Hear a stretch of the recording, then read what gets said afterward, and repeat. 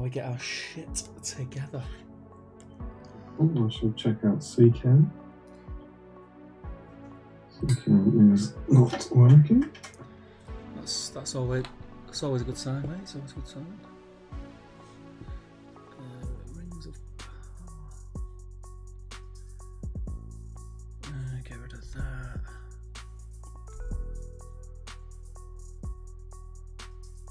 Who can hear us? Kidding me, aren't you?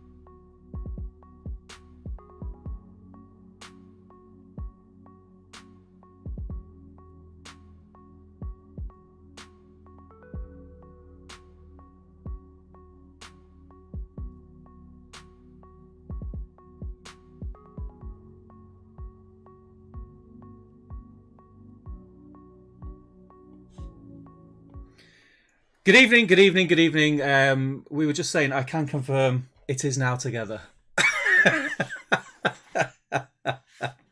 Welcome and good evening. Happy Saturday night to everybody. I hope you're all well. This is Battle Streams in Middle-earth. I'm Steve and I'm with this guy. Yeah. All right, mate. Yeah. I'm good. I can hear myself back through your screen.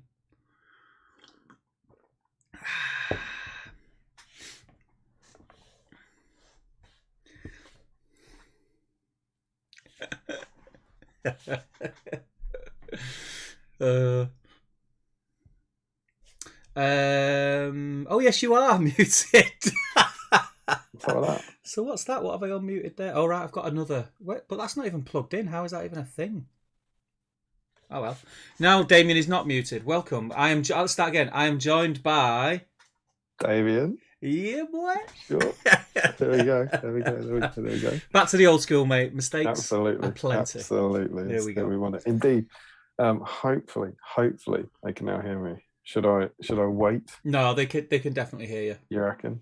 Yeah, they can definitely hear you. So I think we're about, looking at my bouncy bars, I think we're about the same level as well, so should be good. Is bouncy bars what? My bouncy bars.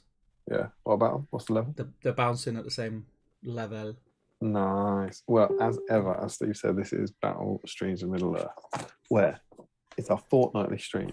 And every episode, look at that, we take a look through an issue of this Battle Games in Middle-earth. Guffaw. What did we do?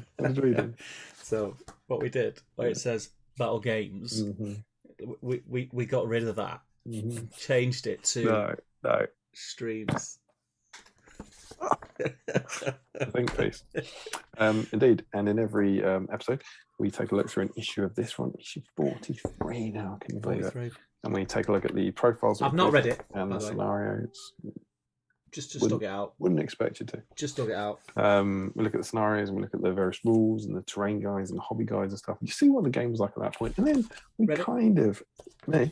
Oh, you I've read it read now. Yeah, right. Kind of theme the stream each fortnight around that. Or week. Well, indeed, because we are here super early. More on that in a minute. But this week, of course, this is Mounted Faramir week. You know what's annoying? He's over there. Can you see that? Can you just see that tray in the bottom corner? Just there. Yeah, I can. I don't think they can. Because for some reason, on my Zoom screen, which is there, I can see it fine and dandy. But when I look on our streaming program, the images are a lot darker than what they are. Oh, I see. So it's there, but it's just a bit blacked out. Yeah. So Mounted Faramir is in the room, but he's literally out of reach because I'm tethered with my headphones. So this issue came with there he is, Mounted Faramir on horse. Mm-hmm. So he's the issue of the week. So we're obviously Faramir themed, but we've had a Faramir week. We have. Just like last week, we'd had a banner week. So last week, these 3 issues are all about the fall of Osgiliath. So last week we focused on the army of Gothmog Legendary Legion as they streamed across the Anduin. Whereas this week we are focusing on the defenders. So this week's theme is, do you know, Steve? Yeah. I'm at mate. Yeah, mate. No worries. All over it. All over it. It's the Rangers of Ithilien Legendary Legion. So, if to be on theme, you need to paint anything from the Rangers of Ithilien Legendary Legion. Should we go through what that is? Yeah, I'll let you do it. Why is that? Because I did it last time. Come on. Yeah, of course.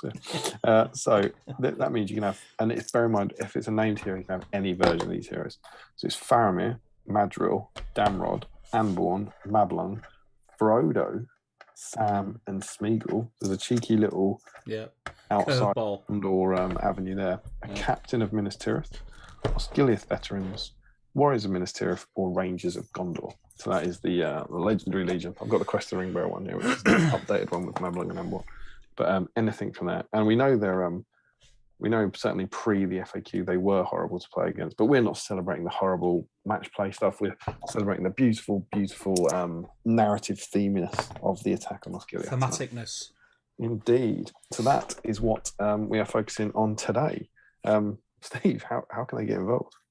So basically, as you will have seen, because it didn't go public at 8:25 a.m. That didn't happen. Sure. What happened was it went live at 8:25 p.m.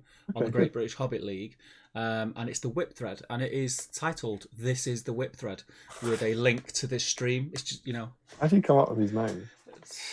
Just does what it says on the tin, mate, doesn't it? So, what you do is you post whatever you're working on during the stream in that whip thread. At some point later on in the stream, we will get those images up on screen, go through them, have a chat about them. But if you are on topic and you are painting one of the aforementioned miniatures that Damien lovingly and beautifully described, thank you, from the Quest of the Ringbearer book, you will be entered into a draw. To win what?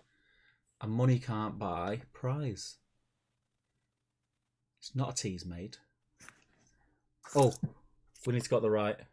I told you. I was looking on the Zoom. No, I forgot. That right? Yeah.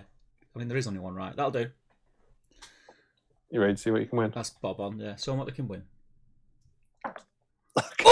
I don't think they were ready for that, Dave. No one was ready for that. It is a battle streamed in Middle-earth black dice. The only way you can get hold of one of these bad boys is by winning the draw on each stream that we do. So we'll do a draw at towards the end of the stream, and we'll get it down to a final of maybe depending on how many enter. But the last few times it's been like 3 people have been in the final, and there's been a very tense roll off to win one of those dice. And you are privileged when you get one of those dice. You can rock up to events and roll your black BSIME dice, and you are of a very what's the word? Exclusive club. Yeah, exclusive club. People go, is that a black BSIME dice? You go, yeah. And you go, did you win that in a lottery of random chance? And you, yes, I did. There you go. Nice. It must be pretty powerful. Nice. Yeah. That's what they say. I've seen that. That's how you win one. And yeah, that's it. So Damien. We're all a bit over the place, aren't we? Because we're a week early. Yeah. It's thrown me. I mean, it's Saturday. It's thrown me. I actually forgot we were streaming till about an hour ago. Saturday. It's like you want to go battle streams. Yeah, we are here on a Saturday night, and I like the way you stream, pretty baby, because you shifted it from Friday, didn't you? I shifted the week. You shifted the day, right? Yeah, I felt left out. I wanted a bit of a say in what was going down. No, we had an opportunity yesterday. Well, as people who would have tuned in last night will have known, I streamed a Marvel Crisis Protocol live stream with Matt, because Matt has come over to Top Table to help out, but he currently is not in the technical knowledge to run a stream by himself yet. So we could have cancelled that. It wouldn't have been a problem, but I put it to my compadre here. Said, do you mind? And he said, no, that's fine. And we thought, let's rock it. Let's rock it on Saturday. So here we are. Here we are on Saturday. We try and do it's never. Remember, we were on Sundays for ages, right? Yeah. It never has to be Friday, but just Friday's kind of where we settled. So we try and keep it just so that people kind of know when it's going to be. But we're not adverse to a Thursday or a Saturday or a Sunday. As it lies, it lies. But I think we like Fridays because, for me personally, anyway, it's the end of that working week. On a Friday, it's always a struggle. The Friday, 'cause it's the last day of the working week. You just want to get through it, and it's something to look forward to. No, I agree. I finish work, I come home, we have dinner and everything, do the family stuff with the kids, and then they go to bed, and then it's stream time, baby. 3 o'clock. Yeah. But this is very different today. Like not getting in from work. Last night coming in from work, just I had a bit of a date night with them last night instead. And I was like, "You've got me on a Friday. You're welcome. Make the most of it." Yeah. Watch The Apprentice. And instead, suddenly, you're at home all day, and then bang, streaming in the evening. I honestly, I forgot we were streaming. I had dinner, and I was sat on the couch. I was flicking through my phone, and I was thinking, got something. I'm sure I had something to do tonight. I was thinking maybe it was finish editing that battle report or something. So I thought I'll do it when the kids are in bed, and then I went something that's time dependent and 4 to 5 hours long. They didn't tell me that, but good to know. Yeah. So, but it's good. But yeah, so we're a day late, but we are a week early, as regular viewers will know. So there's going to be a bit of a hole. Can we call it a hole? Yeah. Well, I think don't focus on the bad. Focus on the good. Yeah. Right. This one's a week early. We were here just 1 week ago, but we have, to the best of our ability, we never try and miss a stream, and I don't think we have. Shut up, Larry. And so next weekend, when we should have one, I am going to be at the photo shoot for SBG. Well, indeed, taking lots of pretty pictures, hopefully. So I can do that, and then we couldn't move it a week later because a week later is the GT. So we moved it a week early. Yep. So this is. Oh, by the way, I meant to ask you about the GT, seeing as we're on topic. Oh, yeah. Is that offer still there? Which offer's that? Beautiful. You know the offer. Yeah. You know the offer. I've reserved it for you. I think I'm golden. Just a Saturday or both? I think no, just a Saturday. All right, yeah. I think so. I will confirm this weekend, but I sort of laid it out there. Yeah. Not my my on the calendar, is it? Not my Marks and Spencer love sausage. This. Yeah, I saw that. And the reaction wasn't a straight out no. So I've got a little bit of work to do, but I think we might be okay. Get it in the calendar. Yeah. This is what happens when you go for permission. It's always harder. Yeah, so yeah, we couldn't do that a week. So it's we couldn't move it back a week, so we moved it forward a week. So then, as a result of that, that does mean that after this 2 consecutive week loving we've given you, there will be a longer than normal pause. You've had a shorter than normal break before this one, and of course the downside is you'll get a longer break. So we will be back in 3 weeks, which is God knows when. It is the 5th. It is the it's the 4th. Friday, the 4th of March. 4th of March. I mean, how are we even talking about March already? I know. That's insane. So yeah, that's the next one. And that's when we'll be. That's when we'll be returning. But we don't need to be sad about that yet because we've got tonight. Yeah. And tonight, you're mine completely. There's a song there, isn't there? Yeah. You give your stream so sweetly. Tonight, the light of the strategy battle game is in your eyes. But will you stream with me tomorrow? No. Who knows? You'll probably live stream tomorrow, though, won't you? That's what you. Tomorrow? Yeah. No. Normally. But... Tomorrow I'll be. You stream on most days that end in Y, don't you? It's when I'm bored. When I'm bored and lonely and I need friends. Please watch me. Monday, Tuesday, Wednesday, Thursday. I think. Yeah. I mean, there'll be loads. There'll be loads going on anyway because we'll come to it. I mean, there's a lot to talk about, isn't there? There's a lot. A lot has happened this week. A lot has happened this week, which I'm sure people are keen to talk about. So we'll come to that later. But I think before we do, we'll go through the usual things that we go through. So Damien, how have you been? I'm good, mate. I'm good. It's only been a week, obviously. It's only been a week, yeah. But I think the projects I'm kind of working on. I think I outlined them last week. I'm not sure. There's all the stuff for the photo shoot that I'm trying to get ready, and I haven't done as much in the last week as I've tried to do as I did like the 2 weeks before. But I've still been powering along. So I'm not gonna show you the big thing. I think I'll save that as a bit of a teaser. But I'll show you a little example of something that goes along with something larger. So one of the things I've got is this. Oh yeah, old school, like it. Yeah, we'll just see if I can get that going up there and that up there. That might make it better. Yeah. There you go. That better? Middle Earth ruins. Middle Earth ruins, cheeky leaves, bit of static grass. Never been beaten though. You see them everywhere. I'll just put that on a tray.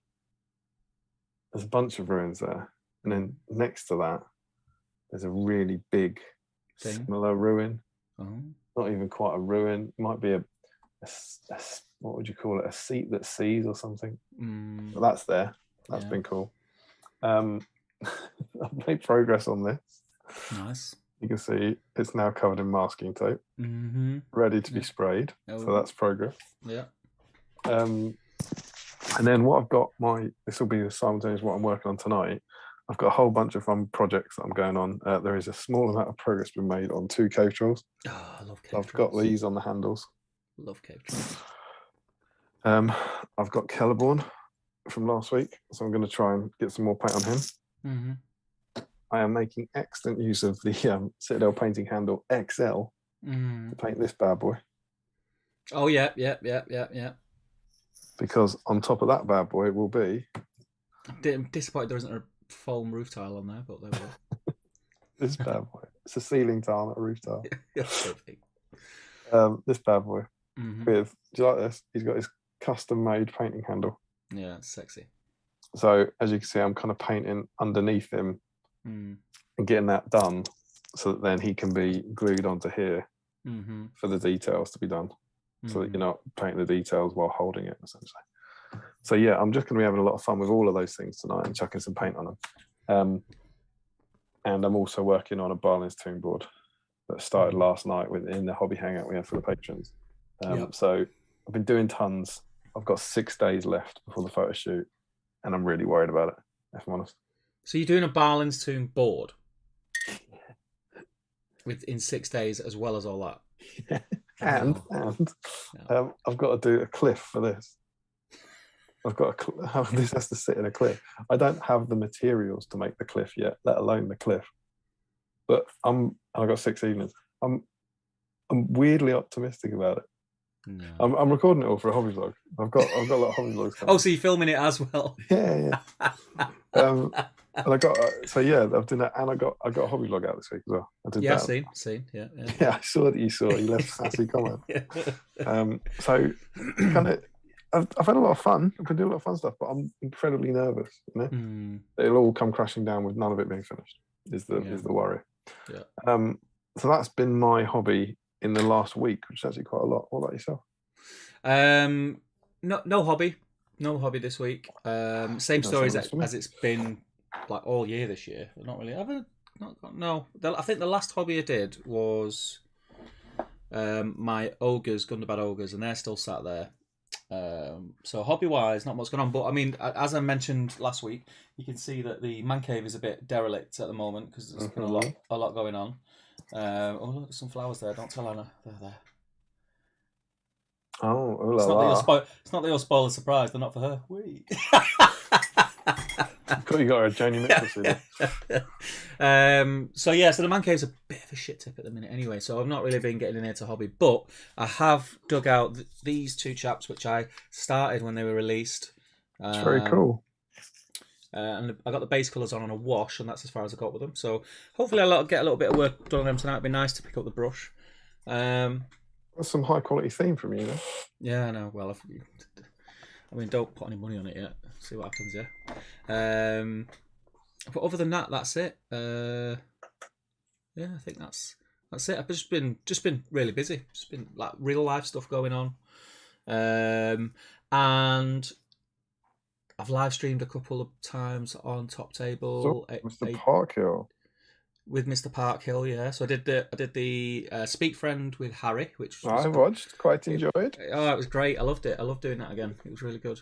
I did the live stream last night with Matt and a couple of the lads from the MCP League at Element Games, and I also did a reaction video to the Vanity Fair article, which we will hope if we get time, we'll come to it later. But it's very interesting. There's been a lot going on. And I think we touched on it last time, but then pictures of hands did draw out a few undesirable things from the dark parts of the internet. The good news is the pictures of faces absolutely didn't make everything worse. Jesus is what I've got to say. Yeah, that's the other thing we've been doing. Me and Steve have been busy as admins on the GN show. I've probably spent more time on my phone typing, I made a conscious decision many moons ago when I started doing YouTube. I did spend a lot of my time having pointless arguments with people, making pointless points about their pointless points, and trying to sort of work out why certain people were being like uber negative about things that they don't need to be uber negative about, and try to shine a light on it and put it into perspective in the world we live in, that really there's more important things to put that much negative energy into. And I stopped doing it many moons ago. But this week, I bit hard. And yeah, there was just some things, some comments and some things that were said. Not just on the GBHL. I put a video out. I've had a lot of comments on the video that I really didn't like. And I've tried my hardest to stay non-argumentative and not try and belittle anyone, and just try and get a point across that hopefully normal people would understand and consume it as a normal person would, but a few of them don't, funnily enough. So that's been quite frustrating. But other than that, my week's been all right this week compared to the last few weeks. So it's good. But yeah, we'll come to all that later on, I think. You should probably say at this point as well, as I say, I think we'll discuss it properly later, but Steve, happy Trailer Eve. I know, right? Are you excited? Yeah, I am. I'm excited. I'm excited. I'll put it out there. I'm not ashamed to say it. I am excited. I am like a pig in sugar excited. Like really excited. Do you think pigs are genuinely excited when they're in that? It's just the norm for them, isn't it?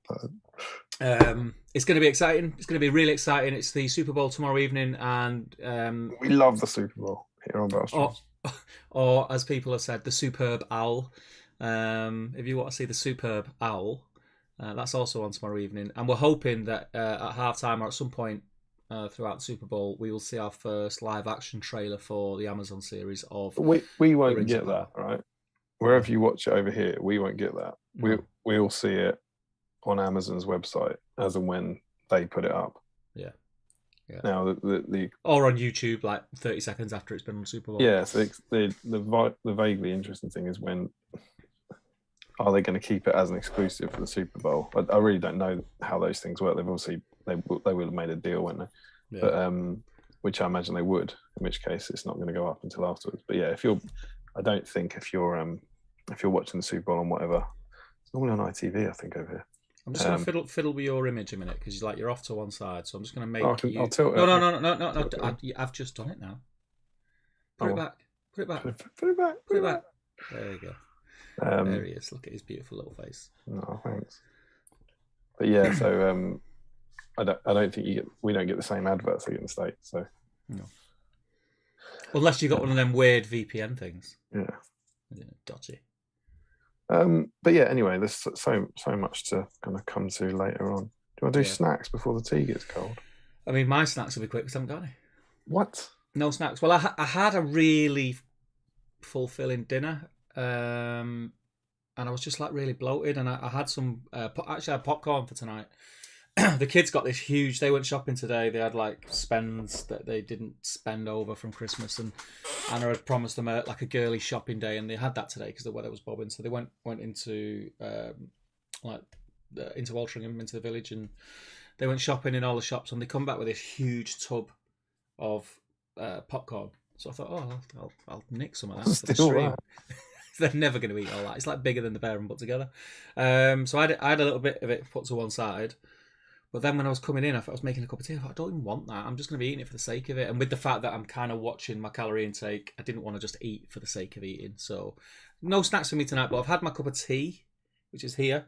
And I've got a couple of bottles of a ye old Moretti, like you do. That's standard. What about yourself? Well, I haven't exerted the same self-control. That's what self-control. Thank you. Yeah. I have my battle streams tea. Got 2 snacks. I was in Sainsbury's the other day, which is still a rare thing for me. I'm not going shopping a lot, and the Easter section was out, so mini eggs standard. couldn't help myself. First batch of the year. Yeah. Oh. Good. Then last night the girls came in with treats. Oh, is that a donut with eyes? It's a yum nut, mate. A yum nut. Ooh, it does look good. It looks. So I'm going to enjoy this with my tea. Yeah, it looks good, that mate. So as good as it looks. What are the eyes made of? Is that icing? I haven't got to them yet. I think it's white chocolate. Sorry. Yeah. Solid snack. You think you've made up? I think you've made up there with the lack of snackage from Manchester. I got a beer down there somewhere as well for later in the evening. Yeah. What to say, didn't we? That of course we told you how to get involved, but yeah, I think the point of Battle Streams Middle Earth isn't just to paint with us, but it's to try and clear your backlog. So if you are out there just thinking, I'm just going to paint the mobs I'm painting for my army tonight, no, stop it. Go and find a Frodo or a Faramir or a Ranger. You're never going to paint in all your life. No. Just paint it. Just paint it. Just paint it. You won't look at it with disdain then. Just paint it. Just paint it. You'll feel good about yourself. You'll be skipping. You'll have a skip in your step tomorrow. You feel good about the model. You'll have a new model painted. Just paint it. Yeah. So that's it. So we've done snacks. We've done what have we been up to. Should we dive in the chat and see who's there? No, I'm happy to. I'm happy to jump in. Yeah, well, I am like. I'm not going to say it again. I nearly said it again from last week. I am crazy deep in painting. So if you're happy to take the lead, I've also had a nightmare. My Deathworld Forest, which is a base coat for my Watcher, is gunked up entirely. It's never a good thing. Which is gunked up Deathworld Forest, causing real problems because I'm currently like halfway through base coats. So who knows quite what lies in store for me. Surely there's 49 people in now. Surely there's someone who lives near Damien or knows someone who lives near Damien that has a Death World Forest in hand. I need a delivery stat. That could deliver it, and I'm sure Damien would get them a brand spanking new one. Macklин's not far. She's in. Get in the car, mate. Right, live chat. Let's have a look. Frederick's in, says hello. He's asking where the whip's already up. It's there, mate. It's there. Mr. Dan Collis is in. How you doing, Dan? Jill's in. Hey, Jill. Thomas Sherlock, Janamo, Morgan Morris, Michael Dublé took a break from making his Christmas album 2023. Sean Clark's in. How you doing, Sean? I'll see you Thursday, brother. Al Wood's in. Good to have you back, Al. You've not been for ages. Welcome back, brother. I hope you're well. Al Ritchie's in. Hey, man. Luke Johnson's in. Still recovering from his birthday. You are a year and a week and a half older than you were in 2021, I think. Just say happy birthday to Jamie Wiggins, one of our patrons. Is it Jamie Wiggins' birthday today? It is. See, I've missed that because I've been too busy dealing with trolls all day. Happy birthday, Jamie, mate. He probably won't be in. He'll probably be out on the lash, won't he? Remco's in. Mark Greentree's in. How you doing, Mark? Al Mullin is in. He says, evening, everyone. Mounted fire made tonight for painting. Good man. Dan C says, I found the lack of a pre-stream Alexa Disco quite distressing today. My equilibrium was disrupted. Next time I'll burn. I did notice that wasn't happening in the chat. It was funny because my PC, as Damien will know, started to just kind of have a bit of a fit as I turned it on with, what was it, about 20 minutes to go? It was a bit longer than that. When you messaged me, I wasn't unduly worried. No, was not. We've got a while. It took a while. It took a while to get it going.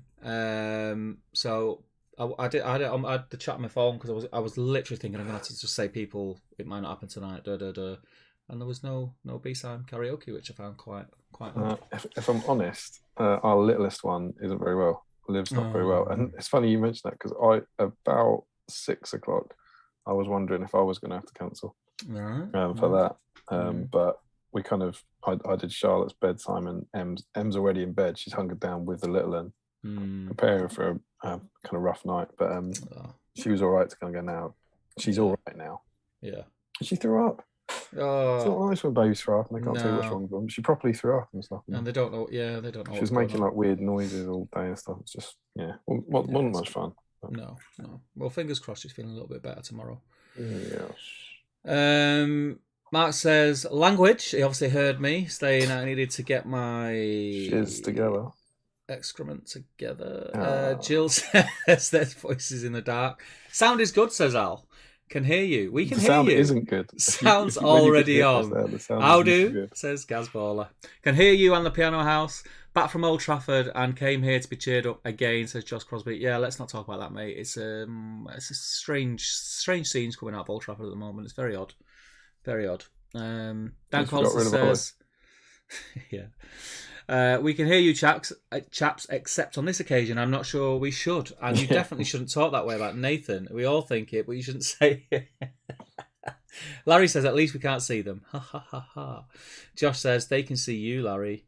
Gaetan's in. How you doing, pal? Says, good evening, gentlemen. Mr. Harry Parker is in. Good evening, mysterious disembodied voices. Welcome, Harry. Thank you for joining me in the week. If you haven't seen that, go and check it out. It's over on Top Table Gaming. Myself and Harry were talking about all things Middle-earth. Old school Chris C is in. Hi, everybody. Hi, Chris. Hajinda's in. He says, evening. Might not be able to catch the stream tonight, but I hope everyone has a good one. Thanks, Hajinda. Frederick says, wow, there we go. Damien is muted. Can hear and see you, says Frederick. Zafine Girl says, good evening. Frederick says, Damien on mute, question mark. Greentree's laughing. Can't hear Damien, says Frederick. Lol. I'm sure it's a riveting story, says Zafine. Ouch. It was the funniest joke you've ever told as well. That was the straight. Yeah, it was. Shame they missed it. Yeah. So funny how we can't hear him, says Frederick. Classic BSIME opening. Okay, now everything seems to work, says Frederick. Old school Chris says, we can hear Damien. Can we mute him again? Oh, what is that? Ooh. Ryan Cuthbert says, Saturday night. Evening on. So crazy. Destro, what a banger. It is a class song. Destro the Dexterous, Estonian greetings all. Welcome, Destro. Nathan T, this is outrageous. I turned in at 20:36 and you've already started. It probably says tuned, doesn't it? Yeah. But of course we have. We start. It's half 8 start. It's half 8, mate. Someone has Facebook open. It keeps pinging. Says old school. Yeah, that was me. I had what I did on one browser. I had Facebook open on 2 windows. I was like just wasting prime windowage. Didn't realise it. Screen real estate. That's what you're wasting. I muted one, and then I was wondering why you could still hear it, and then realised I had Facebook open again in another tab on the same browser. Another tab, another screen, but always you. Larry says there were a couple of minutes early. Nathan, were we? I don't think we was we? We were bang on. I think we arrived precisely when we meant to. Green Tree says Steve looks like he's streaming from Minas Morgul. Yep. This is my disco light. We had the disco light party last week. Oh, let's do it again. I know they like it. Where's my light? Ooh. What about purple? Do we like purple? Bye bye. What other colours we got? Seems that's it. It's temperament. Brilliant, love it. We got purple. What else we got? No, it's just purple. I think the batteries are going on it, I think. Oh, that was a good buy, wasn't it? I mean, I've had it for years. That lasted nearly a full week. Let's have a look at this shizzle. Has it gone changed? Ah, there we go. It's green. It was green. I'm going red, mate. I'm going red. It was green, mate. I like red. Can't change it from green to green. I like red, mate. Larry says, can you paint a brace of conies? Jill says, sometimes holding them. Sometimes I worry that the subtlety of the stream's renaming convention is a barrier to entry. I agree. I get to play this week, doesn't it? Say again. A lot of people don't get it. No, they don't get it. It's like they're wondering why such a long name. That's why every now and again we explain it. We have to. Nick Gardner's in. Welcome. Welcome, Nick. It's good to have you back. Larry says, I can't find a thread titled This is the Whip thread with a link to the stream. How dare you, Larry? It's there. Wow, a real BSIME 6, says Frederick. Out there, live. Mm-hmm. Also, Chris says, I'm yet to see a non-6 rolled in these segments, clearly pre-recorded. Maybe we are. Maybe we somehow are able to read these live comments live an hour ago. Who knows? I think perhaps he was suggesting that the bit with a 6 was pre-recorded, not the entire stream. I think that's boring to think that. What would be really interesting would be to think that this bit is pre-recorded. And even though we're now talking about a subject that he only just brought up, but we're discussing that's how clever we are. An hour ago. Yep, there you go. As we know. Andrew Pennington is in. He says, good evening, fellow nerds. In White House says, it's Battle Streams night and I like the way you move. Oh, yes. Saturday night's all right for painting, says old school Chris. I think Damien had to finish editing something. Winky face. But Christ, oh, says Larry. What? Oh, it's jumped. But Christ, oh. But Christ, oh. What does that mean? Don't know. It's Larry, isn't it? I wasn't told to shut up. I've heard a tale of a cancelled Christmas stream, says Nathan. Max Mallis says, evening all. Tom Marshall says, evening all. Julian Hammond says, evening guys. Welcome you three. Nathan T, very much looking forward to the GT. I believe everything is paid for it too, so no stress. Don't forget the list submission day next week, 18th possibly. That's completely new for Warhammer World events. You've got to submit your list in advance. Is it on the app thing again, or is it not? I don't know if it's on the app. No, I feel like someone screenshot it earlier and it's send an email in. Because I got the ticket to go along and have fun. I couldn't care less about the rules or the points or whatever. So I hadn't even looked at the rules pack. Yeah. And so I think David Clubley posted it, and I was like, oh, thanks. It's very handy. Yeah. Dan Nell is in. Evening all. How you doing, Dan? Robert Lawson is in. He says hello, everyone. First time catching one of these live. Welcome, Robert. You are more than welcome, my friend. Welcome, Robert. Apologies there hasn't been a song this week yet, says Nathan. James B. Sunday morning here, peeing down with rain and just putting the final touches on the last few Rangers for our Quest of the Ringbearer campaign, then some final app testing and try to plan a 1,000-point tourney army for March. This is James, who is doing... James, I'm going to give you a little plug here, mate. He must be in Australia or New Zealand, right? No, he's next door.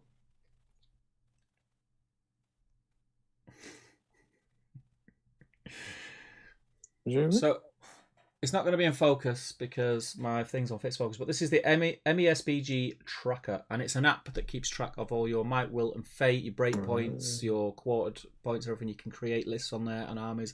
It's very cool, and I must apologise, James. I have not. Let me show you something that is will make a few people sick. So if I open my Facebook messaging, you see all the blue dots of unread messages. Look at them.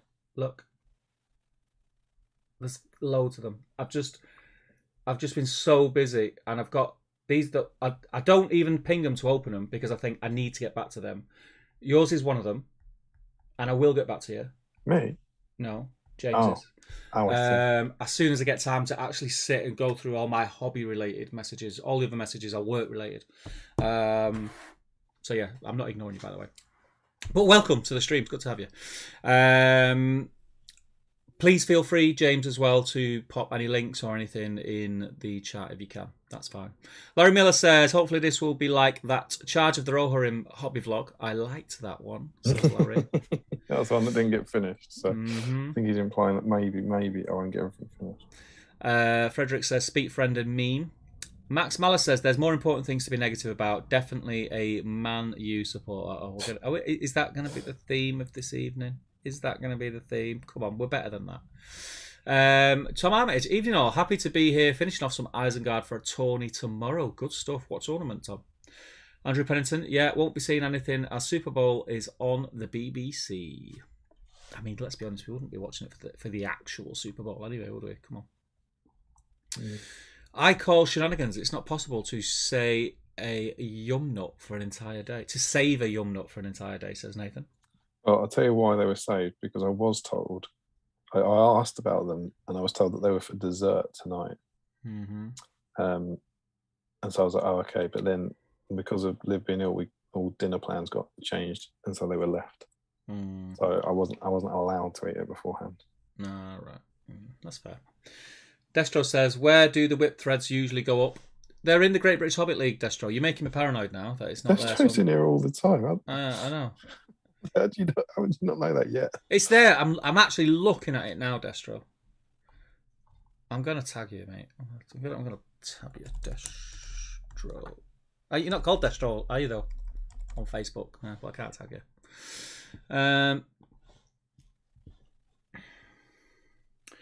Nathan says to Destro, wherever Steve chooses, the intent is the GBHL, but you just never know. Keep you on your toes. Last week, the Queen was very surprised to see a whip thread posted on her personal page. One True Halday is in. Welcome. You've not been in for a while, mate. I have a Death World Forest in hand within range to deliver. I cannot deliver it as it is how I start my Death Core of Krieg. So basically what he's saying is, yeah, I've got one here, mate, in my hand. I'm literally up the road, but you're not having it. He's my next door neighbour. Yeah, not having it. Nathan T is shaking fist at Dan C. Not sure why. Scott Newman's in. He says, evening lads, hope you're all having a great weekend. It's not too bad, Scott. It's not too bad. Yeah, it's pretty good. I made Wagyu beef steak. It's really nice on a ciabatta. So I'm just like still, like the afterglow of that. Yeah, it was really nice. I'd already bought something. I'd already arranged something to make for Valentine's night for our dinner. We were going to go out, but we decided not to go out now. And I'd already bought it. I'd already prepping it. It's already dry brining in the fridge. And then I was in Aldi. And in Aldi, they had like supermarkets do like special Valentine's, like one-off things that you can buy for a week, and that's it. Yeah. They had Wagyu steaks. And I was like, oh, I know it's Aldi, but that's going to be nice. And I thought, sod it, I'm going to buy it anyway. So I bought 2 nice rumps from there. I don't normally buy rump, but didn't have any sirloins left. They were flying off the shelves. Got the rumps, and we had them tonight. And mate just cooked them perfectly. Had them on a ciabatta with some salad. Nice. We had steak last night. Whenever it's Valentine's Day, a few days before, we'll just go to M&S and buy like 4 of the Valentine's Day meals. And then you get like you just get tons and tons of steak. And it's normally like a starter, a starter, 2 sides, a main, a dessert, and a bottle of wine or something like that. Yeah, we had Yeah, a bottle of Rioja last night, and then went up. She had half a glass and drank the rest. And churros with chocolate dip. It was fantastic. Oh, love churros. Yeah, nice. We had sirloin last night and peppers and asparagus. Nice. Very good. Didn't get the love sausage. Sausage. Emma chose it, so I didn't get to see it. Obviously, if I'd have been there, kept it to herself, mate. Kept it to herself. You already got the love sausage. Tom Marshall says, request on the wife's bequest, Damien to say, what's that mysterious tickling noise? Dumbledore again.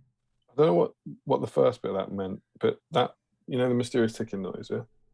No. It's an old YouTube video about like Harry Potter puppets. So I understand that, but I don't know. I don't get the first bit. I don't know what he was saying about it. I think he was just saying, can you say it? Can I say it? Yeah, did you say it? It's a ticking. You hear this Snape, a little puppet Snape. It's going. And then Snape goes. There's a puppet Snape. Goes, what's that noise? Sounds like a bit of a beat. And he goes, Snape, Severus, Snape, Severus, and then all the others start jumping up. He goes, Dumbledore, Harry Potter, Dumbledore, Snape. I've not even seen it. Years and years old. I've not seen that. I'm not quite sure what the relevance of it was. I feel like we might have mentioned it last week at some point. Well, there you go. I hope that appeased the wife's bequest. I get. Oh, was that a request from his wife to do it? Yeah. I would see. See, that's the bit I didn't get when you said it. There you go. I've done it. Smashed it. Completed it, mate. Smashed it, mate. Smashed it. Just £20 in the post, please. That'll be all right. Nathan T says, is the background light to distract us from the up-down table? No, the up-down table is until I sort something out in here, it's staying up. Because all that, which you probably can just see, all them boxes there, that's where the table folds down. Is that the table space? That's the table space. Obviously, when I got rid of these shelves that were here, the 2 like Billy bookcase things, that's everything that was on the shelves. So, yeah, I've just not had time to get in here. Hopefully this week, I'm off Monday, so maybe I'll get a bit of time Monday to sort some stuff. I dreamed a dream I'd have some time. Yeah. Never have time, mate. Ryan Cuthbert says, BSIMEception. That's us knowing what's going to be said during the stream by people who don't realise that we are going to mind read them while they watch the stream. Steve, that red light background reminds me of a certain district with red lights in windows in Amsterdam, says Tom Armitage. Yeah, boy. I don't know what he's talking about there. Just wait till the stream ends, fella. James you B guys have no idea what happens when he stops publishing. You should see the filth that goes on. James B is in Christchurch, New Zealand. Very jealous. That's why it's the future. Yeah, the future. What's it like in the future, James? Yeah, it is the future there. Yeah, it's crazy. Old School Chris says to Tom Armitage, is that the Baker's district? Tom Marshall says, get in that app ASAP. It's very cool. James B says, you're all good, mate. No rush. Thank you, brother. Hashtag put it on an iPad. Larry Miller says, my house in the second year at uni had a red light bulb for the hallway light. Not wrong with that, mate. Not wrong with that. Oh, you have to pay your way through uni somehow, Larry. Yeah. Tom Marshall, on Apple or just on Android? It's on Apple. This is an iPhone. Was that your Ali G? No, that was supposed to be German. Well, it was a very good Ali G and a very bad German. Imagine if Hitler was a yardie. Old School Chris. I'm flagging already. I took my daughter swimming earlier and I'm regretting my choices. Not to go swimming, but to eat cake constantly for the past 5 weeks. Might have to duck out early. Eat cake constantly for 5 weeks. You shouldn't eat cake when you're swimming. It's madness. You don't get crumbs in the water. Yeah. Crumbs in its pauses. Yes, Deathcore, says Josh Crosby. James B, iOS release later this month, Android coming soon after. It's just the 2 of us making it, so our real jobs take most of our time, unfortunately. Tom says 10 out of 10, Damien. Oh, for the mysterious ticking noise. tick, tick, tick. Yeah. Dumbledore. Rob says, been a while since I got in on one of these. Brought my 3-month baby along to watch his first stream. You seem to have put him to sleep, so I might get a chance to get on with some hobbying. Welcome, Yeah, and welcome. welcome, baby Rob. Welcome. Which Rob's that? Rob Mycock. Larry Miller says, it was visible from outside when 'twas turned on.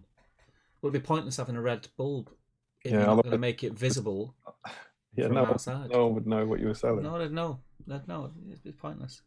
No cake in the water. I stuck to the bath buns in the pool. Bath buns. What are bath buns? Is that another word for them floaty things? I think it's like, I was going to say they're like bath bombs. You wouldn't be allowed a bath bomb in a public pool, surely. No, just the ones. You know.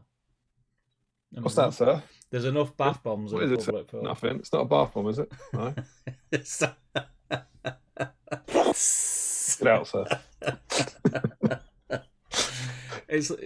That reminds me of totally worth it. You always get them. You probably get it in like cities across the land, but in Manchester, I remember when we got like this part of the city centre was like what do they call it? What would you call it when they just sort of do it up, put money into it? It was just done really nice, basically. And they had this like water feature thing, which ran water down. It was near Stephen Square, I think. And the youth. The first time you'd had running water. The youth. They kept putting like fairy liquid in. You know where the water hits the thing, so it would just be suds all over the pavement. The youth. The youth. Them. They're a bread roll with fruit in, says Chris. The bath bombs. What? Bath bombs. I've got to go back here. A bath bomb. We're talking some funny stuff. Is it a typo for it's barn, isn't it? Eat cake constantly past 5. We might have to duck out early. And we said, no cake in the water. I stuck to bath buns in the pool. They're a bread. It's like you're saying that you went, don't be daft. Why would I eat cake in the pool? I just had a bread roll with fruit in it. That's what I got from your conversations there. I wouldn't eat cake in the pool. Yeah, who'd eat cake?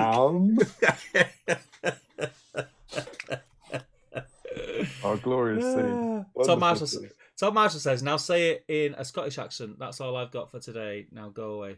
I can't do Scottish accent. Say what? What are you going to be saying in Scottish accent? Now say in a Scottish accent. That's all I've got for today. Go away now. Why? Go on, just do it. Just do it. I don't know if I... What is it? That's all I've... I mean, you can see the chat, right? That's all I got for today. Now just go away now. It was Scottish at the beginning. Right. And then it was Jamaican at the end. Why do we keep turning everything to be Jamaican? Now go away. What is it with beer can sandwich? Yeah, beer can, I was going to say.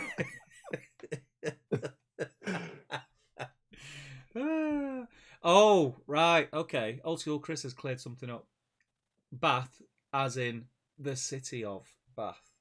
Right. Now it makes more sense. Yeah. That's a shame. Now it makes more sense. It's not as funny, but it makes more sense.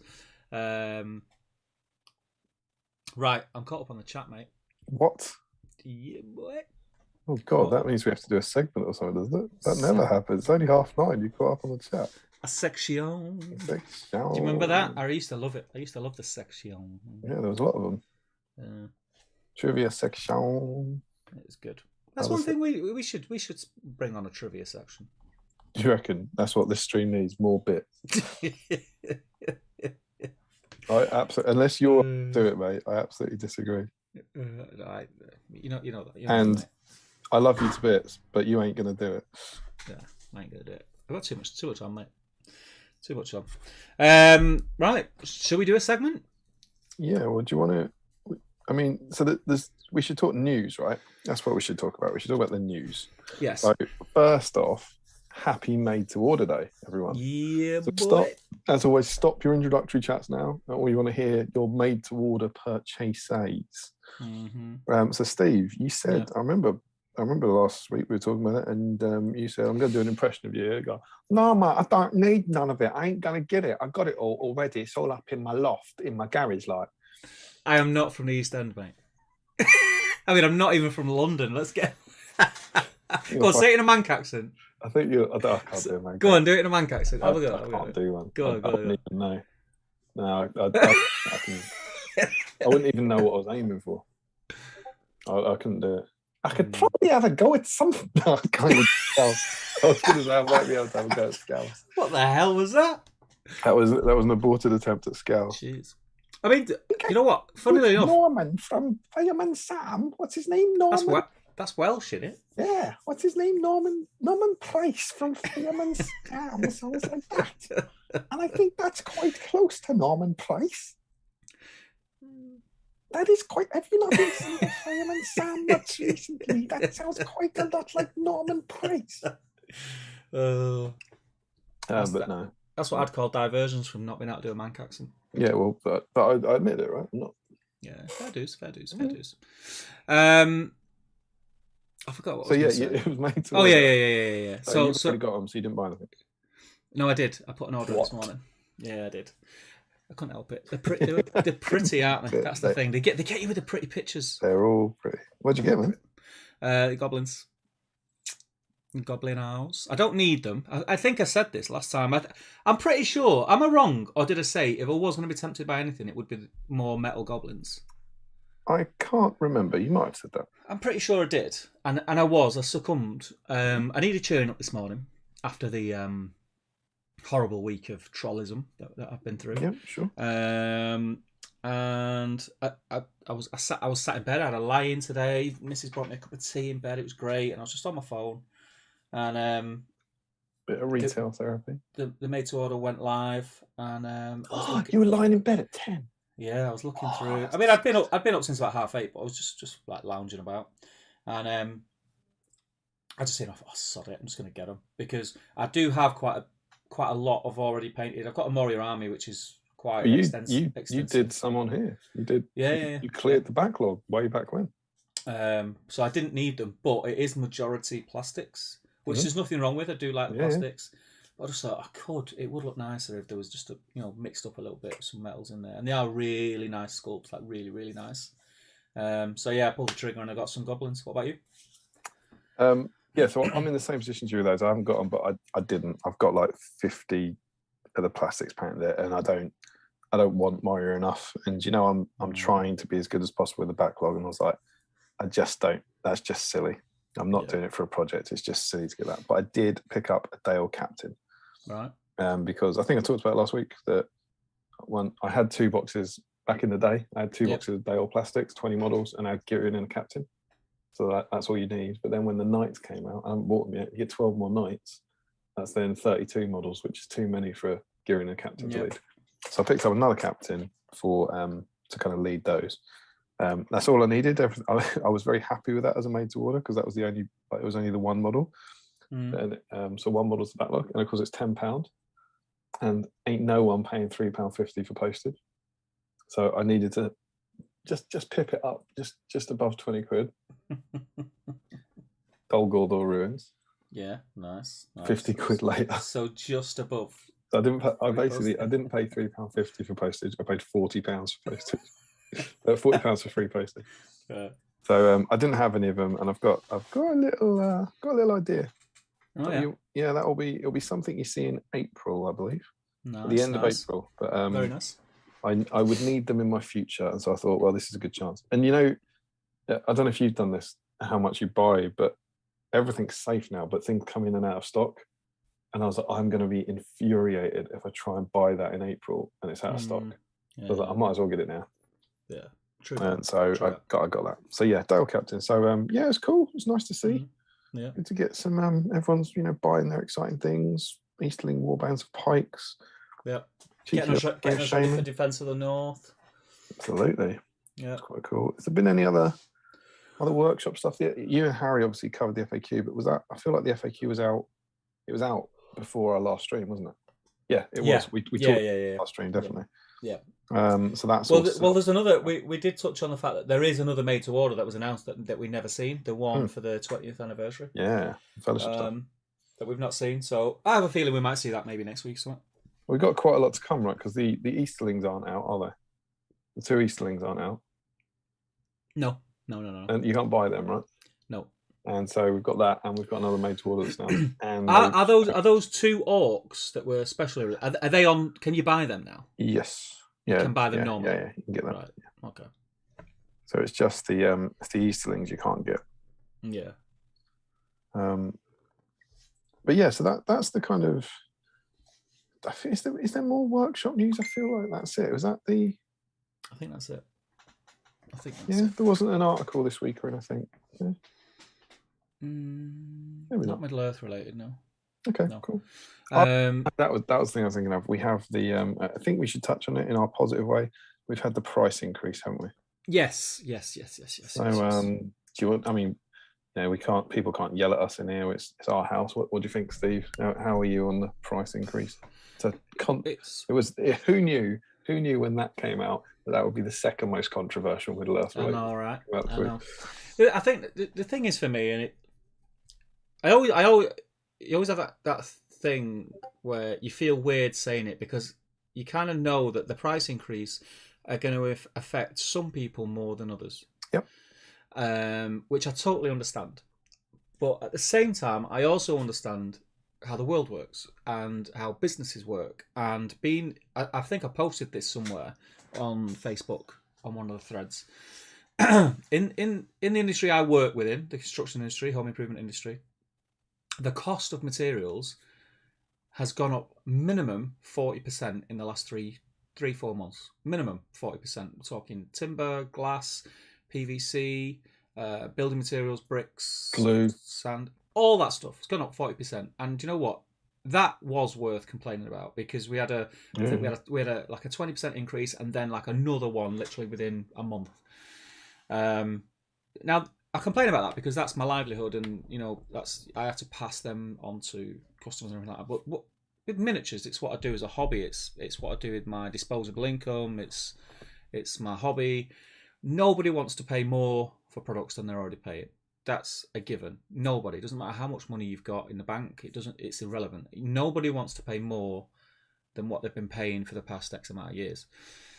As far as the timing of the price increase, I think Games Workshop have held off a lot because everything else in the world seems to have got a price increase pre-Christmas. And we're only getting this now, and it is what it is. Games Workshop, which I think a lot of people do forget, at the end of the day, is a business, and they'll have quotas that they need to reach, like profit margins that need to be hit, and they have people who are at the very top, shareholders, who need to be kept sweet so that business can carry on running, and they can keep getting the influx of cash that they need to innovate and make the cool miniatures that we want and buy licenses and things like that. They're a successful business. That doesn't mean that they have to pass their profits on to the customer in any sense. That's not how business works. So yeah, it's not great, but it is what it is. And I don't think the prices are that much. I think we're talking on like boxes of troops, a couple of quid. Price increase per box. It's the material, isn't it? The plastic's barely anything. Yeah. The plastic's hardly noticeable, but resin I think is going to be 10%. 10%. Metal's going to be 20%. Yeah. So 10%. So if you look at maybe a blister of two Forge World minis, let's just say like these two guys. I can't remember what they were. What were these? I think those packs are about 21 quid, aren't they? So 21 quid. So they're going to be like 23 quid max. 10%. Yeah. It's not a massive deal unless you're spending a lot of money. Obviously, that's how it works. But it is what it is. There's no point. There's no point going on the internet and complaining about it. It is not going to change a thing. There's no point trying to boycott Games Workshop. They really won't care. Enough people won't boycott them. So. These are just facts. And I don't want to come across as GW fanboy or blah blah blah. I don't want to come across as that, but I also just want to try and get the point across that it is what it is, and you just got to deal with it, basically. Yeah. I think it's been a while since the last price increase, and I think as far as companies across the world, I think they're quite late in issuing theirs. Do you remember? I mean, it's different. It's like Forge World had one not long ago. I remember, like, I'm saying not long ago. It's hard to tell, but like maybe last year, maybe the year before. There was a quiet Forge World one. Of not very much. I think like they went from 20 quid to 21 quid or something like that. Yeah. But do you remember when we did the Destination Smile special, and everything that was currently available was the same price or cheaper than it was when it was released? Yeah. And so I agree with you. I think you've kind of summed it up really well there. Like, obviously no one's happy about it. It can't be a good thing. Obviously it sucks. Of course it sucks. Things are more money. But the plastics, I think, are negligible. And I think the plastics will still be cheaper than they were a few years ago after that increase. Yeah. And we do suffer a bit more in SBG because we have the metal models, whereas a lot of games don't have those. But like you say, it is what it is. They've done I think they've done quite the decent thing of giving you a month to buy it. Yeah. Before it comes out. So if there's metal models out there, we strongly suggest you go out and get as many as you can now. Yeah. And the world becomes more expensive. That's how it's working at the moment, sadly. I think if it just like on this subject, it's just popped a thought into my head. Let me get Games Workshop up. Games Workshop. Are you going to be? Is there anything you're going to be panic buying as a result of this? No. It is what it is. Like if I need to buy something, I'll be buying it at the inflated rate. Again, that's not me saying, "Oh, I'm more than happy to give GW more of my money." That's not what I'm saying. What I'm saying is, that, I'm at peace with the fact that when I go to buy something next, it's going to be a few % more expensive than it is now. I like what you said. Like it is different for different people, and everyone's in a different financial situation. But as far as I remember it, since I've been doing it, this hobby has always been expensive. Yeah. Whether I was a 10-year-old trying to buy a £5 box of orcs, it was expensive, or if I'm a 39-year-old, buying some Dol Guldur ruins, it's expensive. And so, like, it will be expensive. It will be worse, but it will still just be an expensive hobby. It's not gonna, I think an £8.20 blister pack of 3 metal troops, which might be a kind of common way we'd get metal models. I think that's where a lot of the metals are now. That's going to go up to about 10 quid. And for me, not everyone, but for me, the difference between 8.20 and 10 quid isn't going to be enough to stop me getting those models, if that makes sense. Yeah. And I hope that it won't be enough to stop anyone else. And what I think what you'll also find happening is I seen a little bit of chat about the fact that Games Workshop are putting the price up and other gaming companies aren't. Trust me, in the next 6 to 8 weeks, everyone will. Everybody will.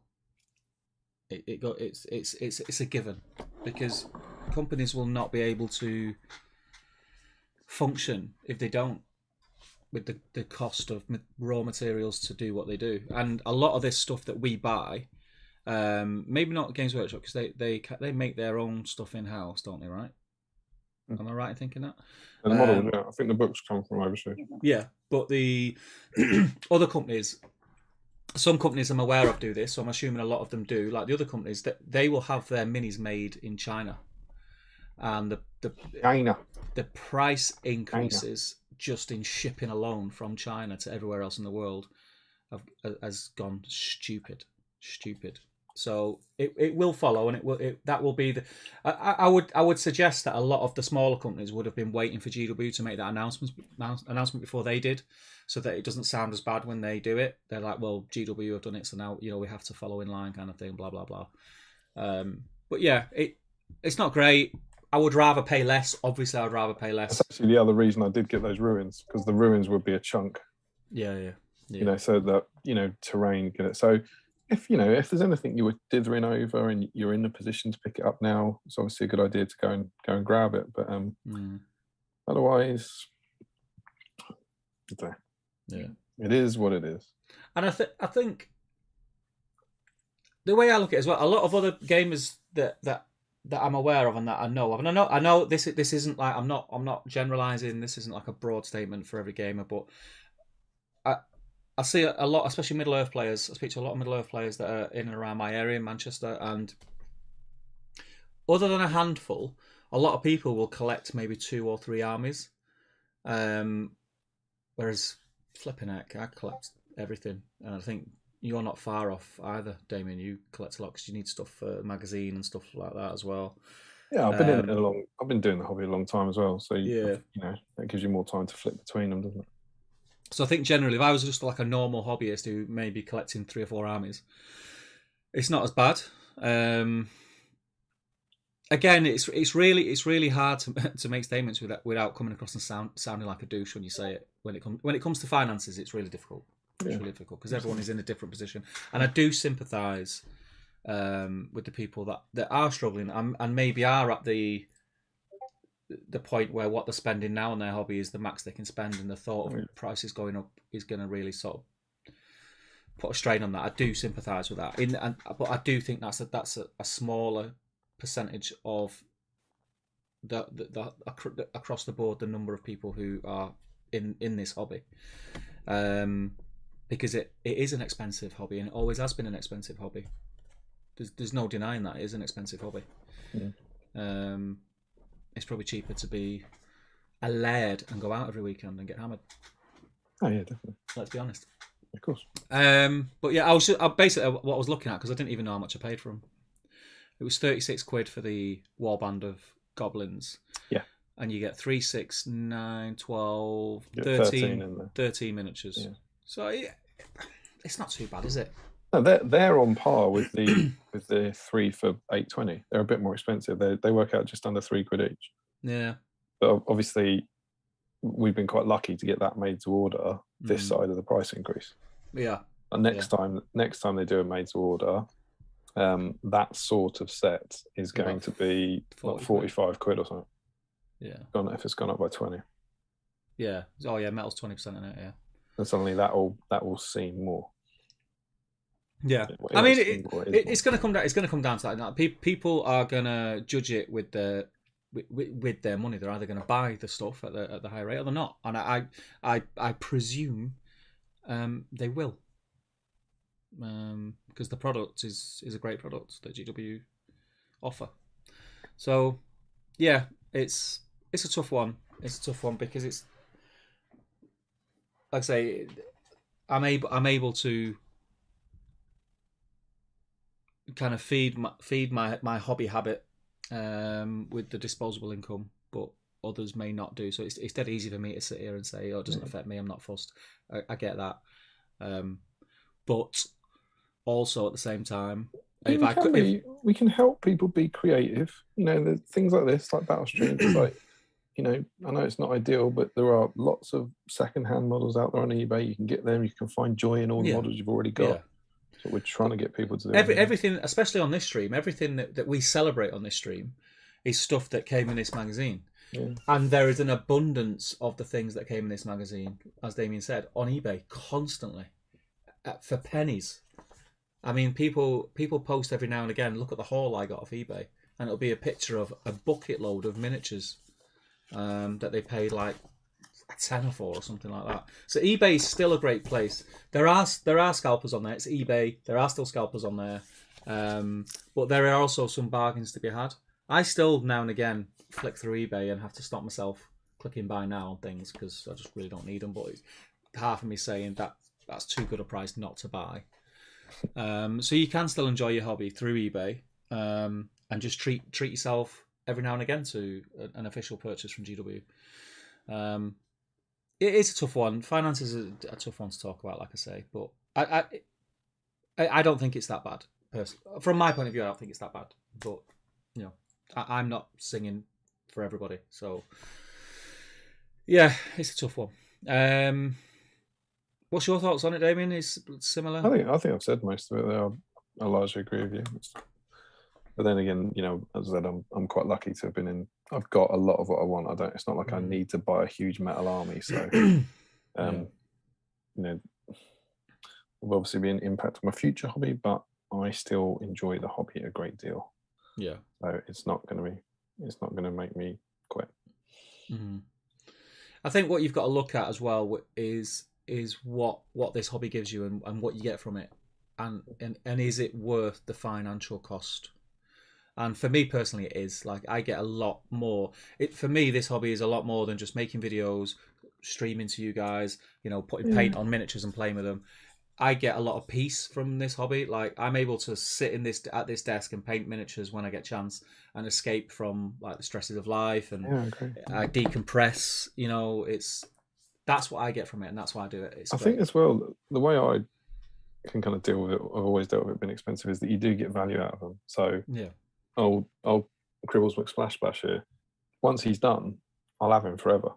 And then, so, whenever I'm looking at stuff, I'm always like, that's not, you use the idea of going out. You're not paying 50 quid for a night out that's then gone. Did I enjoy that? You pay 50 quid for this, and then beyond the hobbying aspect, you keep it forever and it sits in your cabinet, and then you use it in games whenever you want. And I feel like that kind of, the idea of it becoming a collection that you get to own and treasure helps me with it being expensive more than the rising cost of food.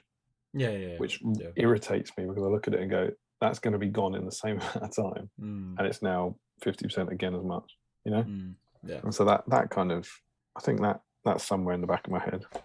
I think it's funny that you mentioned food, because I think it's the fact that this has come on the back of, which again I brought up in my business. So I've kind of had time to get used to it and accept the fact that the cost of living is going up, but it's come off the back of energy prices going up, like say the cost of food, everything is going up. Fuel's going to go up. There's a lot of cuts. So I do totally get it, and it's tough. But as Damien said, sometimes you got to think what brings you the most joy, and if doing this is bringing you joy, and whilst you do this for a few hours a night, you're not stressing and you're not worrying about things that are happening at work or in your life, then you can't really put a price on that, because I think you need that for your mental health. You need a break from things to get through it and be able to then go back to them things that are causing you issues and causing you stress, and be able to look at them fresh with a new set of eyes, and maybe you can work out coming out the other side of it. So yeah, it depends. It depends where it is in your list of priorities as to these other things that you've got going on and other expenditure that you've got going on in your life. But yeah, it's one that I'm sure a lot of people will have many different opinions on, and every opinion is valid. But no one can have an opinion that someone else can tell you that your opinion's wrong, because nobody knows your personal situation. Some people will try. Yeah, some people will try, but nobody knows your personal situation. And I would never dare to try and tell someone that they're wrong when it comes to something like that. But yeah, it's a very interesting and diverse topic. Is seeing what our nerds think about the made to order and think about said price increase? Yeah, I can do that. I can do. I'm still painting green on this guy. I'm not convinced that you are actually painting. I think you just. I didn't quite. Brush. I had in my head that there's not a lot of bits to do it, and there's not. But I hadn't accounted for quite how almost deep, like tricky it is to paint a model. Like the tentacles are green on the top, but a different color underneath. That ain't easy to do quickly. You know what you need? Is it going to be an airbrush? It's going to be an airbrush, mate. It's a piece of. Yeah, well, I haven't got space. Or. Nathan T says, loving the Brad Pitt. What does that say? Patois segment? Does that say? Brad Pitt Patois segment? Patois. Patois. Is that Patois? I'm not sure what it's got to do with. I'm not sure. Yeah. All accents eventually become Borat for me, says Nathan. Emma Marshall, Mrs. Marshall says he feels like he's got ultimate power now. That's because he keeps telling Damien what to do, and Damien, we're just here to we're basically just provide. A monkey. Yeah, we'll just provide. Old school Chris says thanks to Jill. I'm glad someone got it. It takes a while for me, mate. It takes a while. Matt Davis is in Generation Shift. Hey guys, sadly can't be with you tonight, but I hope you all have a wonderful time. Thanks for dropping in and saying hi, man. Isn't he nice? He's so nice. Annoyingly nice. Yeah, it's rude. Annoyingly nice. Yeah. Old school Chris says, my mate tries a Welsh accent that's somewhere between Cardiff and Calcutta.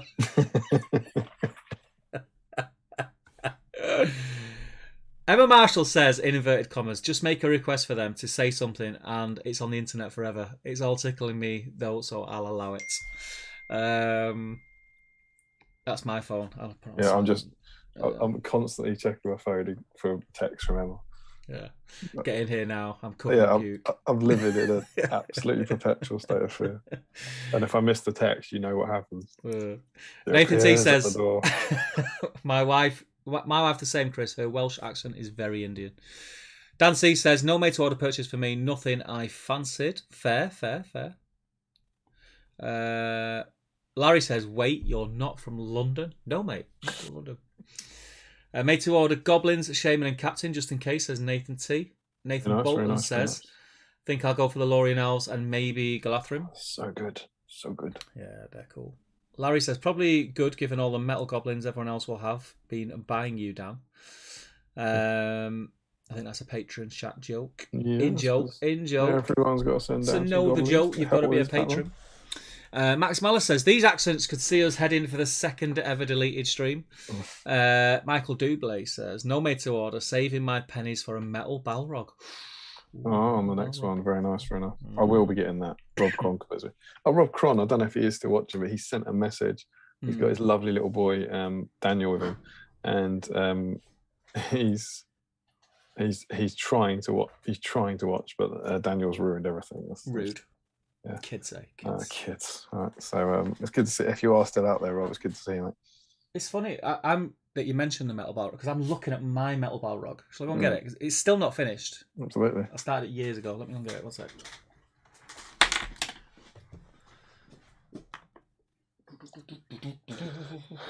Always painting green, painting green, painting green. Always painting green. Here we are. That was my metal Balrog with adaptive. Oh yeah, I remember. Yeah. You know how long that took? No. About 10 minutes. What, to paint it like that? Yep. Yeah. You know what I used? Oh, I was using airbrush. Airbrush, mate. Airbrushed it. Airbrush. I wanted to look at. Yeah, I mean, you say it took 10 minutes. It didn't take you 10 minutes. When did you start that? About 4 years ago. This is going to take me about a week. I got him to that stage, and I remember thinking, that didn't take long. I'll have him finished, and then I put him down. And that was 4 years ago. Whereas I'm going to go, God, that green's at bloody ages. I need to get this guy down. I've got some breathing down my neck. Where's the watcher? Does he just not do any painting these days? Well, he's just moved house. So in his defence, excuses. But what was great was we had a list. We always, whenever we're coming up to a shoot, we always like go through, plan the photos, see if we need to paint anything, right? And he was moving photos, paint the photos. he was moving house, and I was like, in all honesty, it depends who's got the models for one thing, but I get that you're not going to be your stuff is literally going to be packed up. Moving house is a horrifically stressful time, and so I wouldn't expect you to do it. And I remember the watcher was between us. We both had the watcher, and I was like, I'm not sure I'll get it done. Can you do this? And he was like, I don't think I'll be able to get it done. I was like, well, I want to get it done, so I'll take it on. And we were literally speaking yesterday because the first is next weekend. We're trying to plan out what we need, and he found the list, and on my list was the whole Breaking the Fellowship set, 6 Lorien Elves, Galadriel, Celeborn, 2 Cave Trolls, the Watcher in the Water. That might have been it. I think that's it. Do you know what was on his list? Mounted Boromir. Standard. It doesn't feel like the balance was right, but he painted him. He got him done. So you can look out for Mounted Boromir getting his moment in the sun. It's gonna be cool. I'm looking forward to it. Yeah, it would be cool. Harry says, just the Dale captain for me, for the Dale army, I'll never build. Did you top him up with Dol Guldur ruins like a pro? I don't think he did, mate. Max Mallow says, goblins and shaman for me. Joe Osmond says, good evening, everyone. A little late. You're an hour late, mate. Well, you're an hour and a half late. Do you know why he was late?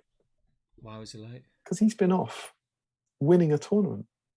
Whoop, whoop. Oh yeah, I did congratulate him actually. Joe Holman, our very own Smashed it, repping mate. BSIME, won a tournament today. I hope you used our dice to win it, because that'd just be even better. Go up, and in first place, Joe Holzman. I'd like to thank Battle Streams Middle Earth. Ian Whitehouse says two goblin and shaman for me. Good man. Larry Miller says not ordered yet, but definitely will grab a Dale Captain. Still on the fence about the goblins. I've said this before, haven't I? The Dale Captain, I really am not a fan of it. Oh really?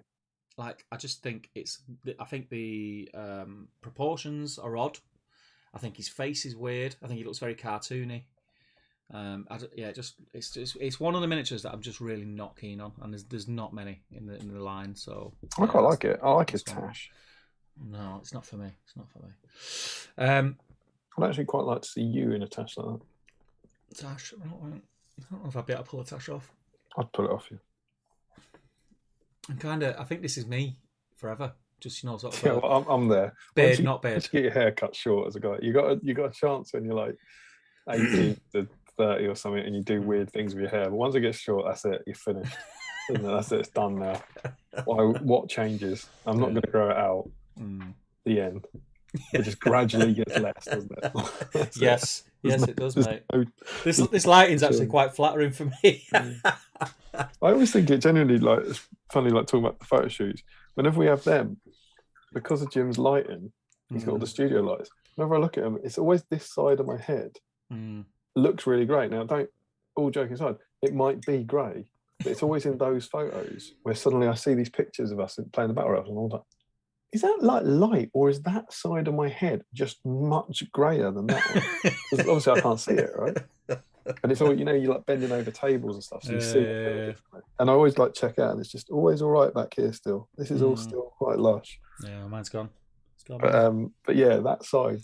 Great. I'm gonna have to get. At some point, I'm just gonna have to like get a really short haircut, like really short.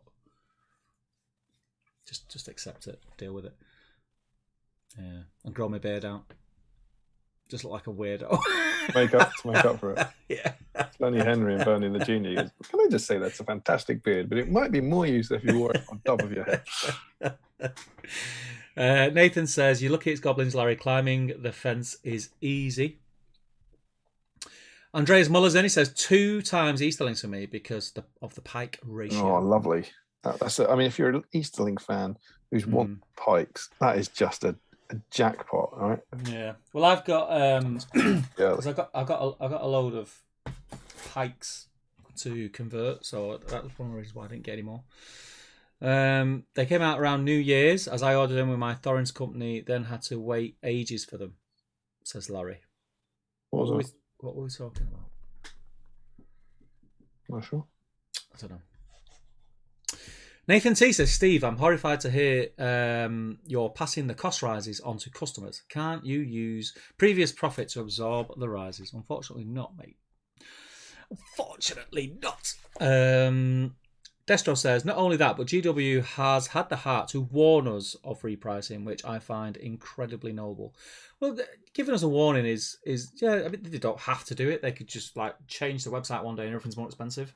At least this way, as Damien pointed out, they're giving you a chance to, look, if there's anything you've had your eye on, get it now, because and it's a month, right? Soon the price is going to go up. By giving you a month, it should ensure that everyone gets a payday.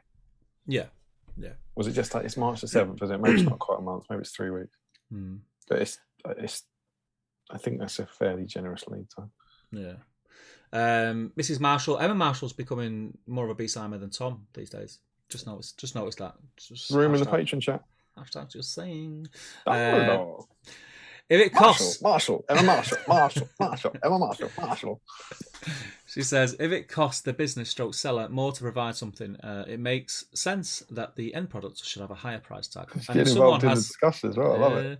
And if someone has a cost for their work, that shouldn't be reduced to make up for an increase in product pricing. Exactly. She got your back there as well. Yeah, boy. Jill says several minis companies put their prices up on the 1st of Feb, especially ones that cast in metal. I really don't understand why everyone makes such a big deal about GW. That's a lie. That's a lie. I do know it's GW. Yeah. Yeah, I wasn't aware that others have gone up, but I know that a few haven't, and I know they will be very soon.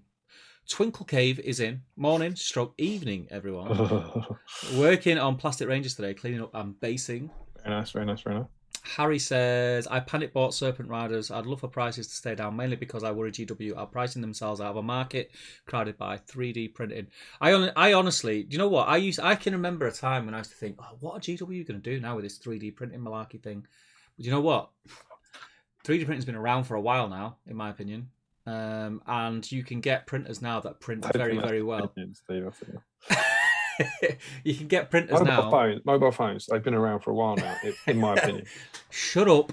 What I'm saying is, they've been around for a long time, and I thought by now we'd have seen the impact of that. Like, I still think people want official stuff. I still want official stuff. Yeah, I agree. And I think people still want the official stuff. I don't know why. I can't tell you what that is, but yeah, and I'm sure. I think it's one of those things where the people who don't talk about it on the internet, and the people that don't do talk about it on the internet. So if you go on the internet, you hear lots of people going, well, this is going to be the F of it. 3D printer go brr and all that. But meanwhile, I don't get involved in that discussions. I'm just sitting here and go, well, I'll keep buying my models. And I think there are more people who would just keep buying their models. Yeah. And the thing is about 3D printing is, as well, 3D printers are not cheap. You can get cheap ones, but they produce really crap quality miniatures and have a load of problems and misprints. A good 3D printer is expensive. You're talking the best part of $1,000 upwards. And then you've got to buy the resin. So you will have had to have printed off many a miniature before you've saved any money. I just think for me, it's like I just can't be asked. And I don't want to make my own toys. It's not an easy thing to master either. From what I can make out, it's quite hard to work out how to do it. It's not like plug and play. It's quite difficult to do. I want to go into the nice shop and pay the nice man for the nice models. Yeah, have them turn up at my house. I'm the same. I've got no interest. There was a part of me a while back that was considered getting a 3D printer for terrain stuff, and then I just thought I just can't be asked. I haven't got space for it either. Well, I haven't got space for it. I don't have enough time to do what I want to do at the moment, so I haven't got time to learn how to use a 3D printer. Yeah. If I had any spare time like that, I would be putting that time into learning how to make my audio better in battle reports. I think you're right. I think time's a big thing as well. Like, I haven't got the time to learn the skill all the time to spend that extra time on the kind of creation and printing of it all. I just don't have that in my life at the moment. But everyone's different. Everyone is different. Some people really want to do that, and that's cool. Who am I to tell someone that they shouldn't buy a 3D printer and print their own models? That's not my job. It's not an interest of mine. I don't feel the urge to be that person. So yeah, whatever. Joe Holzman says, I'm not going to go out of my way to grab anything before the price increase. Grabbing many things I may want one day at the higher price is going to hurt me less than panic buying in a made to order month. Agreed. Yeah, that's a good point. Harry says, I believe Warlord Games put prices up November last year already. Eager. Tommy Murphy says, on a tangent here, Damien, but please, could we get your recipe for the elven cloaks you showed off on the Breaking of the Fellowship models? And can I just say, Tommy Murphy, is that your first comment? If it is, welcome, and please continue this trend. You can indeed. It's on the GBHL because I've put loads of pictures up and it's copied and pasted. So if you search Damien O'Byrne elven cloak, you'll probably find it. But it is 4 colours, which are Eshin Grey, Stegadon Scale, so that's the dark grey, Stegadon Stale Green, which is the blue green, Nurgling Green, which is the pale green, and Ulthuan Grey, which is a slightly greeny white. I get those 4 out, and then I base coat them Stegadon Stale Green, and then I mix 2 of them together, like the dark ones, and I make it really thin, and I paint that into the shadows, and then I mix another 2 of them together, and I paint the highlights, and then I mix another 2 of them together, and I paint it into the shadows, and I do loads of layers. I do about 10 layers. So it takes a long time, but you end up with what I think is a kind of really cool, shimmery kind of, it's not quite grey, it's not quite green, it's not quite blue. So it's those 4 colours and lots and lots and lots of thin layers mixed between them. I can never replicate it. I always have one next to it because I don't know how to do it. I don't have an order. and if with a break in the fellowship, I was just holding the other break in the fellowship, and I'd do a layer and go, no, that's too blue. So I'll do a green layer, go, no, that's too green, and eventually they sit together. So I'd never ever do it on an army, because it would just take too long. But for heroes, it works really well. So that's how I do it. Thanks for that. Thanks, though. Information, Damien. Useless. Yeah, because you just said this is how I do it, but. I mean, I thought you were being deeply hurtful. But yeah, I think it's worth it, and it works. And thanks for asking. I'm glad you like them. Yeah, and if you do try it, tag him in Facebook. Yeah, absolutely. And let him know how it works out for you. This doesn't work. You've ruined a mini. What was it? For me, it gave me a nudge to get a few bits that I've been eyeing up for a while. Most of what will go to my wife to keep for Christmas/birthday. Says that's nice. That's cool. I like that. Destro says, here's to all hobbyists finding their dream jobs and achieving multiple streams of income by then. I wish. Andrew Penderson says, modelling shot hobbying makes me happy, and you cannot put a price on happiness in what is rather tough times for many of us. Exactly. Exactly. Couldn't agree more. I'm not trying to toot our horn on this. I'm really not, but I am. Maybe when he's caught up on the chat, the next thing we do, looking ahead, I'm joyously excited about models that I've had for 20 years that I'm going to be painting soon. So you can, if you switch your perspective on it and just forget about that newest army, the newest model, and just try and do what we try and encourage on here, and just find some models and find a new reason to love them. That's free. Free, mate. I'm sat here with 2 bottles of beer next to me. I've not even opened one yet. I'm going in, mate. That's free as well. Yeah. As that went psht and opened, I've seen the 2 Rangers look at me and just shake their heads like that. There's never much hope. But you're being a hero, because I'm really painting, and I'm up against it for a deadline, and it feels like you're shouldering the burden. Standard, mate. I'll be reading magazine later, right? Yeah. Tim Garlick says, "Hey guys, hey Tim, how are you, fella?" Did he say it like that? That sounded quite sexy. He says, "Hey guys." It's Valentine's. It was a Valentine's. Hey guys. It's lovely to have you. Twinkle Cave says, "Whip sent to the email."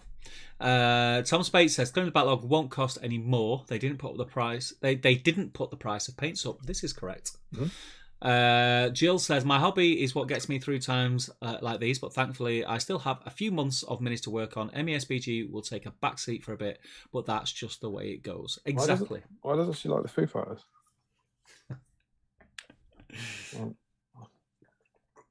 Just I just imagine, like, you're listening to the album, that song comes on, you're like, oh, I need to paint something to get through this. I'm just going to delete Bright Fam's link. Sounds legit. Link. Remove. Bright Fam. Why don't they call themselves like Tom Smith or something like that? Hey, check out this. It's me, real Tom Smith. The real Slim Shady. George Galloway says, "I've made it. Got free earlier tonight, so I'm here and continue with my Orc command pack that I started last week." Good man. Welcome, George.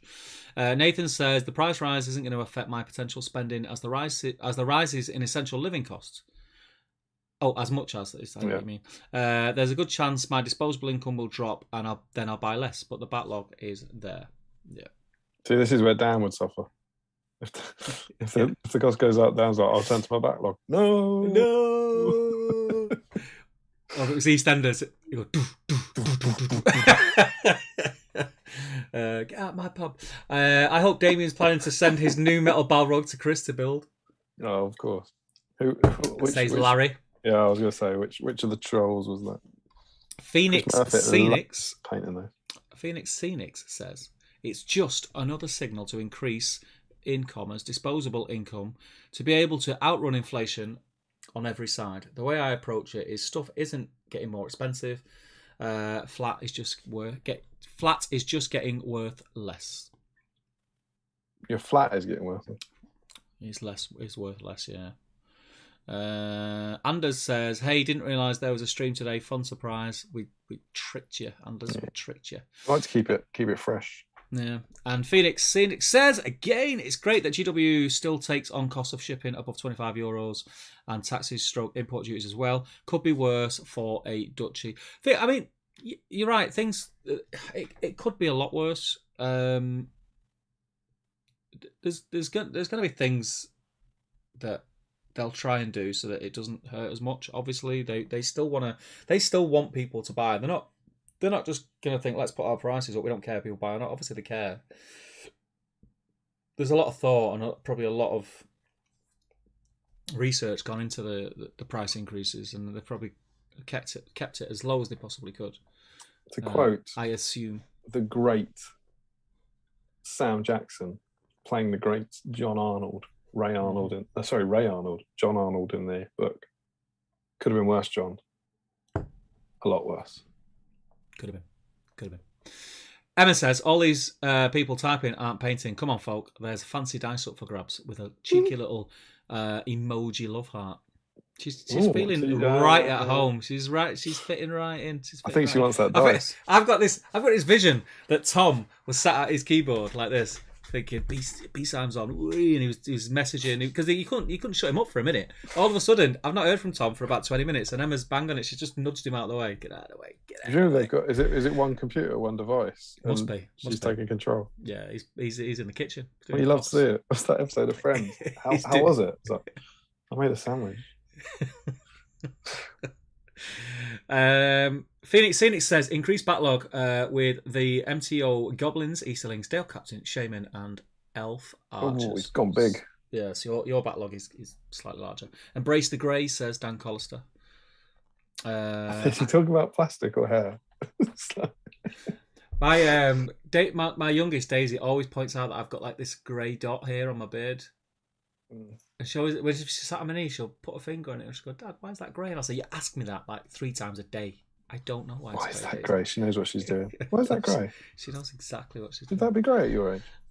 The Dale Captain thinks your face is weird and cartoony, says Nathan. Rude.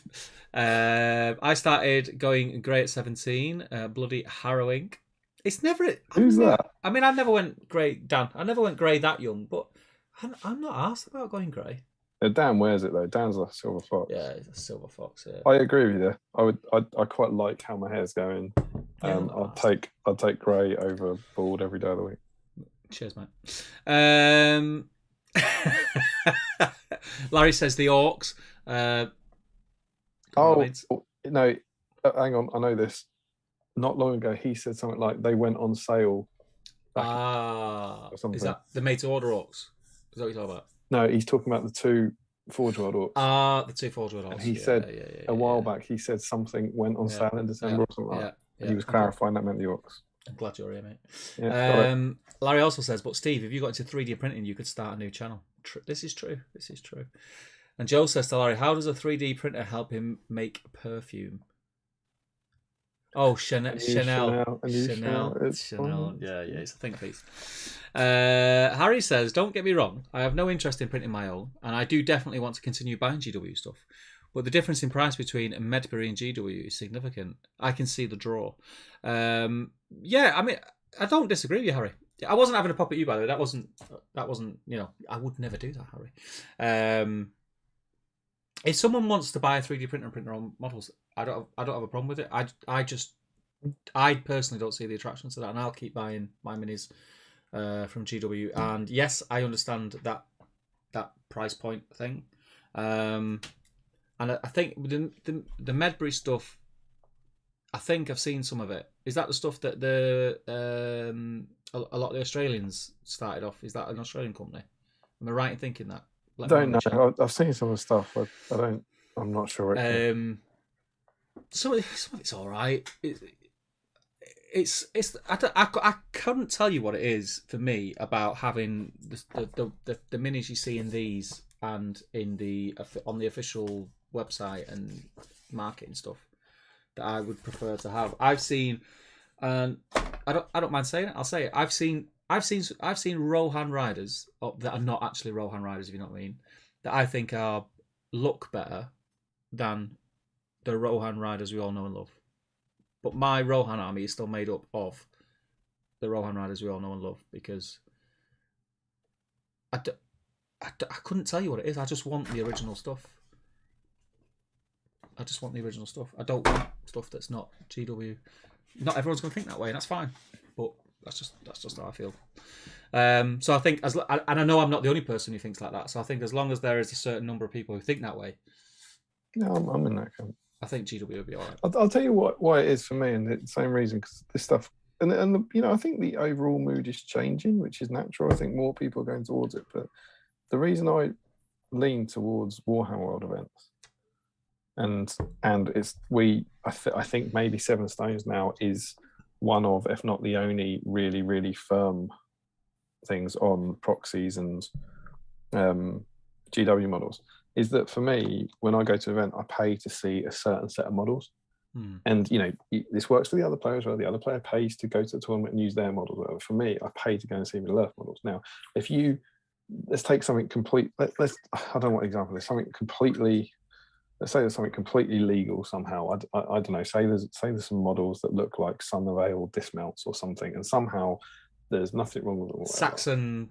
Yeah. Or something. Say that's what they're using, right? As soon as they go on, I'm like, okay, well, they look all right. And then at that event, as soon as you've done that, as soon as you allowed that, at that event, someone else is using Moria goblins with blue tack smushed onto their face as prowlers. And that's the thing. And I've seen this over the years. It's not hypothetical. It's like, if you allow it into an event, then there's no way of stopping it. Yeah. So what I really like about Warhammer World is they just say, no, you can't. You can't have any of the third-party stuff, any of the proxy stuff. And that's what we do at Seven Stones. And that's just me, it's just my thought. But when I go to things, I like to see those models. And I've been to other tournaments where it does break the immersion for me. I go, oh, well, that's not that. That's a proxy. And that's that's the knockoff print of something else. And it bothers me. But it bothers me. And that's all it bothers. It's the only one. Yeah. That's why, certainly, for Seven Stones, we go to, because I like to walk around it and see those models that I love. Yeah. And other people don't feel that strongly about it, and that's fine. So I think I'm not at that extreme as you are. Like I'm at my extreme. People say that a lot. At my events, I will allow the odd proxy, but I have to okay it first. So I think it's in the rules pack. Proxies. I mean, I prefer the original models all day long, but I'm fully aware that there are some models that you can't get, and I know there is an argument to say, don't use that army, but it's just, if they want to use it, they want to use it. But I will always say, I need to see what it is first, and unless it's blatantly what they're saying it is, then I don't allow it. And to be honest, I've never really. I think probably for this scouring, I've not had any, and I think for the last scouring, I think I had 2 that people asked were proxies, and I allowed one and not the other. And it was because it was obviously, there was nothing else in his army that it could have been. You kind of knew what it was, even though it wasn't the official model. Yeah. That kind of thing. But yeah, I mean... this is like an old Palantir. The proxy debates on the old Palantir. Oh. and again, that's the thing, because it's like, well, what's obvious to you might not be obvious to the next person. But that's where TO privilege comes in, and that's why I say... I need to okay it first. Just because you think that might be okay doesn't mean everyone else will think it's okay. And I try and look at it from what his opponents will see. And will they be able to look at that after seeing his army list and know what that is? And that's the thing. But in an ideal world, I would much prefer all the official models. Can I just say, because we're talking about what's happening next weekend, I've literally... You won't see... I'm going to give you a teaser. You won't see the results of this for... Christ, 3 months. About 3 months. Dave Fredericks has just sent me some photos of something that we were hoping is going to be in issue 12, and his photos say it's done. We will now be in issue 12, and it's absolutely spectacular. I've just got that and gone. I've seen you had a little smile on your face. We've got pages on hold in the magazine, which are like, this is going in here if, and if not, we'll do something else. And it's, what should I say? You need something, right? I mean, I'll say, I would, if I was you, because I'm going to be the voice of reason here. Yeah, like normal. You're obviously very excited. I'm very excited about it. I wouldn't give it away. I'd save it for the magazine. Yeah, well, I don't want to give it away, but can you have a teaser? I'm not showing you pictures or anything. It's up to you, mate. I'm just giving you my opinion. I personally, I think, Yeah, you know what? I'm gonna go. I'm gonna go for it. I'm gonna go big. Okay. I'm gonna say boat. Mm. Mm. So we go. There's a whole side conversation about proxies and 3D printing. Who knew that was coming to them? Yeah. It's a lot of green on Anyway, I can, you can print, says Harry. Can't print, won't print, says Andrew Pennington. Episode 7 is still can't figure out how to operate the printer. That's pretty much what it'll be. The convenience is what will always hold back 3D printing. I love the creative opportunities that 3D printing opens. Who's this? But the work, Anders, but the work that goes into it is the trade-off. I agree. I'm not gonna sit here and say I have some 3D printed stuff. Not miniatures for Middle Earth, but I have some terrain pieces that are 3D printed. Love them to bits. I have a few weapon swaps that are 3D printed. I'm not anti 3D printing in any stretch of the imagination, but what I have to draw the line at is the quick book thing, like off someone else's back. That kind of irks me a little bit. But then my answer to that is that I just won't buy that stuff. That's it. I won't buy that stuff. Someone's argument to me is that they're buying it because it's 3 times cheaper than Games Workshop. You do you. That's fine. Doesn't bother me. Like, whatever. It turns out you can put a price on happiness. It's an extra 10% on resin, an extra 20% on metal, says Joe Holzman. This is true. Twinkle Cave says Tom Smith will be making more BSIME appearances than Tom Harrison. I mean, he already has. I bet Tom Smith won't be in the bath naked though, would he? Don Callister says, nah, I'm not worried about the cost. I appreciate I'm fortunate in this. I've dropped all the other games I play, so I'm spending less than ever on hobby. That's another thing. People will be put into a position where they have to kind of work out. It's like the priority thing that I said, what's more important than other stuff. Highland Faron says it's still cheaper than therapy. True that. Emma Marshall says 2 accounts, 1 couple. Won't be making a dodgy video with that one. Hang on a minute, like the world's gonna blow up. 2 accounts, 1 couple sounds like that's a video from the early 2000s. It's terrible. A viral video that you could catch a virus off. So we've got that comment from Emma. Then we've got a comment from Tom Marshall. Oh, he's back in the room. I'm one of the good boys painting some long neglected rangers. I am not my wife's keeper. And then Emma Marshall says he's painting with the video. It's like they're having a tiff on the chat on the stream. It's great. It's jumped, mate. It can't hack. Imagine two marshals in one chat. Imagine being in such a great relationship that one of you go, do you know, I've got a stream tonight, right? Nightmare. What? I want to paint during it. I want to interact with the chat. Do you mind popping in for 4 hours and sort of chatting, and I'll get some painting done? That's a great relationship, that is. Yeah. Treasure it. This is what my wife does when I start talking about hobby stuff. Shut up. What? Grow up. Get back in the cave. Old School Chris says, why is that grey? Is she pointing to the beard or the pile of shame? Ooh. No, that's quite funny. Yeah. Classic David. Why is that grey? Because Daddy needs to get some just for men. Never. Like I say, I quite like my grey bits.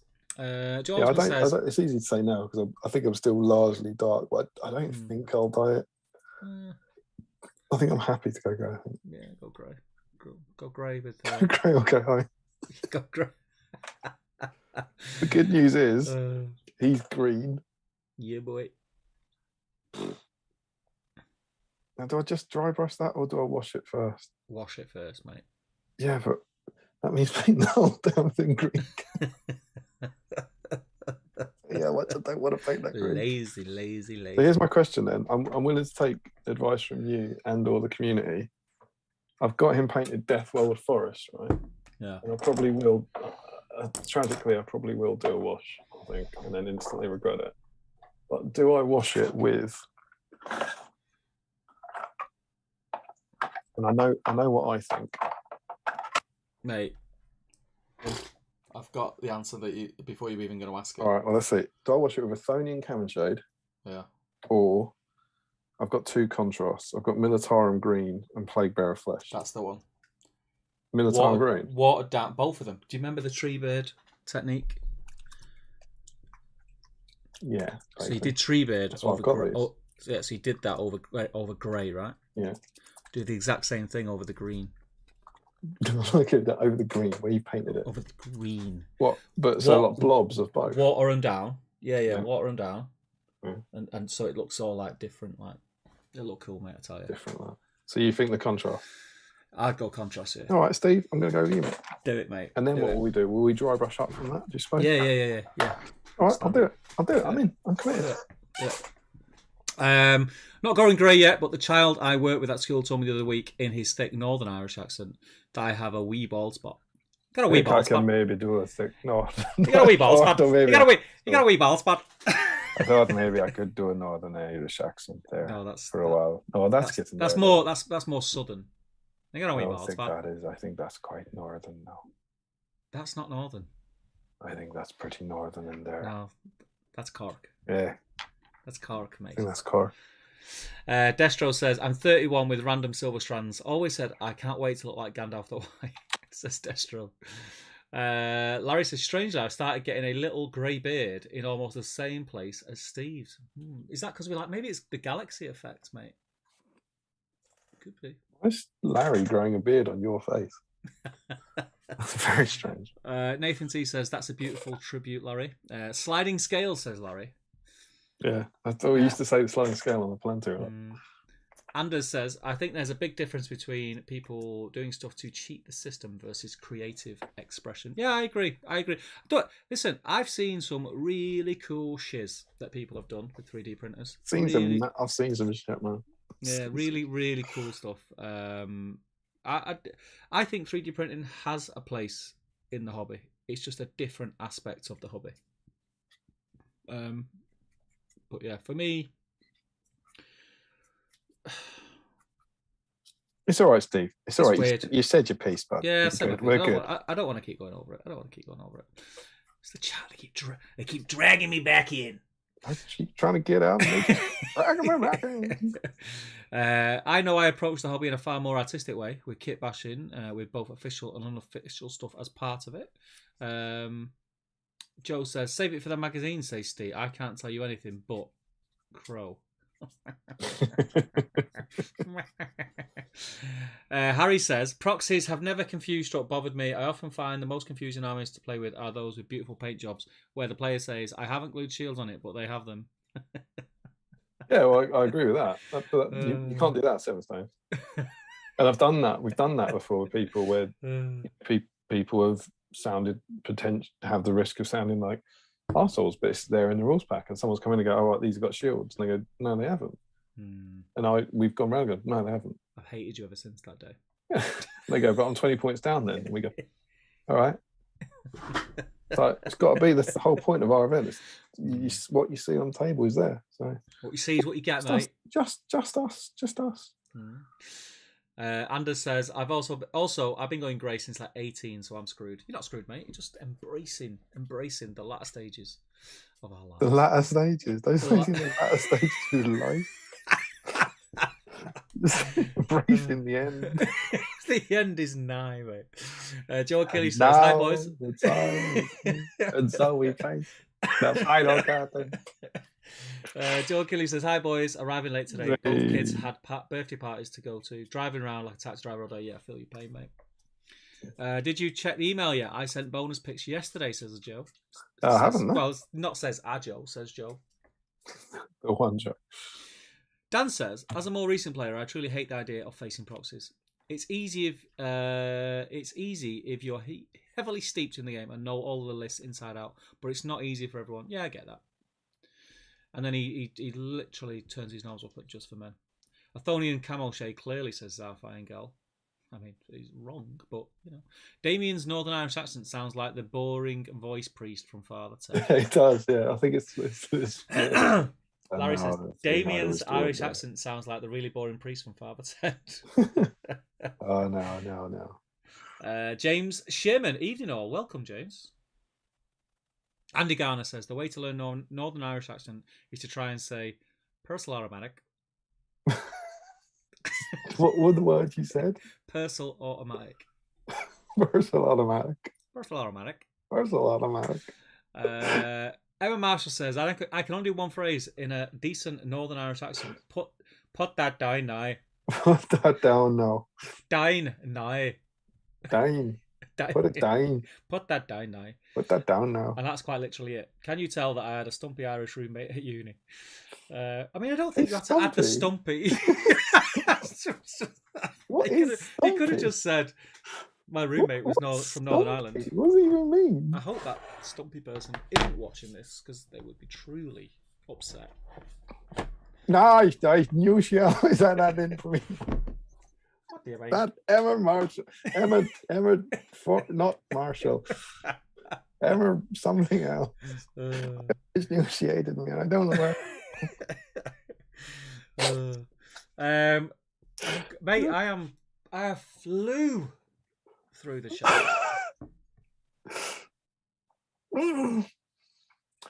That's a good pause then. Because I wanted to look forward. Yeah, we don't want to look back.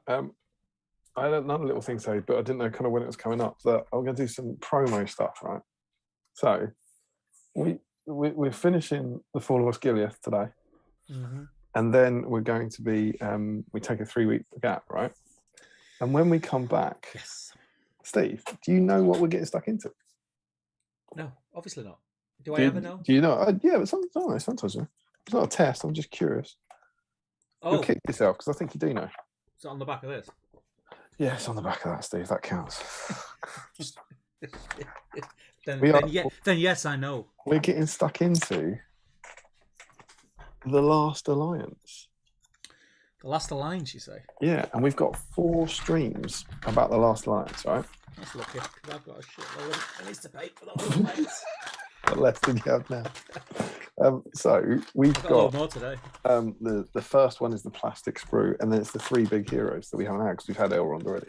Yeah. So we're going to have like 2 months through March and April of Last Alliance content, which I am super excited about because this is going to be pure BSIME stuff for me because I've got it all in the backlog. I've got the models that I got in 2001 on Christmas Day.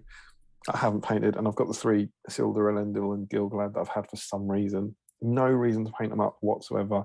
No intention to ever use an army. I'm very, very excited to get them done. The next stream is the plastic sprue, and we haven't done one before because is it issue 3, but it's one of the issues that it's one of the first 4 issues, and it was when we did double things, right? Ah, right. Yeah. So if I do you know what? I don't know why I'm speculating because I can use the spreadsheet of wonders to tell you this. I mean, you could just look back in YouTube. I think the spreadsheet will be quicker. All right. Or I can race you if you want. I mean, I'm hands free. I don't know why that's relevant. It means I can't be asked.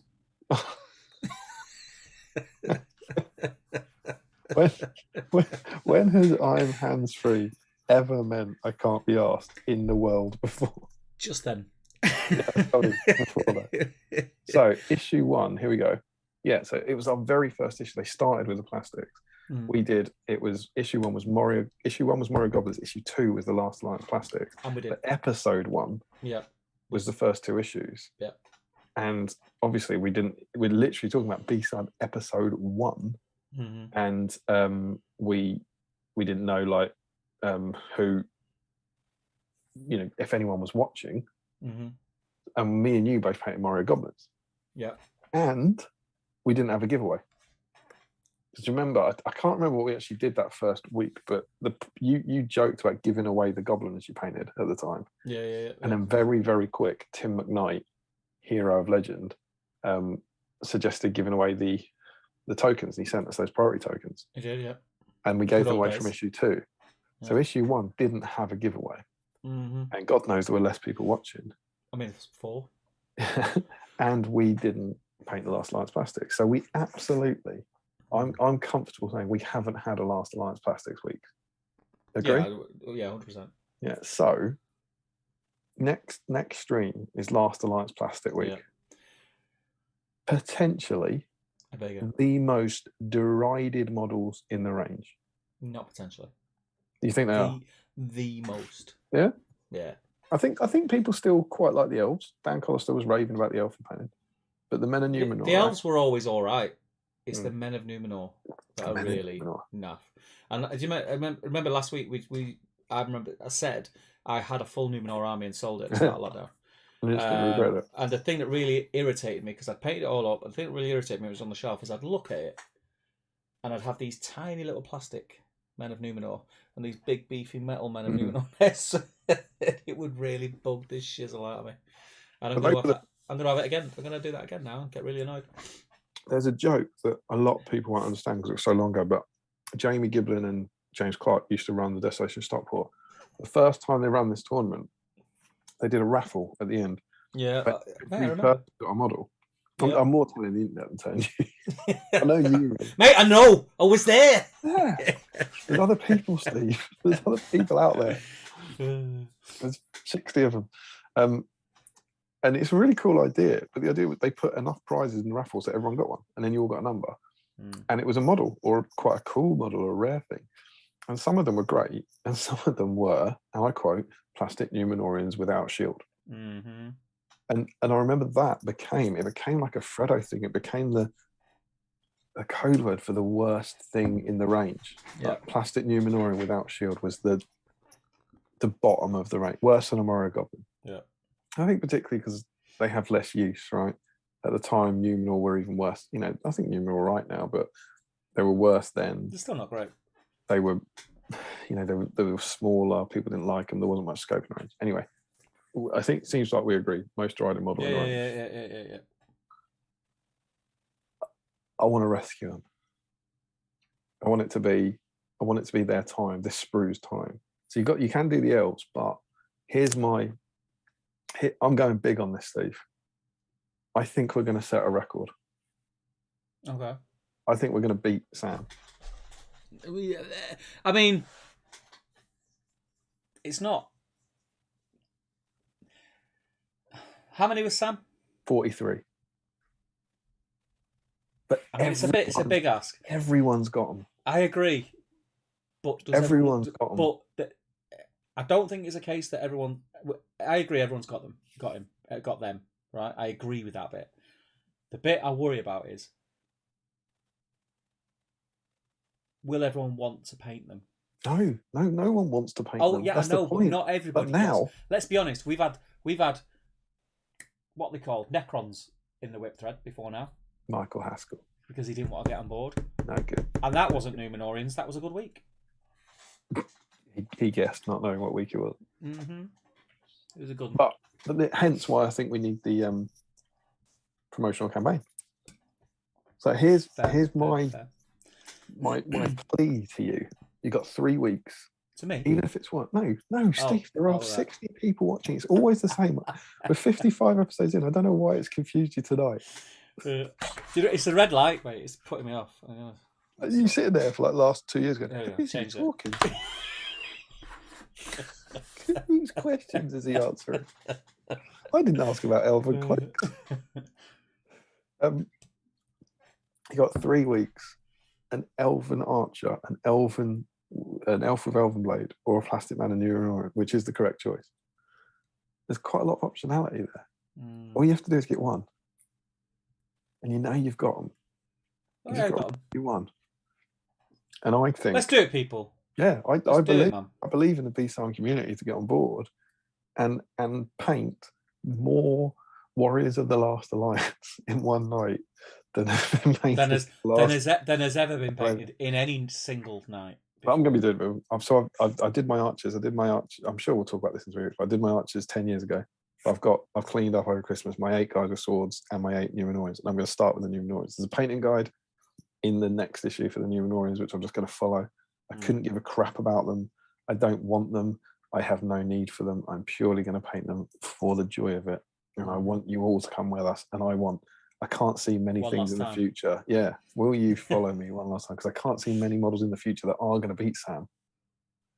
But I think this could be one of them. Because it's the first time we've done it. It's big. The Amazon series is coming in. We haven't done that sprue before. It's got. I think I agree. It's definitely got potential. I just think I think there'll be a number of people who will look at that sprue, and they might even be saying now, "Yeah, I'm going to do it in 3 weeks. I'm going to paint that. I'm going to do it. I'm going to paint it." And then in 3 weeks they'll get the sprue and I go, "No." I think they'll do it. But bear in mind, I think in second and third place are Plastic Orc Warriors and Plastic Ministerial Warriors. Mm. The BSIME is like a sprue. They like a plastic sprue. There's uses for them. You still see them about. You don't see plastic Numenorians anywhere. There is a use for these guys, Steve.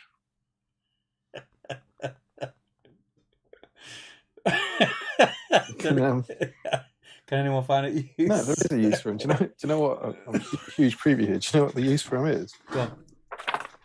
You can turn them into statues when you build roads. It's right here. It's all here. Even the magazine doesn't want you to use them as models. I can remember reading it and thinking, because at the time, like every model was, it's like, why would you waste a model turning it into a statue? And now it's like, I wish I could just make 18 of those statues.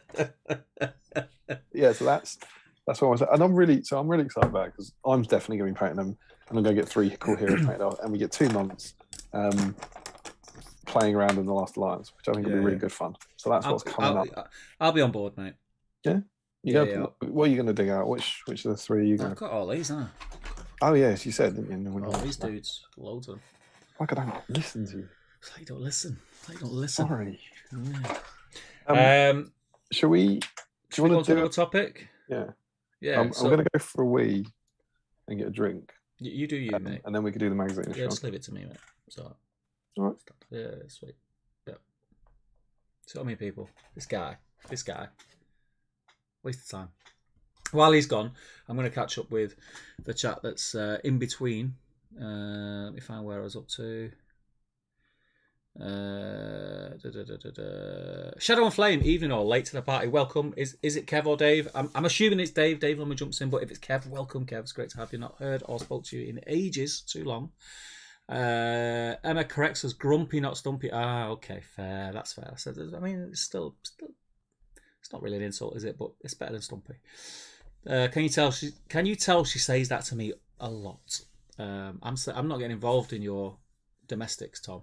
I will not take sides. I will not be drawn into it. Nathan says, saw a few more posts about diversity in Middle Earth. I won't benefit from engaging with the Welsh carrot, so opted to paint some of my rangers with dark skin.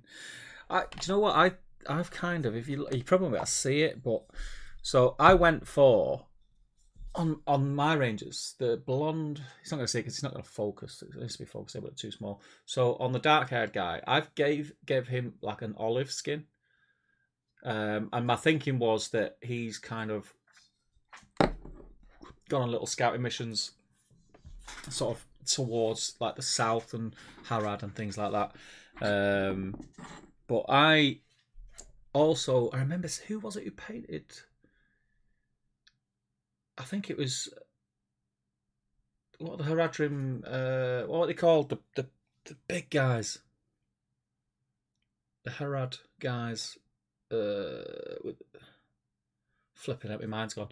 But someone painted them in like really dark skin, like African skin. And I remember trying to get the recipe for the skin tones off him. It looked awesome. And I was going to do exactly the same. And he sent it me, and it was like the techniques involved to get it were amazing. I think darker skin is a lot harder to paint than Caucasian skin. It's probably because you paint Caucasian skin more often, more than likely. But yeah, I think I would like to learn how to paint other skins tones than Caucasian, for sure. And to prove that, I think, you know what? In fact, I'm going to back that up. It is a lot easier to paint Caucasian skin because I've always painted it. Because I even tried to paint pale skin on elves and females, and I'm able to just about pull it off, but I struggle a lot more. I have like one skin tone that I generally paint a lot, and it's kind of just like muscle memory, just keep painting the same skin tone. So that would be something I'd like to do in the future, and just learn how to change that up a little bit and do different tones of skin. I think it'd be really cool. On my victory pork pie, standard return. Well, I've not had do you know what? I've not had a pork pie since Christmas. Treat yourself. No, mate, I'm being good. Being good. Twinkle Cave says insulting roommates in Middle Earth. Andy Garner says now he sounds like one of the Wurzels. Larry says issue 2. It's one of the 3 I got when I was a wee lad. Emma Marshall says Tom's painting Rangers today. You still are a wee lad. Tom's painting Rangers today, and our kit and Gimli is late watching him, probably hoping for treats ASAP. I know. I've noticed our cat has got. He's gone really cheeky in the last few months, like really cheeky to the point where he's getting on my nerves. Like he's started to. Whenever I'm cooking, he's around, and he'll come in the kitchen, and if you put anything down, he'll have it. And I know. Whenever you're cooking, he's around. He comes around, and the dog comes in the kitchen. Doesn't he live there? No, you know what like I mean. Anna, right? Anna's really cheeky. You know what I mean. Like you know what I mean. Whenever I'm cooking, she's around. Oh no! See, the kids and the wife know the rules. They stay out of the kitchen when I'm in the kitchen. They know the rules. The cat doesn't understand. The cat, he understands. He just don't care. And he sees the same sign that's on the kitchen door. Right? Rude is what it is. Rich Anderson says, "Nice to hear the 2 lads take the P out of my accent." So obviously, Rich is from Northern Ireland. I'm assuming Rich. I hope. You can only apologise. We do apologise for the bad Northern Irish accents. If it's any saving grace, I originate from the Green Isle, and I'm very proud of that fact. All my family are Irish. I'm nearly half Irish. From Waterford. Well, Auburn. That was more northern than southern. Yeah, so you're getting there. Best Northern Irish phrase, says Nathan. Hi, nai Brian Key. Hi, nai Brian Key. Hi, nai Brian. I don't even know what that says. Nathan. It's meant to say how now brown cow, isn't it? Oh right, that's not how you'd say it in Northern Irish. State those words. Was it hi? Hi, nai Brian Key. Oh, I don't know. Rich then says Steve's is very good. Damien, not so much. Ouch. Mm-hmm. It's true though. Ian Whitehouse says just started on Thorin's Company tonight. Wow, the sculpts are awesome. The faces are just superb. You just could not get this movie-like quality with a proxy. They are class. Which ones are you painting? Plastics or resin? Oh, very good. Ginomo says, as it's close to midnight here, I'm calling it for tonight. Good night, everybody. Hopefully I can join painting next stream from my new hobby room. Just had to get that in there, didn't he? Good luck with the new hobby room. And yeah, hopefully you can, mate. Harry says, I love the Numenorians. Painted one for my channel a bit ago, and it really surprised myself how much I enjoyed it. But you are sounds like a man who wants to paint another one. Yeah, paint another. Larry, jumpity jump. Larry says, I'm looking forward. This is like when Harry did his campaign to get 100 ruffians or 1,000 points of ruffians. We need 44 Numenorians. That's what we do. Yeah. Just do another 24-hour stream. I'm looking forward to the next time, as I've painted all of my last lines plastic except for one lone plastic high elf with sword from a certain raffle. Oh, Larry. Yeah. Oh, there you go. It did happen. Nathan, for Numenorians, does a Dead Marsh Spectre one count? Nope. Because it's a Dead Marsh Spectre.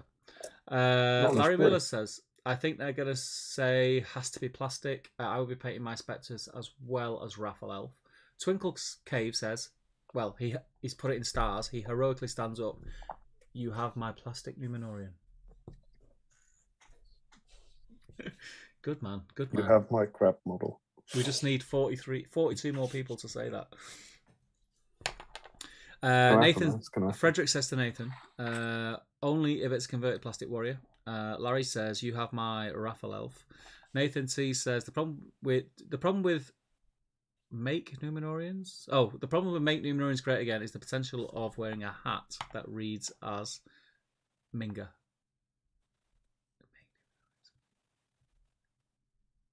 You don't have to put it on a hat. If you're worried about. I mean, you have to now, Damien. You've got to do it. Emma says, I don't know how I feel about the Amazon series, really. Some people think it's going to be like Game of Thrones last season and ruin the whole thing. God damn it, Emma. I'm taking it as brand new, nothing to do with the trilogy series, and I'm hoping just to enjoy it for what it is. Good girl, Emma. That's the thought. That's the spirit. We'll come to that. We're doing it after Mag. What do you think? Well, it's whether or not I start painting. I can do mag now, like when you've caught up with the chat. You will do mag, yeah, in a minute. But we will come to that. Jolesman says, I primed a sprue of Last Alliance months back for the stream. No idea why. I decided to prime a whole sprue. I'm never going to paint 12 on the night. You never know. Larry says, kind of a little sad I didn't win Plastic Numenorian without shield. Best prize ever. I can't remember what I won. Frederick says, lol, I have a Last Alliance Warriors. Might build some statues next stream. Did you get the shields in the end, says Larry? Yeah, I've got the shields, courtesy of 2 of our lovely patrons. Thank you very much. The reason that loads of people had like Numenorians and no shields because people were using them for Fountain Court guards. Yeah, absolutely. Yeah. Jill says, just because we can dethrone Sam with plastic Numenorians, we have to. Just because we can dethrone Sam with plastic Numenorians, we have to stop and ask ourselves if we should. Scientists are so preoccupied with how they could, they didn't stop to think of this. Yeah, it's a good point. It's a good point, Jill. It's a good point. Twinkle Cave says, I'm keen for Last Alliance Week. I've got old plastic set aside specifically for it. There you go. Specifically. Or specifically. Destro says, may have missed the answer to where the whips are being posted. Someone said an email. Are you not on the Great British Hobbit League Facebook group, Destro? Because if you are, that's where. But if not, Damien, where can he email the pitch to? The Battlestream's Middle Earth email address. Which is? Where our emails go. What's the email address? He's in a funny mood tonight, people. I do apologise. He's not in a funny mood. He's just not sure he knows the email. We had words before the stream. Is it Battlestreams at gmail.com? Is it Battlestreams1? Battlestreams1 at gmail.com. There you go. Whatever you do, don't send it to Battlestreams2. No, Tom Harrison will get that. That's for a different kind of picture. He sends you a picture of a rock. Larry says, "Nah, Jill, just spare, no expense." My hood. Very nice, Jill very says. nice. Because Steve, Jill has made the comment that sounds a bit like Jurassic Park. Right. Larry has responded with a Jurassic Park quote. Jurassic effing Park. It does look good. Dominion, Dr. Alan Grant. Yeah. Is that one movie or is it a trilogy? That's a movie. It's the third one in the Jurassic World trilogy. Oh, so it's one. Dr. Alan Grant. Looks good. He does look good. He looks good. All 3 of them look good. Imagine that, eh? Oh, time to be alive. Joe Kelly says, Steve, saw your TTG video with you playing that Lord of the Rings video game. Be careful with those, my friend. They are addictive. Hours can go by and you won't notice as you battle away in the virtual Middle Earth. Yeah, tell me about it. I know, mate. I've avoided it this week because I've had so much to do. It's fun, though. I enjoyed doing it. It's a bit of a faff to download onto your computer, though, the things you've got to do, because you can't just... It's not...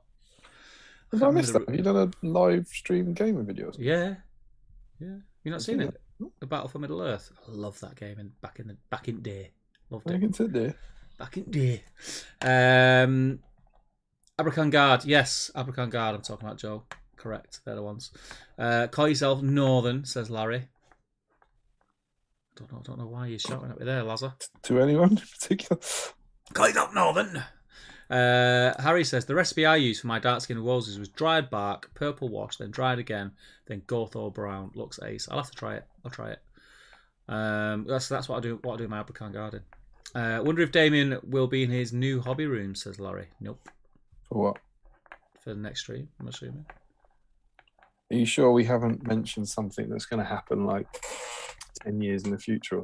Maybe he's talking about 3 weeks' time. Maybe he's talking about that. Yeah. 3 weeks. It wouldn't surprise me if we'd said, like, in 400 years' time, this will happen. And then Larry's being hilarious. Do you think you'll be in there in 3 weeks? No. Nope. Joe Kelly says, speaking of accents, I was watching an old stream and saw the bit on someone misinterpreting Halday's name. They thought it was Mike O'Branigan when Aragorn welcomes him to Austin.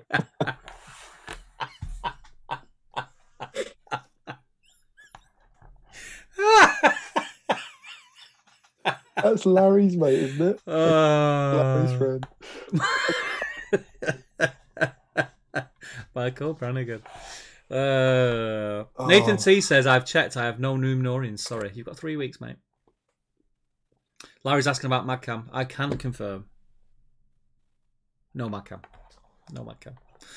Sean Clarkson, he says, the Rivendell project I started in the summer last year has been on hold while I wait for this stream. There you Can't go, wait to paint boy. up all those elves.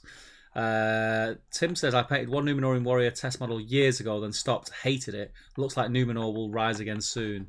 However, Okay, see? Gaetan says, planning to get the Dale Captain from the Made to Order. We'll add a box of Last Alliance warriors to have postage free. Oh, good lad. That's BSIME. Well, it's kind of because It's anti-BSIME. you're increasing your battle log, but we'll allow it. Andy Garner says, how do we feel about conversion models? Conversion models are fine, man. Love a conversion. It depends if you're converting them into or out of, doesn't it? I love a conversion. I used to convert quite a lot. Is he not talking about for the Last Alliance? Oh, I don't know. I think we were talking about proxies, weren't we? Oh, in general. Yeah, I think so. Let us know, Andy. The conversion's fun. Larry says, so glad they're not doing what Star Wars did, and all three will be in at least one scene.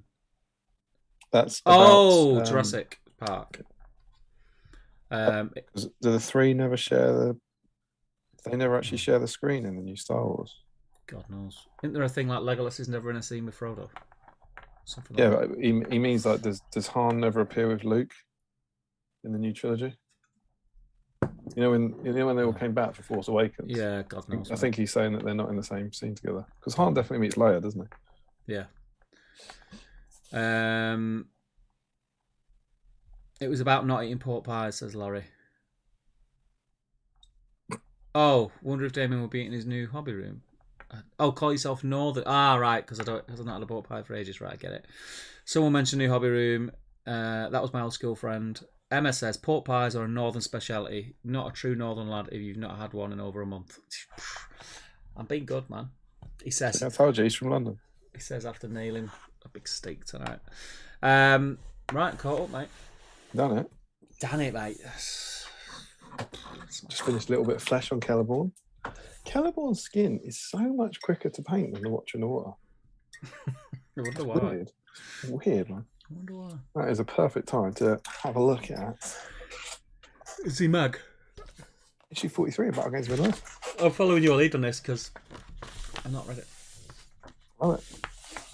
So indeed, we are at issue 43. It's the third and final issue in the kind of Fall of Osgiliath campaign, and it is Faramir's men are driven from Osgiliath, and they never did that in the film, did they? They didn't. They had horses in the film, whereas presumably in this they've got cars or like taxis or something to get them out, which would have been quicker, I think. Yeah, it would have been useful. There's a very cool picture, I think, the sort of thing you don't often see in kind of photography where you've actually got models running away from other models. You can see kind of Faramir in the middle of the road holding the line while the Ministerial guys run away. It's quite cool. In we go. God, this is the issue written by Denethor, isn't it? Imagine getting that. Oh, Faramir week. Faramir's on the cover. Page 1, the failure of Faramir. As the orcs pour into Osgiliath, slaughtering them wherever they find them, Faramir is forced to sound the retreat. His heart heavy, he abandons the besieged city to Sauron's forces for the second time. It's written by Denethor. The second time. He's done it before, by the way. Pursued by the Dark Lord. And again, the great quote from Faramir: "Tell the men to break cover. We ride from Ministerial." This is horrible. I feel bad for him already.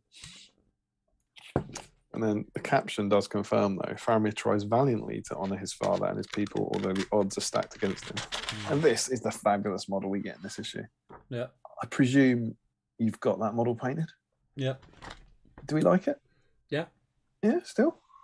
Yeah, I think so. I was quite excited about painting him. I think I said last week I will do him after the GT now. But I think the Faramir, especially the armoured ones, the Faramir models are all really nice. I think when I played you used the Prince of Ithilien one. Remember that one game? Because you had your Prince of Ithilien on foot as well. Yeah. Cool. Here's a nice one. And then we're into the Army of Gondor. So this is the kind of mirror articles, the one we had last week about Mordor. It's basically a tactics article, which I read and enjoyed. It was good. You know, it's not, again, if you play the game a lot now, it's not going to give you anything spectacular, but it's interesting seeing the sort of stuff they talk about at the time. Holding out Faramir, Boromir, and Elisar as the big heroes within that list and Legion models. And then they say, they have very, very few troops, so they are really trying to make the most. They have to really squeeze quite a lot of tactics out of small troops. So the main advantage of Minas Tirith is they can be armed differently. Like this whole section here about weapons and armor is basically, some of them have bows, some of them have spears, some of them have shields. That's really useful. Which I suppose is. Yep. And a strength of the Warriors of Minas Tirith is the wide selection of weaponry available. So they can be used for a variety of roles on the battlefield. And then they've got some tactics there about pictures about spears. Warriors armed with spears are ideal for assisting their comrades in combat. Armored bowmen, that's important.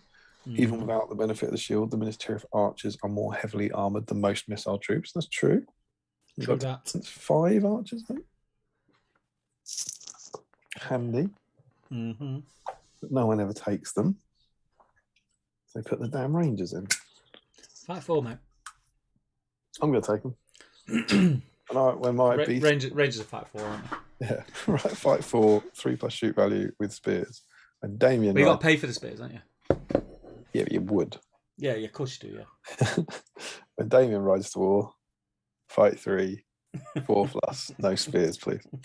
I'll be taking my beautiful, beautiful BSIME archers. Gondorian shooting, they're right here as well, you wouldn't believe it. As well as the bow-equipped warriors of Minas Tirith, the army of Gondor also has its shooting capabilities bolstered by the Rangers of Gondor.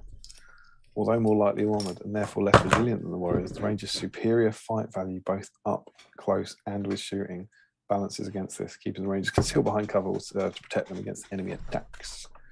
A little note on cavalry. Knights of Minas Tirith are one of the most hard-hitting troop types in the army of Gondor. Are they though? Really? Apparently. They do get lances. They carry lances, makes it more devastating when they charge into combat with their fight 3. It's more devastating when you win the fight. Yeah. However, it is important to make sure the knights charge their foes and not the other way around. If charged by the enemy, knights are no better in combat than warriors of Minas Tirith. So yeah, that's quite fun. And the idea about using Faramir to give them a heroic move. It's all nice tactic stuff. Get another couple of pages of it over here where they talk about the elite troops. It's the Fountain Court. And I don't believe they've got Citadel Guard at that point. I think it's just the Fountain Court. Correct. Captains, a little picture of Damrod giving some orcs the good news. We talk about there's also a captain of Ranger of Gondor profile, which we don't have anymore, right? No. He was in it at that point. There was a generic captain of the Rangers, which was quite cool. It differs from a similarly equipped normal captain that he has an improved chance of hitting with a bow. It's probably a hero of 3+ to shoot, I imagine. Banner bearers. That's what I mean. They get the Gondorian tactics with banner bearers. It's like that's all armies tactics, isn't it? But it's all right. Use banners. They're handy. Then the thing about the heroes of Gondor. I think they just had that little box out earlier to fill space. This is then more. They talk about Aragorn getting mighty hero. Two of the most stalwart defenders of the realm of Gondor are Boromir and Faramir. This is obviously very early days before a lot of the heroes were in. Talking about the Horn of Gondor and the big old might points. It is nice that it's one of those things that we're so used to that Boromir Gondor profile that there's such a sweet subtlety in how it's written. It says here, Boromir's only real weakness is the fact that he has no points of fate on his profile, meaning if he is unlucky enough to lose a combat or is targeted by missile fire, he can be slain relatively easy. And it's the sort of thing you can very easily overwrite with a special rule. But by giving him 6 might and no fate, it's a profile that, at least for a while, all but guarantees he'll win any fight in combat. Yeah. But makes him very easy to kill with missile fire. It's a nice, clever thematic rule there. And then a nice little box out at the bottom about adding character by including Denethor and Pippin. The inclusion of Pippin and Denethor can add a further interesting narrative element to your games. I mean, it also says in here that this is Pippin, Battlestream's Pippin, where it's Pippin from the Shire, but you're playing him. Do you remember the rules? You're playing him in a game set in Return of the King. So I think he got 2 attacks, 2 wounds, and 2 might, will, and fate, I think, or something like that. It's not in here, but I remember when we looked at him, it was like better than his current profile was. It was very nice, good article, enjoyed it. Yep. And then we get over the page to the retreat from Osgiliath scenario. Faramir gets the whole box to himself and the forces. He gets his own. It's not Gondor Wars. A wise and compassionate leader of men, Faramir understands the futility of trying to hold the city of Osgiliath in the face of overwhelming odds, such as his father's pride that he would have Faramir order his men to stand and die fighting. But Faramir cannot see good warriors of Minas Tirith slaughtered for no gain.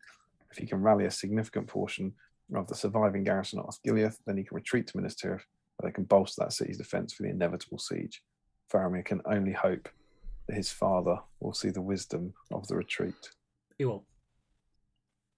It's a bad call. That's a bad call, mate. Bad call.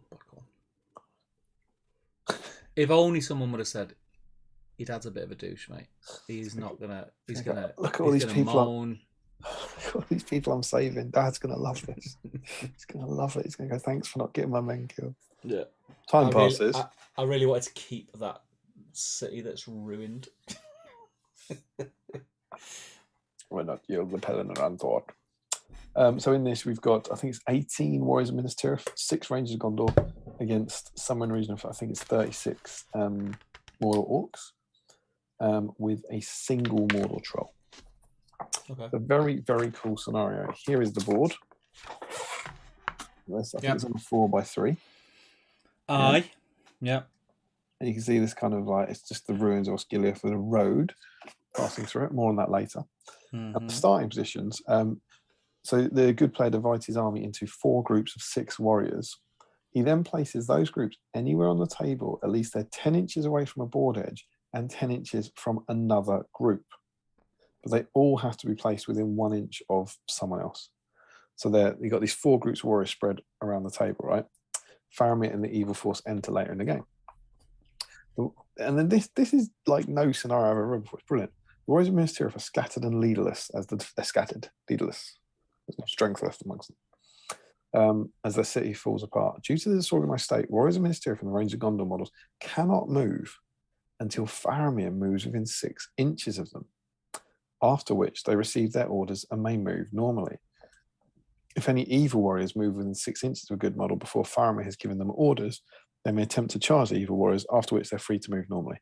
They must still fight in combat as normal if charged by evil models. And they can still shoot.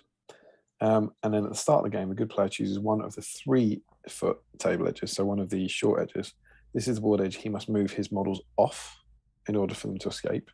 Mm-hmm. And at the start of the good player's first turn, Faramir moves on from the opposite edge. So it's like a kind of 48-inch length that Faramir appears at one end, and they've got to get off the other end. And then the orcs, to represent the tiny set, divide the orcs into groups of 6. Again, I think it was 36. All the orc warrior, it says all the orc warriors and card figures that have been included. So I think that's 36 orcs. He divides them into groups of 6. At the start of the game, roll a dice for each group. On a 1 to 3, evil player moves them on from the edge.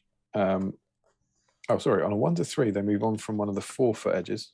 Yeah. And on a 4 to 6, they must enter from the same table edge as Faramir. And you do the same for the troll and the captain. So you get the orcs all split up. So you get this super cool scenario. The winning conditions are the good side wins if half of the good models escape the board, or all the evil models are killed. Evil side wins if more than half the good models are slain.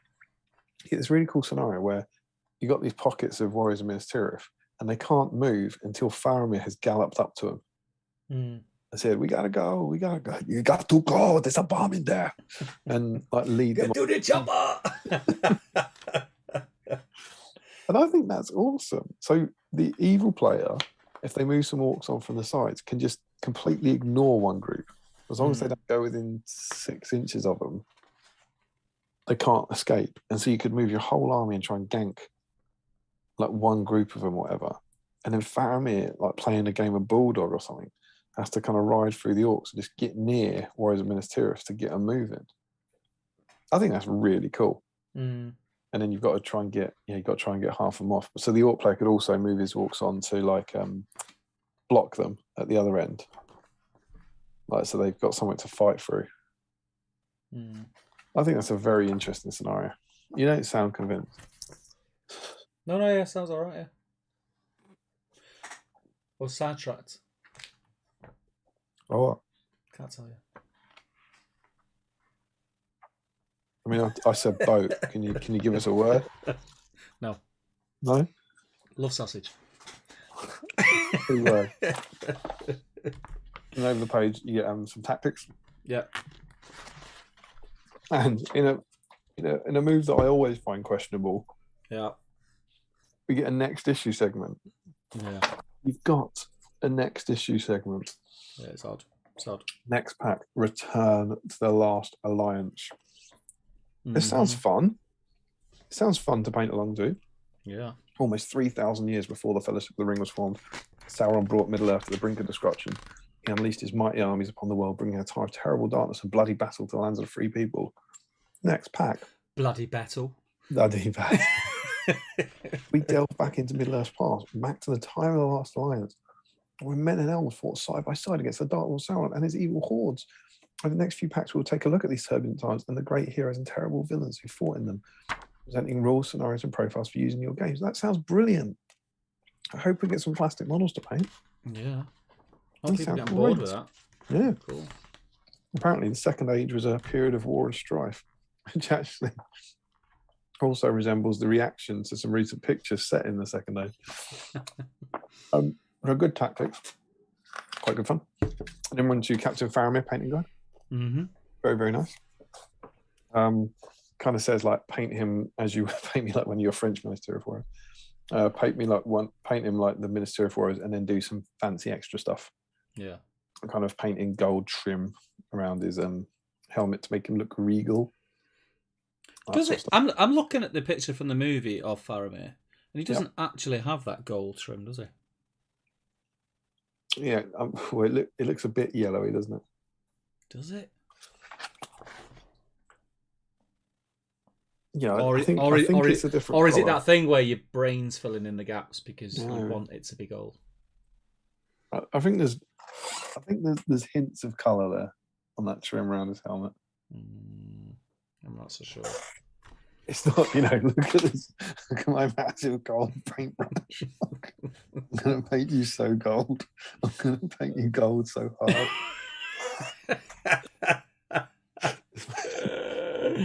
Quite that gold. Oh, look at that as well. Look at that paint all up in that ferrule. Yeah, I was just about to say, look at the state of that ferrule, and it's got black on it and everything. Oh dear. Black, blue, and gold all over the ferrule. So much gold on you. I mean, I'm not even convinced they're bristles. That could be a cocktail stick stuck in the ferrule. Absolute filth. And then it's the normal painting fare. We get stuff like clothing, hair, and face. Top tip. Ready for a top tip? Mm-hmm. When painting areas that are difficult to reach, such as flesh that's partially concealed by helmets or clothing, use a wash. Using a wash is a good method of picking out detail. It is that. A wash also helps by adding shadows to the join between the area you're painting and the rest of the model. Yes, it does. They have got that tip. I don't tend to do this anymore, but that idea that you could put a cavalry model on a 25mm base when you're painting them. Yeah, I've never done that. Well, it's handy though if they've got that tab. Yeah. I stuck a pin up his arse. And then you paint the model. No, we can get a bonus painting guide for his horse. Yeah. I think that's the final page of it. And there is always great to see an alternative approach. And this is quite a good one, look. Adding a lance. Mm-hmm. We've all done it. We've all done it. So it's basically saying use the same techniques you use for the banner, which is drilling a hole through his hand and putting a bit of rod for it. And then they say that's a Minister of Spear on top. Mm-hmm. In classic BSIME sense, they say rather than sticking a banner onto the metal rod, cut the top off a spear from a spare Warrior of Ministerial model and glue that on his head. It's like at this point in your life, you don't have spare models. No. You've had to go, Dad, have I got any spare models? Well, you've got your 8 Ministerial Warriors I painted for you. Is one of them spare? The only ones we got spare are the Numenorians over there. You got a Numenorian with a spear? No, they're really bloody expensive. I think this looks like a step backwards. Yeah, I wasn't impressed with it. I think the paint jobs have been coming along. This one feels like it's gone back a bit, doesn't it? This feels to me like this should have been a few issues prior. If you know what I mean. I don't, you explained it very clearly. I think the horse looks terrible. Yeah, I don't know. I didn't really mind the horse. It's like he looks severely sunburnt. It's like it's really messy, the armor. Like if you look at that final picture on page 15, you know, like his I don't know what it's called, that bit of the armor that comes over your thigh. If Josh Bryant's in, he'll tell you. Yeah, he'll tell us. But they've not even like shaded in between the plates. It's like just blobbed silver paint on there. What isn't the armor? What's the? It's paint it with bolt gun metal. Apply a wash. There's no black wash and on. blue ink. Do you know what I mean? There's no. And then go over the armor again with a dry brush. Like where the wash should be. It's just blobbed silver on. To get what I mean? It's dry brush bolt gun metal, and then it's there's a quick edge highlight of chainmail and mithril silver. So that is base coat, wash, dry brush, and 2 highlights. No, Actually, quite a lot going on there, but it just doesn't look very good. No, it's not. And we're into Steve Crow section. It's like Gondorian roads. Yep. So these are kind of modular roads. Yeah. You get a little. Is that coming up? It's kind of reminiscent of picture. The sewer. Yeah. Yeah, a little bit. So it's kind of like the sort of rivers you might make, but like little road sections. So that'll look very, very familiar to people. The idea of like a river, but not sure how well it'll read on there. That's textured wallpaper. Mm-hmm. I've never done this. I've never gone look at it, but it says cut a strip of cobblestone patterned wallpaper. I don't know. I haven't gone looking, but I can just imagine going into home base again. Have you got cobblestone wallpaper? Cobblestone? You go, no, they're bigger. They're larger. For tiny miniature wargaming. I don't know. Maybe it is really cool. We're gonna make some roads. You need to make some roads. Do you know what? How shocking would it be if you went? Have you got any of that miniature cobblestone wallpaper? And went, yeah. It's aisle 27. Yeah, you're making roads. Yeah. Battle games. Yeah. You following Battle Streets Middle Earth? Yeah. So they're kind of little sections like that. You know, having been through the rivers and stuff, it's fairly standard stuff now. We've made roads before. They actually make a point of it. Because they compare them to track. Yeah, Pack 26. There were tracks. You know, like kind of. I think they carved lines into polyfill or whatever, little parts. And this is meant to make a more kind of formal road. And there's some really nice little touches over it. So they got ideas for like making potholes and fallen masonry and building little walls. And I like the mile marker. Yeah. You put a rune on, and then naturally there he is. Mm-hmm. Have you already decided you hate your warriors of the Last Alliance? Why not turn them into stone? A little idea of putting a bit of card on the front as a plaque. Yeah, it's cool. So they do say, there's a point in there for the statue where they say, small statues look great on road sections, especially in the centre of the crossroads. I can't imagine anywhere worse to put a statue. I mean, that stops becoming a crossroads and becomes a roundabout then, doesn't it? Imagine when your car comes through there. It's a roundabout, mate. Bloody, you'd hate those Numenorians even more. You'd have the Orcs giving way to the left, the Gondorians giving way to the right. You're absolutely right. It is a roundabout. You're absolutely right. It's the roundabout section. But yeah, they're nice little details to it. And then painting it is really quite simple, but it's just kind of grey dry brushes, and you end up with that sort of thing. They've got some lovely alternative approaches, which I think are quite good. It's basically you could use, instead of the wallpaper, plaster filler onto which you can score a cobbled effect using a pencil, or stick down paving stones to make a paved road surface. You can make tiled roads by using patterned plastic sheets. Yeah. Available for specialist model shops. Finally, you could railway shops sell it. Yeah. Patterned plastic sheets. Model railway shops sell them, yeah. Cool. And finally, you could try making a mosaic road by simply finding a book on mosaics and photocopying a suitable design. This copy is then glued down and the texture added afterwards, as long as you're very careful in painting it. And that's what that top one is. It said, I mean, this one says photocopied or printed designs look great. They're a simple way to achieve complex results, and that's that. It does look cool. It does look cool, right? There's one kind of idea, and then the one below it is a sheet of patterned plastic card glued down. Yeah, I don't think that's reading particularly well, but there's kind of a brick effect. Yeah, it's bricks. Yeah. Have you ever had a go at that? Tempted? What? Nope.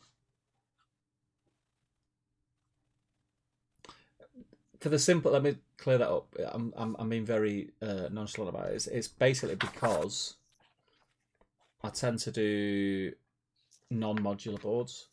Mhm. So I do the roads and tracks and dirt paths onto the actual board itself. Yeah. But I don't see. I've seen stuff like this, and it's fine. It's You cool. don't see a lot of them about, do you, at tournament? You used to. I think.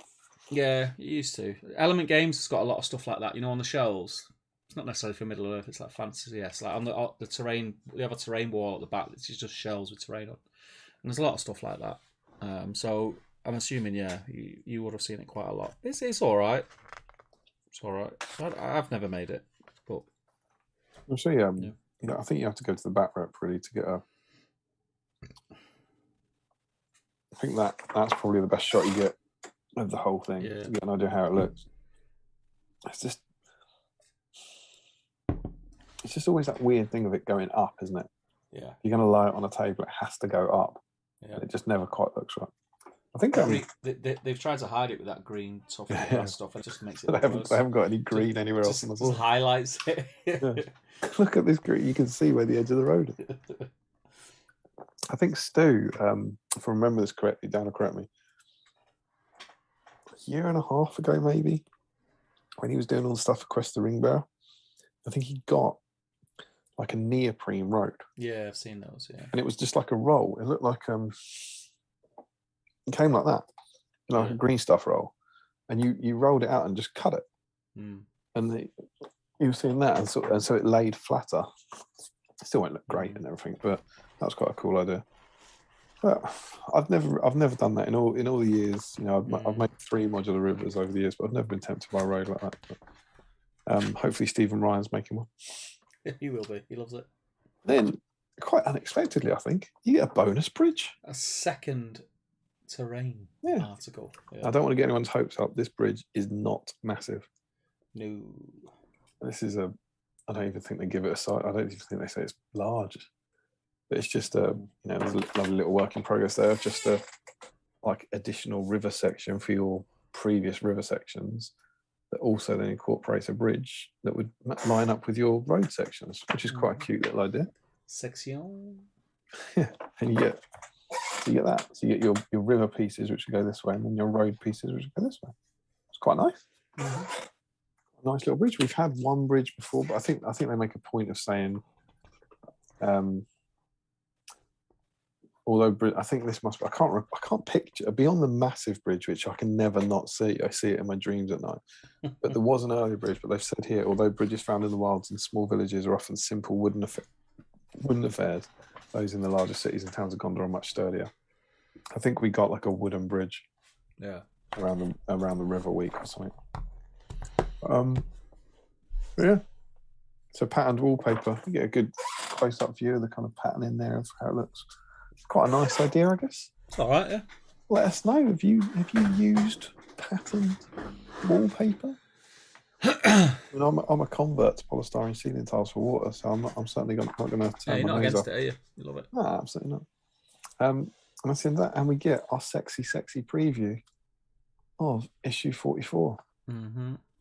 The last alliance of men and elves is assembled. Utilize new strategies to enhance your battle games. That sounds quite interesting. It does. Recreate the Second Age battles between orcs and the Free Peoples. Paint your plastic men and elves.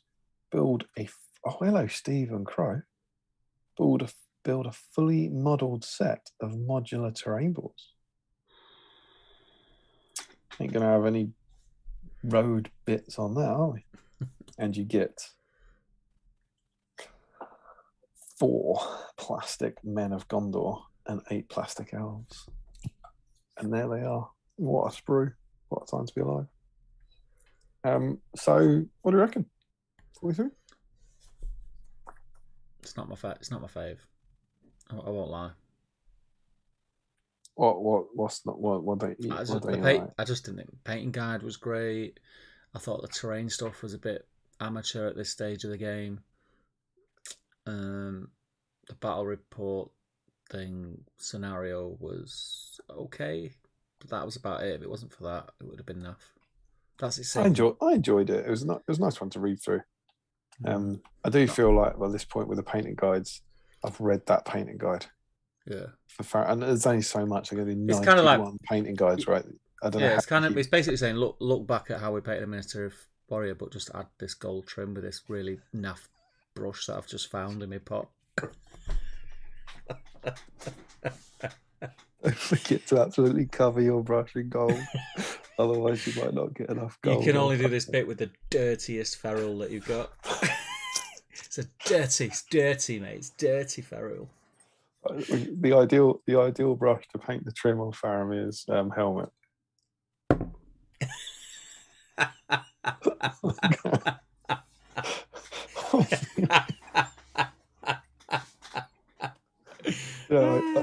Really bigger. I haven't got any of my scenery brushes. I was looking. I was trying to one up you and find a brush, but I can't see anything as big as that. Oh, hang on. Here we go.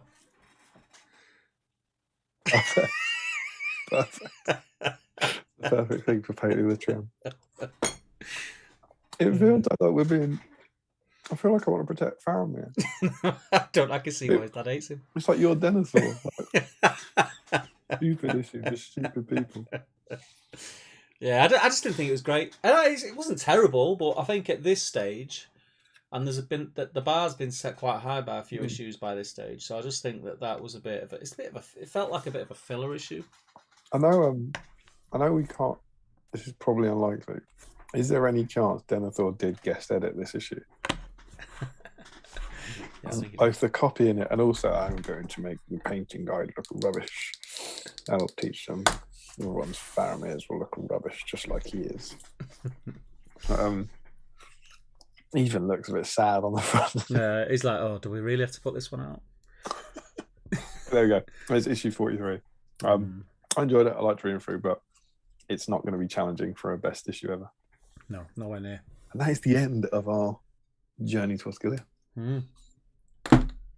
End of an era, some would say. I've enjoyed it. I think it's been quite fun doing. Yeah. What was 2 weeks? What was the first one we did? Oh, it was a free for all. Free for all in the Army Gothmog Legion. I'm curious to see what people have got up to tonight with the Rangers Legion. It's been good. Yes. Should we catch up chat Facebook? We'll jump in the chat. Well, I think what we should do is we'll jump in the chat, then Amazon, then Facebook. All right. Because what I don't want to do is because it's 11:25 now, so I don't want to do. Well, if we do Facebook next, we'd have to do Facebook again. We may as well do it in one hit. I think doing it in one hit has worked quite well of late. So in the chat, Larry says they don't. Han dies before Luke shows up. Emma reiterates, no, Han and Luke together in the neutral as all. Sad face. Right. Ashley Fisher's in. Evening all. Been out, but on the way home now. Might throw some paint on some Warriors of Minas Tirith that have been in my whip drawer for a while. Do it. I'll get you in. Andy Garner just says proxies. Just proxies. Just proxies. Proxies. Joe Osman says, well, now no Madcam's confirmed. I'm off. He loves a Madcam, doesn't he, Joe? And for those reasons, I'm out. Yeah. Boromir would have held it, says Larry. We'll catch up tomorrow, says Joe. Had a long day and have to work in the morning. Good night. Win tournaments, he did. Yeah, just smashing tournaments. Twinkle Cave, why are Rangers fight for? Are they ever demonstrated better fighters than the Warriors? I think that's a brilliant, brilliant point. And I forgot to mention it. Fight 3. In there, the fight 3. Yeah. I honestly thought that recently. I was like, 3+ shoot value, fair enough. Why are they better fighters? I think Gondor just needed that, didn't they? Like they had it in Family Court, and they got the Citadel Guard. I don't think you want one troop to do everything. I don't think you want your brilliant spear support and your brilliant shooters to also have brilliant fight value. Personally, but they've got NAF defense. They're defense 3, aren't they? No, they're defense 4. Are they 4? Yeah, aren't they? I don't know. I think they're 4. Emma says they wear armor. They wear like leather armor, don't they? A jerkin. You should know. You're the Gondor. I was Mr. Gondor like 10 years ago, mate. I'm Mr. Gondor. Happy birthday, Gondor. Call me Mr. Gondor. Call me Mr. Gondor.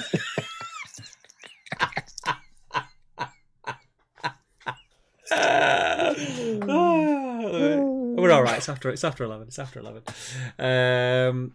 Emma says, I think it's just to do with who charges. If they charge, they're fab. But if they're charged by the evil side, they're no better than the warriors.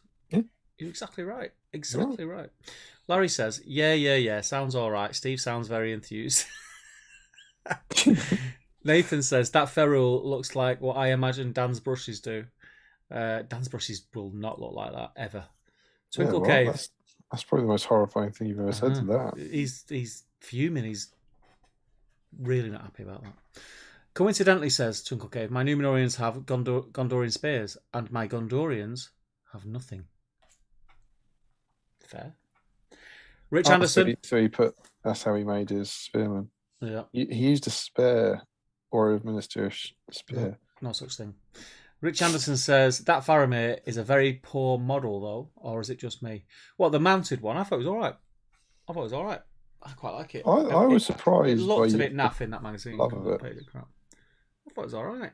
What do I mean, you not like about it? Well, I don't, because I've gone back to it and re-love it, you know.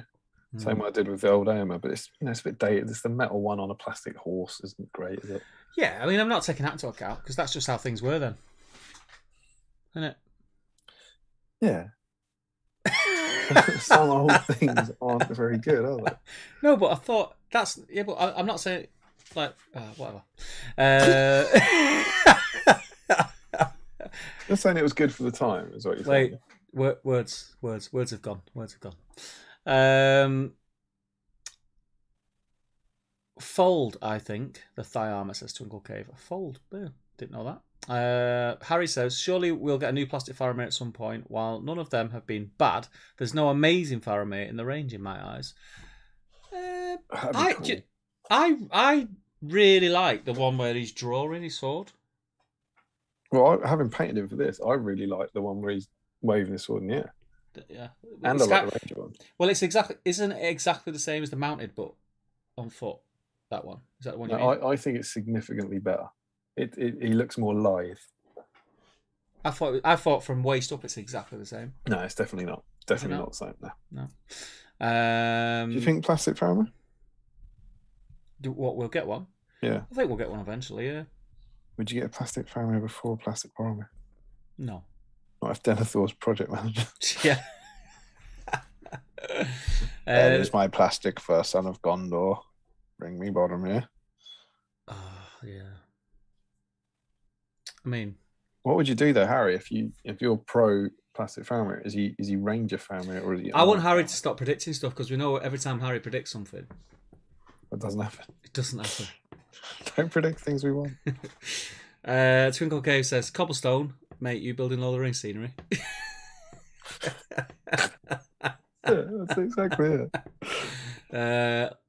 Larry says, the issue with that, Harry, is what do you do? Armored is better in game and gives you the option for mounted, but Ranger is more iconic. Out of all the Faramir models, the Ranger version was probably my worst. Yeah, well, I was going to say, I think the one that you can make most Faramir is the Ranger one, because the armored one is, particularly, I mean, they do a head option, but it's just a ministerial suit of armor, right? There's not a lot of. I mean, it is slightly different. Yeah. I would rather see a new Ranger Faramir than I would a new armored Faramir. I would rather, the imagery from the movie is what I would rather see. You could have him on the horse. Yeah. You could have Ranger Faramir on a horse. That'd be cool. Yeah. Like when he's riding from Osgiliath. Yeah.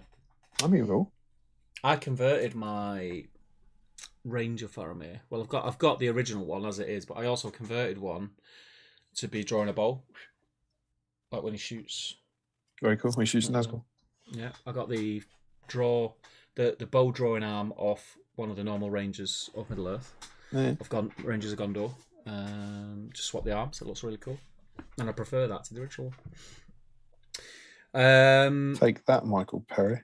Yeah, like Saruman and Grima, but Faramir and Faramir, says Larry. They could do both of them. They could. That'd be good. Yeah. Gaten says, I agree, Larry. Would love to have a mounted Ranger Faramir, but for the game would only play armored mounted with a Lancier. That's the problem. As I think most as a sellable thing, armored would sell more. But actually, if you look at what they do, I'm thinking of this live, so there might be one of those things where people go, "What about this? What about this? What about this?" You're wrong. I think they prioritize the thematic aspect. I'm thinking Saruman and Grima. You don't get Grima on horse because you don't really see it. And I'm thinking there was another one, Azog in armor, not on the White Warg. They make the thing you see in the film not necessarily the. But you did see Azog with armor on the Warg, though. Yeah, but the scene he's in is at Ravenhill, right? That's when he's doing his thing in armor. He's only sitting on the Warg. He doesn't charge into battle. And they don't seem to care. It's like, yeah, well, people want to use him on the Warg. Well, convert it if you want. What we wanted was him v Thorin. So I think they might, when they're picking things, so I think they might lean more towards the stuff you see in the films as opposed to the most competitive options. Maybe. I would much prefer if they were to if the Middle Earth team emailed me tomorrow, like they do, and Steve, said, it's Monday. What do you want? Steve, we're going to make a new Faramir. Do you want him Ranger or do you want him armored? I would want as a model to collect Ranger. Yeah. If I was a competitive player, I'd want him armored. I'm not a competitive player, so Ranger would be fine. Yeah, I agree with that. I think you're right. I'd only play him Ranger on foot or armored mounted with no lance or shield, but that's just me. Who's that? Says Larry. Rich Anderson says Lino flooring looks quite well for roads. Never thought about that. Lino. What was that? Lino, yeah. Cool. Gaetan says, yeah, I was speaking about mounted version only. On foot, of course, Ranger. Larry says, can you also make a massive road to lead to your massive bridge? Wood Bridge was the Saruman issue, I believe, says Tuncle Cave, featuring Moria goblins attacking the Fellowship. Yeah. And Amma says, it's not the size of the brush that matters, lads. It's how you use it. Absolutely. It's not the size of the ship, it's the motion of the ocean. Tom Marshall going. Why did you say that?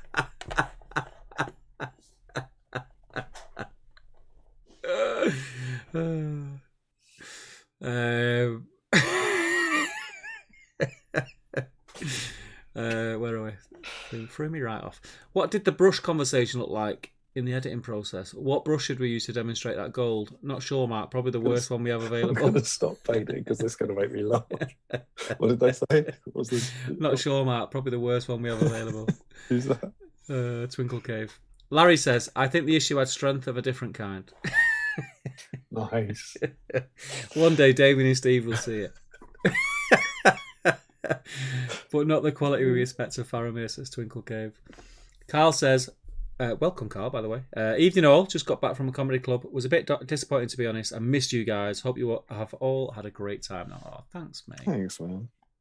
I've been looking at your face a lot in the last few days, Carl, because I'm editing that battle report. I'm right near the end. How's his face look? Beautiful. Nice. Tom Armitage says, got loads done tonight. Great episode. Tony, you were asking about is at Elysium Games in Pontefract, 600 point, one day event, 24 players. I think looking forward to unleashing Isengard. Good luck, Tom. Hope you have a great event. I am actually. I've been invited down to Elysium. I just need to make the time to go down and play some games. I think that'd been a great episode. Then that's good. It is standard. Carl, I think it is standard. Otherwise, you wouldn't say it's a great episode, would you? Yeah. It's good. Average quality episode. They're all great, but average. Yeah. Twinkle Cave says, Carl, welcome to the real comedy club. Do you reckon anyone's watched this, not liked it, and gone to a comedy club? And they said, why are you here tonight? Like, well, I was watching a stream and it wasn't really all that. So I can't remember. They were a bit shit. Yeah. I don't know. Could happen. Larry says, yeah, they have armour. They do. Who? Yeah. Carl says, no chance of me painting anything now. Spare room is occupied now. Looking forward to rolling some dice up in God's country tomorrow. Will be cool to hang out with some BSIMEs too. Good man, Carl. When Steve looks upwards, the light catches his glasses and looks like googly eyes.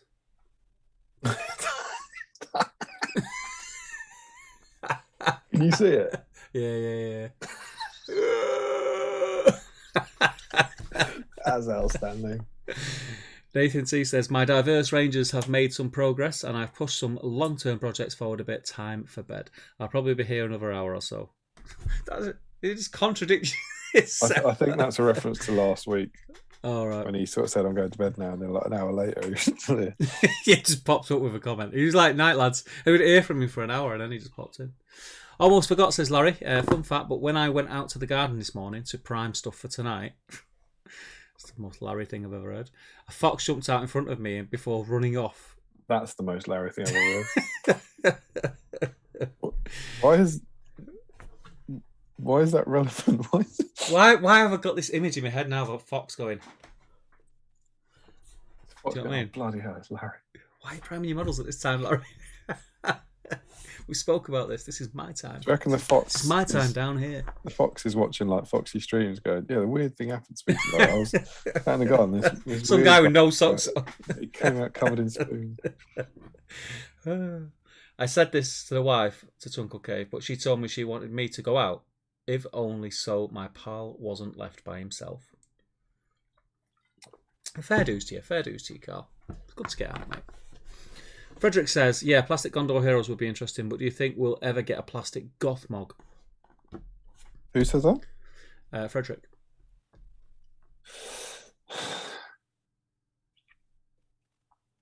You'd have to think if they were going to do it, it would be done for like the Helena starter set or for Gondor at War, maybe. You feel like they've passed that bit. Well, they're not doing those scenes anymore. I mean, in all fairness, we have had the odd splash release, haven't we? Yeah. Saruman, Grima. They came out for War in Rohan. They weren't. Did they? Yeah, they weren't. I'm not sure we've had a splash plastic. You could count the Witch King, maybe. Witch King. But then I think that's Necromancer. Yeah, but it's not. I don't know, but isn't that maybe? Wasn't that left over from Quest of the Ring Bearer or something?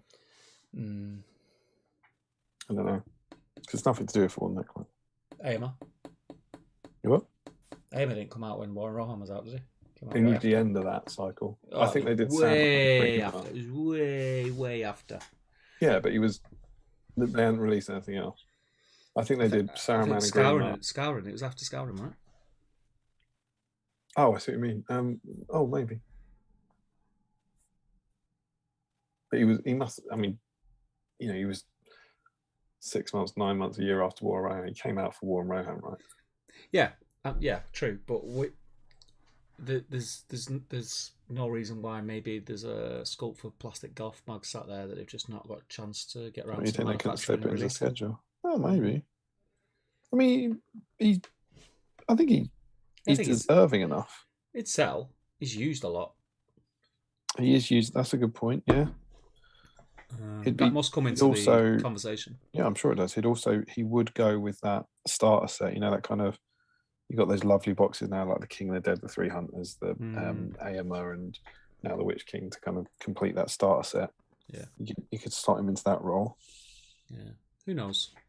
Only time will tell. I don't see it happening, kind of anytime soon, personally. But no, doesn't mean it couldn't. Nathan says to Larry, did the fox thing it a strange sight whilst being destined to never know more? I was wondering if anyone was going to do that. That's a reference. There's a fox in the Fellowship of the Ring this season, and you suddenly hear the fox's thought process. It's an incredibly strange bit. Remember that? No. When they're leaving the Shire, it says something like, no one saw them except a fox who wandered out and thought, that's a strange thing to see 4 hobbits wandering around in the Shire. I wonder if anything will come of it. But he never found out. And it's like you read it and go, well, he might have. What the hell just happened there? Did I imagine that? Am I massively high? Tolkien just injected LSD into my bottom or something like. He just said you never hear about the fox with a rusty ferrule. The only way. Larry says, haha, probably. If they do a new plastic one, hopefully he'll have a hood option. Oh, that'd be cool. It's jumping up and down. Harry says, it'd be cool to have one you could fix armor plates onto. Ranger kit or have alternate bodies or something. I like Ranger Faramir best because he looks more like Wenham. The other could be any captain. Yeah, that's kind of what I was saying with the just generic captain of Minas Tirith type thing. Yeah. Nathan says I'd pay money for a Sons of Gondor box with plastic Faramir. Yeah. Boromir option. Yeah. That'd be good. I like the option. You could have like Denethor, he just picks 2 Boromirs. I think whoever would have Faramir. One with shield, one without. I know his options and they are few. Carl says, foot mounted Ranger Faramir. I give monopose Faramir and a Boromir that can allow everything just so you Boromir get right. with machine guns. Just so you get to right. I know his options and they are few. Carl says, foot mounted Ranger Faramir would be cool, but then my converted mounted Ranger Faramir would never be used. And Larry says, but you see Grima on a horse, but not Saruman. True that. It's a very good point. Larry says, it's on that one. Harry says to Larry, haha, lawyered. Tim says, choices may be linked to licensing, but might get easier approval if the model is seen in the movie. Larry says, new idea, plastic armoured Faramir that comes with a seated Denethor with tomatoes. Carl says, you're so lucky to be looking at my face and not my waist. Oh, you heard in. I said he's beautiful, didn't I? All of you's beautiful, Carl. Every little inch. Not that I'm saying your little inches or anything, but Larry says Rangers. Twinkle Cave says, I think most of us get splash release as we age. It's natural, Steve. What's that to do with? You hate to see this though. It's a urine gag, I believe. I think it's about wetting yourself. Oh. Because you can't control it anymore. Dread that. Carl says to Nathan, as opposed to paying with what? Beans? I do agree, though, Sons of Gondor would be a great release. Tom Marshall, only just noticed after several years that Damien is a fellow lefty. Hashtag represent. Yeah, what? Preach. But my handwriting is absolutely horrific, which makes me think I was actually right-handed and they forced a pen into the wrong hand. Joe Kelly says, and boom, Steve flew through the chat. Yeah, sweet. You timed that well, because that was the last comment. Was he the last comment? Yeah, that was weird. It's as if he can see into the future. It's going to freak me out a little bit. I thought Joe lived in America, not New Zealand. That's mind-blowing. I quite liked that. I enjoyed that from Joe. Okay, here we go. Here we go. We're saving Facebook, aren't we? Yeah, if you want to. So it's 10 to 12. We do have another topic that we want to nip through this quick thing. We do have another. We'll make it as quick as possible. We don't want to draw any things out, but we're happy to hold the discussion. I'm just gonna. So stop your comments in favour of now Faramir. on whatever you're doing, yeah. And let's have a chat about this. I can't see it. I'm hoping you're just putting a photo up of your dog or something. You know? Glad you said dog.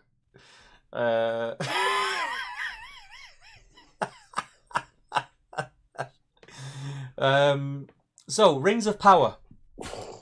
We got the great article from Vanity Fair. Yeah.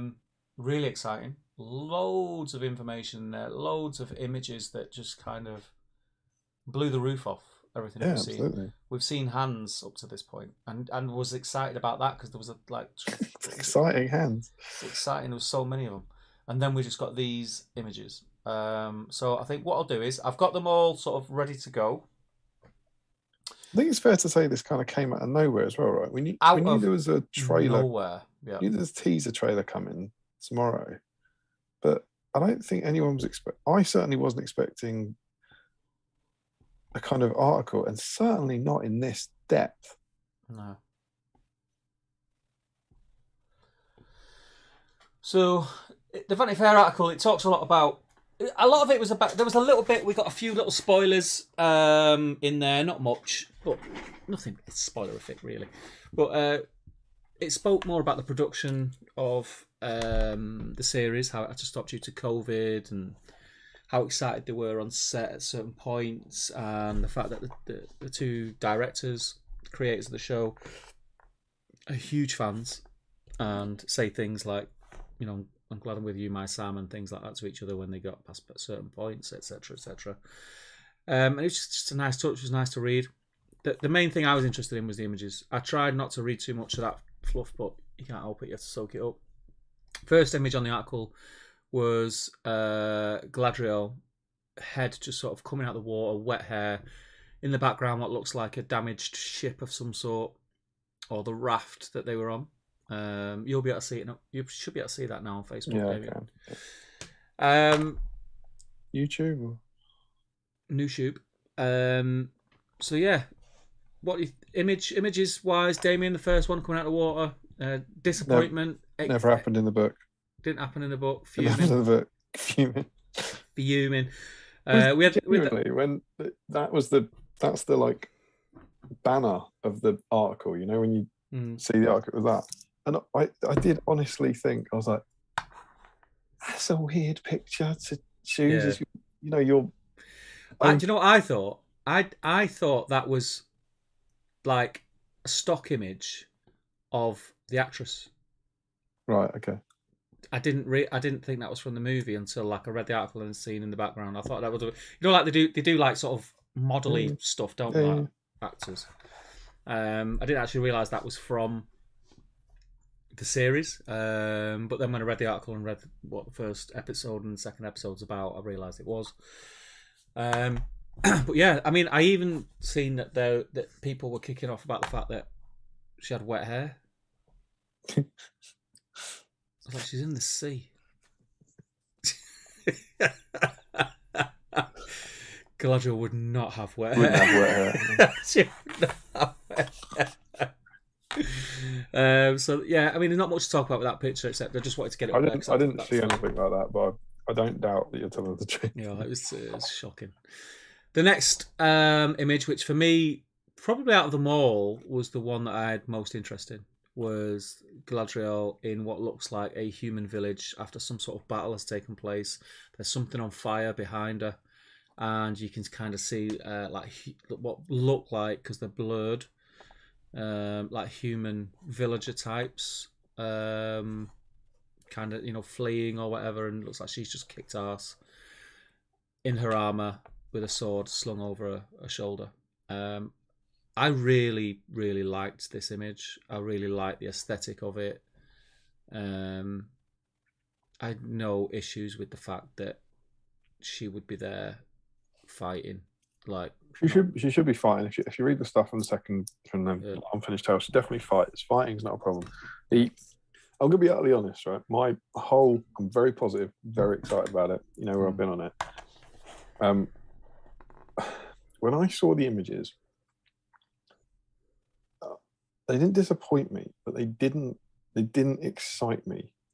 Like I was like, oh my god, this is amazing, and they kept coming, and they didn't excite me like I hoped they might. And what I think that is, I've seen a lot. Obviously, God knows, just from being the admin, you have to read a lot of the stuff.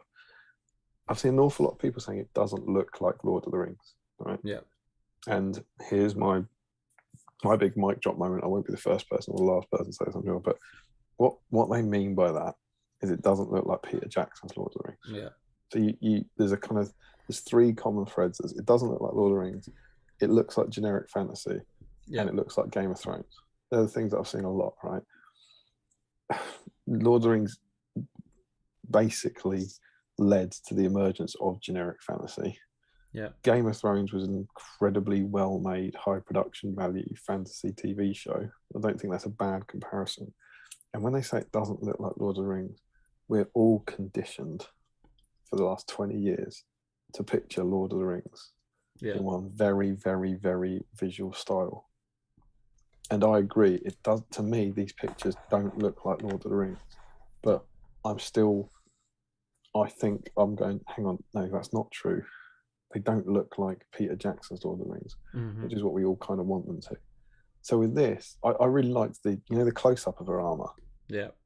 The hands picture. I really liked that. And when I saw this, I was a bit kind of, it almost looks too practical. It looks like, I want her to look almost faker. I want it to look somehow more elegant, more svelte, as opposed to the massive kind of elbow guards and stuff. Yeah. That's, of course, probably a far more useful and practical suit of armor. Yeah. And that's kind of where I'm floating with it. Yeah. I didn't mind any of it. I really like this image. I think because of everything that happened after the hand stuff, and because I did start to think about it more and think, what am I expecting from this new series? And the amount of chat that there was around, and people saying, "Oh, they're going to do this and they're going to do that," and then the hand images. I kind of made my peace that it wasn't going to be Peter Jackson's Middle Earth. We're going to see. I was already expecting that. So when I seen this, I agree with you. I don't think it does. But then at the same time, we're only seeing still images, which is very different than seeing. Yeah, well, I think I'm fine with it. Like I don't mind. Like the rational part of my hand is like, of course it's going to look different. Yeah. But then that still doesn't help that instant reaction when you actually see it. Yeah.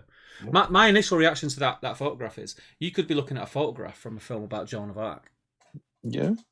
Like that's kind of, and I'm like I say, I'm happy with that. I'm happy with seeing somebody else's take on Middle Earth. Like, it's not going to ruin anything for me.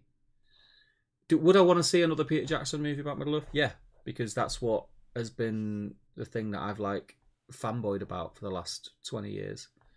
But am I open to seeing someone else's vision of what Middle Earth could be? The answer is yeah again. Absolutely. I'm quite happy for that. So yeah, I really like that image. I did like that image, and it, like I said, I think we've got to remember these are still images, which is very different than seeing live action. And you have to take them into consideration with the article as well. I think you have to, it's not just the images; it's people reacting to the images and the things the article says. And I think the article courts controversy. I think they're almost going, we know what you're going to say and we don't care. The things that, that article is full of things to make angry fanboys go nuts. Yeah. I don't mean anything to do with race, but just the changes. Like, it's like, pow, pow, pow, here's some new images and look at all these things. Yeah. So the next image is a shot which has got cranes and cameras and everything shot, and it's on a raging sea, and it's got Galadriel on the raft, crossing the Sundering Sea, I believe. Yep. With Halbrand, is it? Halbrand, yeah, which is a made-up character for the series. Not quite sure why he's there. Yeah, said the Tolkien no to me. Yeah, it's fine. It's fine. I mean, I spoke about this. I did a reaction video to this on Top Table, which I'll come to at the end of looking through these images. I look at that picture and I see, we know how much money has been spent on this series, so we knew it was going to be, what goes into it, everything was going to be top notch, like best of the best kind of thing. But I don't know, that just looks really high production quality. It looks awesome, and I think having the shot they could have just done the shot of the raft in the sea. They didn't have to have the cameras in it, or the background. Yeah, I know what you mean. It's like the title sequence, isn't it? It's the look, we're doing practical effects. Yeah, and I really like that. I really like that a lot. That big wave is in the background to the right is a real big wave. Yeah. It's not CGI. So everything up to this point, I'm happy with. If anything, it's just building the excitement for me. Anything you want to add to that? Honestly, I had more reaction in that to the text. That, reading that, I was like, well, yeah, it looks cool. It's nice to see the effects, but I'm interested to see that she's kind of paired up in that part of the journey with human, but that that's fine. Yeah, yeah, I totally get what you mean. I think again, I'll come to it at the end, but I think these characters that they're inserting are there to tie the different threads over that 2,000-year period together, and lead one part of the story to another that would normally have a huge gap and a lot of other stuff going on that they may not be covering. I don't know if you mean this for that or what you might consider. It's not over 2,000 years though, right? They've compressed it. That's one of the things. Yeah, that's what I mean. So it's over in the range they're covering from the text is 2,000 years, but they've compressed it to 200. Yeah, So which is potentially one of the biggest, most sacrilegious changes they can make. I'm fine with. Yeah, I think that makes a lot of sense. The second age is. I'm sorry, I'm not second age. I can't nerd on second age like I can on third. I think the second age is about 3,500 years, something like that. I think, and that was one of the things we talked about in the past. This anthology series, do all the Ringwraiths get it at one time? And I actually think that saying, do you know what, we're just going to tell one chronological story. There aren't going to be huge time gaps. We're going to start here, and it's going to deal with this. Wherever Sauron emerges, he's going to make the rings in that time period, and he's going to give them to these characters. And I was like, yes, that's great. I love that. You tell the essence of the story. You can press it over time. I think that's brilliant. Like, that's what I think the made-up characters are for, to tie, because it's over such a long period of time, to tie two threads that would have a big gap. And because they're cutting out, because they'll have to cut out so much that happened, because they're cutting down 2,000 years to 200. Maybe but not a lot happens. No, I know what you're saying, but it could be, so this character could be meet another character 1,000 years later through this make-believe character. Do you know what I mean? Do you get what I'm trying to say? Not hugely. I'm not saying you're saying. I just don't think I'm there in your head. I don't quite get it. What you mean? Yeah, I know what I mean. I don't care. The thing is that I'm not joking. Not a lot happens. Like big sweeping events happen, but in terms of plot, not a lot happens in the second age. There's very little written about it. Yeah. And so, what? And there's very little characters. I saw, of all the rants, you see lots of people, can't believe they're making up all these characters. It's like, there's only about 6.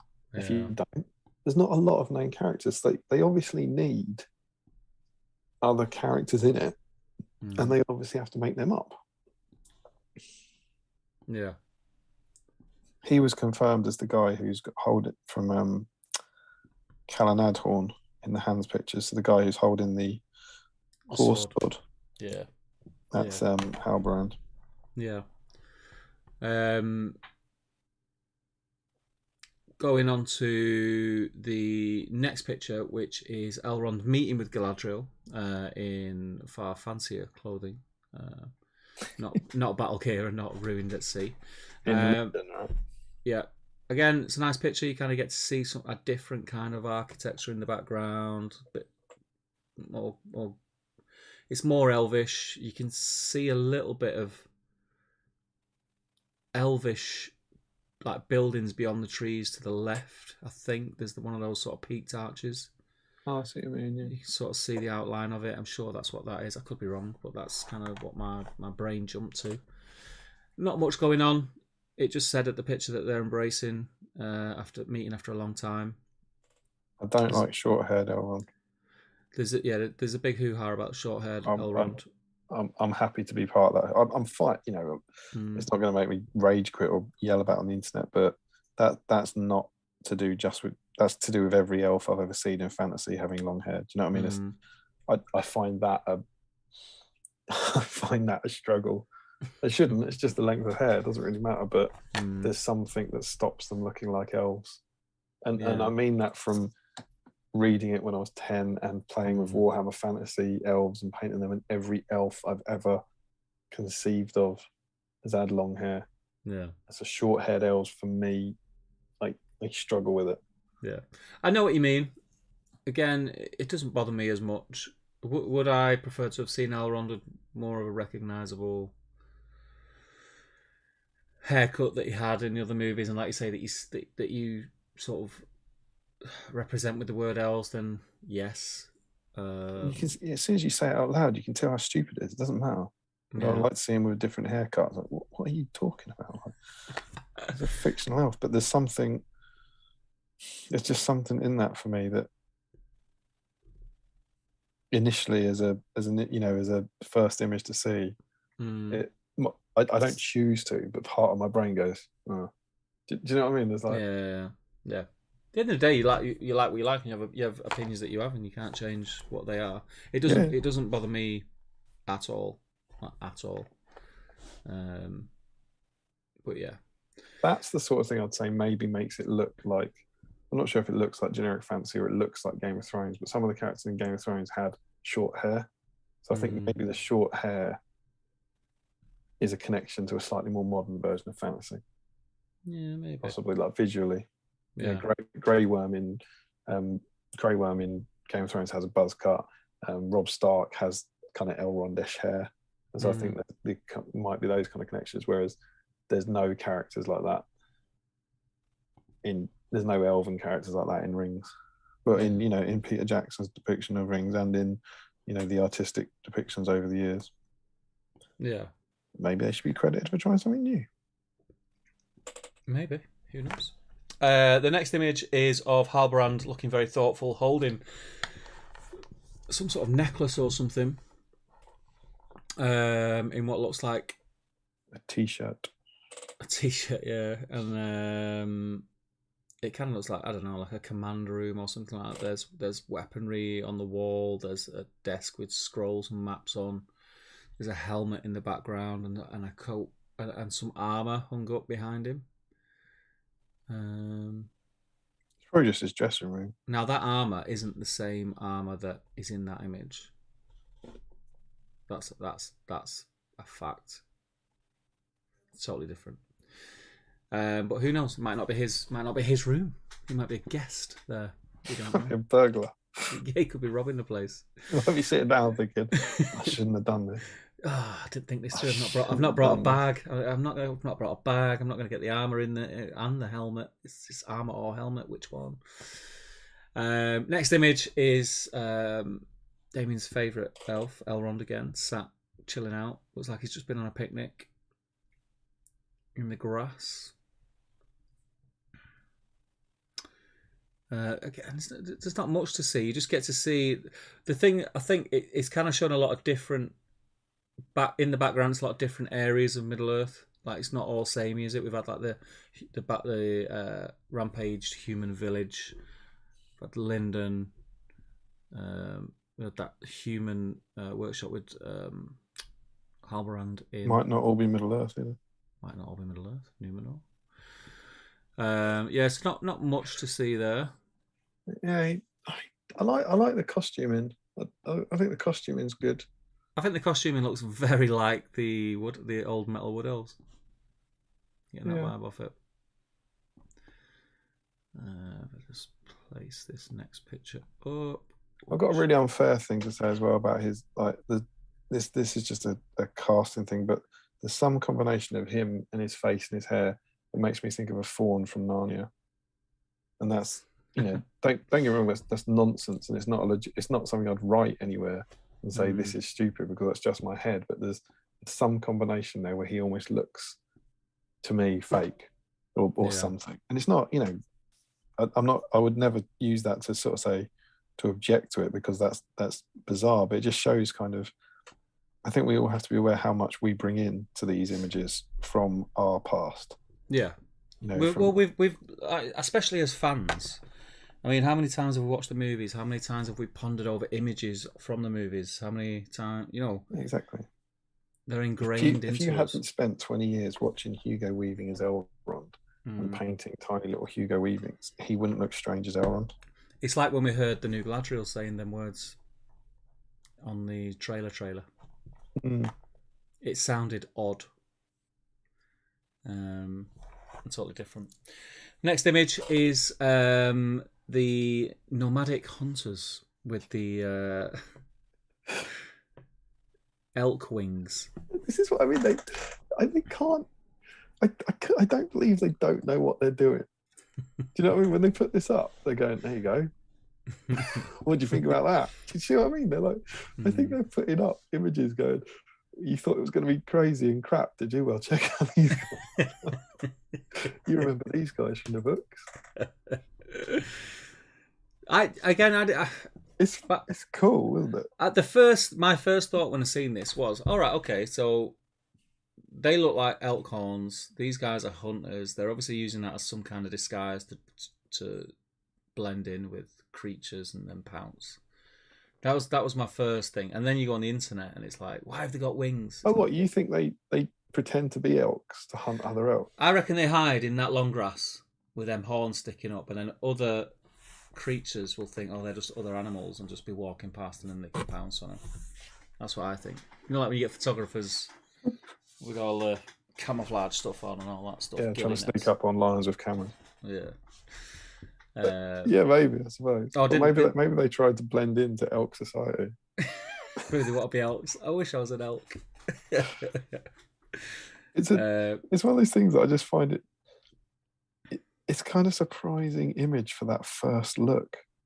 You know, to be showing, you know, obviously there's going to be bits like that in it, but this idea that going, yeah, well, here's a picture of Elrond, here's a picture of Galadriel, got it, great. Also, here's a picture of two guys with elks on the back, because there'll be these wandering nomads, and then they're clear. What I mean is they're clearly not trying to appease the people who are terrified about it. Do you know what I mean?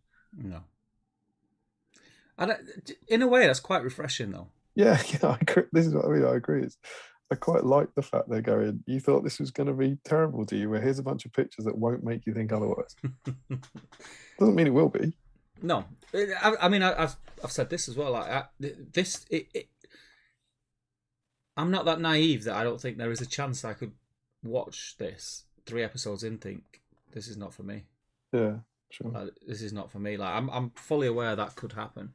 I'm hoping it doesn't, and I don't think it will, because I'm above all else like a fan of fantasy anyway. Like Middle Earth is like top of the pile, but well, the other thing is because it's TV, you've got time, right? This isn't one film, so imagine this was just going to be a film of it, right? You'd go in a bit worried, maybe, you know, a bit worried about that Elrond, and he's only got 5 scenes in the whole thing, right?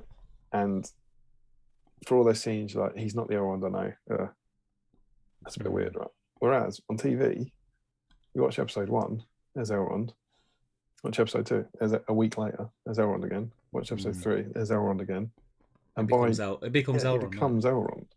And like Galadriel will become Galadriel, and those things, you know, they're not going to replace, however many hours of TV there are, they're not going to replace 20 years worth of iconography from the PJ films, but those things will suddenly become normal very quickly, I think. Yeah, I agree. Next image is a character called Bronwyn, who is a healer, a single mum. They pointed that out, which a lot of people cottoned onto. And she's in her apothecary and there's lots of like jars and potions and herbs and things around her. She's looking a bit forlorn. Yes. I'm not clued up. Is this a Amazon character? Yeah, that's an invention. Yeah. And then you've got a picture of that with Bronwyn again, which has got a really nice background, which I really liked. And I mean, the house she's in looks amazing. It looks like Roscabel or something. You know, it's like it does look Roscabel. Production design was great. And then the image of her with the elf, which caused a ton of controversy, and it tells you that there's a love story going on there. Yeah. People just jumped all over. This is another image that I really like, because they could have even put that image up without the 2 characters on it, and I would have really enjoyed it, because it to me that look kind of looks like what a village would look like somewhere in Middle Earth. To me, I really like it. I like the houses. They're very. It reminds me of, like you say, like Roscabel, like where Beorn's house was built, like same kind of framage around the windows. Looks like it could be Middle Earth to me. The roof. I really liked it. I liked it a lot. I'm trying to find, and I don't think it's on this for some reason, because it was the image of the elf on his own. Let me go back and find it in that folder.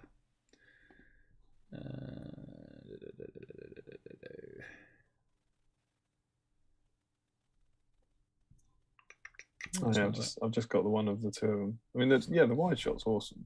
That's beautiful. Love that shot. Yeah. But they, for some reason, so I'm gonna dig it out. That's kind of what. This is another example. I mean, like, if you that article is telling you, here is our made-up black elf who's in a relationship with a made-up human. Yeah. Do you know what I mean? They're not. They're off you go, internet. You know, they're not. They're clearly, and I quite like that. I quite respect that in a way. But it's not what I would expect for the first look. I would have thought the first look thing was trying to reassure people as much as possible. Well, maybe they're just saying, you know what, to hell with you. If you can't deal with these kind of changes, this show isn't for you. You can't handle the truth. Yeah. But it's, you know, I get the Tolkien purist in me, like they make a point of there being very, very few elf and human relationships.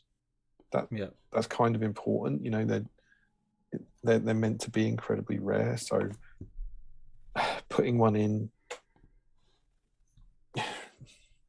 you know, maybe you don't know. Maybe it serves the story. Maybe it doesn't matter because it's an adaptation. But there's that, to me, is, I wouldn't say egregious. I don't think it's that bad. But that is, I find that sort of thing more objectionable than the skin color of anyone. Do you know what I mean? It's like it's just narratively not a very likely thing to happen between what look like relatively commoners within those society. You know? Yeah. Oh. Is it any different though to a dwarf elf relationship? No, I mean it's better. You know, canonically it's better. And we kind of like, well, let's say a majority of us kind of just came to accept that after a certain amount of time. There was as much hoo-ha about that as, well, I remember there being a hoo-ha about it. I don't know if it wasn't as bad. There should be more hoo-ha about Tariel and Keeley than there should be about this. Yeah. In terms of Tolkien lore, certainly. Yeah. And then the next image, most people haven't come to accept that. Most, you know, I don't think most is fair. I think we're in echo chambers. I think most people out there think it's ridiculous. Yeah. The next image has got three images on it. So we have said black elf. I can't remember his name. Can you remember his name? No, Buzzcut. Can't remember his name. Buzzcut. Give him long hair. You're not a fan of haircuts here. And then we have the dwarf princess, and we have Durin the Fourth. I heard that you know, the beard thing's fun, but I heard someone said they went in super close and you can see. Yeah, somebody said that you can see like wisps of hair. Beard. Yeah. At the end of the day, the pictures that we've seen thus far, we've seen one dwarf lady. For all we know, every other dwarf lady in the series has got a beard. You're also seeing, I think what's incredibly important is you're seeing her with no context. You're seeing her against the wall. I think as soon as she's standing next to other dwarfs, and she's kind of got a chin to her chest, hasn't she, as well? Mm-hmm. Like she's kind of down. Like she could have a, you know. That's also, do you know what's funny? That's the costume that we were debating, because it's the Triforce one, and we were saying, is that a beard? And is that a dwarf with a beard, or is it a Harad king? Yeah, and it was like, it's a dwarf without a beard. Durin just like fits right into the PJ look. And do you know what I mean? Everyone likes him. Yeah. The response to that is overwhelmingly positive because he looks how you'd expect him to look. Yeah. I think what people have got to understand as well about this, and I'll use the word adaptation, is the fact that, you know, Amazon have put over $1 billion into making this. Not because they're fans of Middle Earth and what will make a Middle Earth series. They expect it to make money back. Yeah. So they're going to make... You're so cynical, Steve, honestly. They're going to make this... It's going to be commercial, right? And anyone who goes into this without that in their head is going to be upset. Like, they're going to be upset. You've got to accept certain things, I think. There's going to be certain payoffs. So if you are a purist, you are probably not going to like. You also, and I'm sure I'll be saying this for months, but I mean it, there's so little. If you were excited about an Amazon TV series set in the Second Age, you have to accept they're going to invent tons. Yeah, because yeah, there yeah. is so little in there. Yeah. Big seismic cosmic events, yes. Detailed 10-hour series of TV, no. I literally I don't have a problem with the haircuts. I don't have a problem with the actors that are playing the characters. Everything I've seen up to now, I've liked the look of. If I had to pick anything, the image of the elf does look very polished, like very, very polished. Yeah, well, there was some But that's comments about about the it. fact that the clothes, they don't look distressed enough, right? Mm. I haven't really looked at them that closely. That there was a lot of that on Lord of the Rings. The idea of distressing the. Maybe we talked about it last stream. I don't know. We We mentioned talked about about it when I watched recently with Wheel of Saruman's Time, it was cloak. too clean. Yeah. Yeah, and there was the idea that they put a lot of time into distressing the clothes. Yeah. And some people are saying, they don't look like it. This was like, well, maybe they do, maybe they don't, but that's incredibly early. Those images will have been absolutely like color graded, airbrushed, all the above to go For in that all you know, magazine. that's the day he got that cloak. Yeah. Might be his birthday or something. Yeah. But to go in that Vanity Fair, those images would have been made to look as glamorous as possible as well. Like that's what I was saying about. There's a big difference between seeing photographs of something and seeing the live action. But nothing I have seen yet, whether it be the intro of the opening, like the name, Rings of Power that we've seen, that the hand pictures or the images from that article. Nothing I've seen yet. The hand pictures. You have to be special to be put off by the hand pictures. You have to be really. Nothing. I've not got a negative out of any of that. For me, I'm excited about all of it. Like, yeah, I think I'm more excited now than I was prior.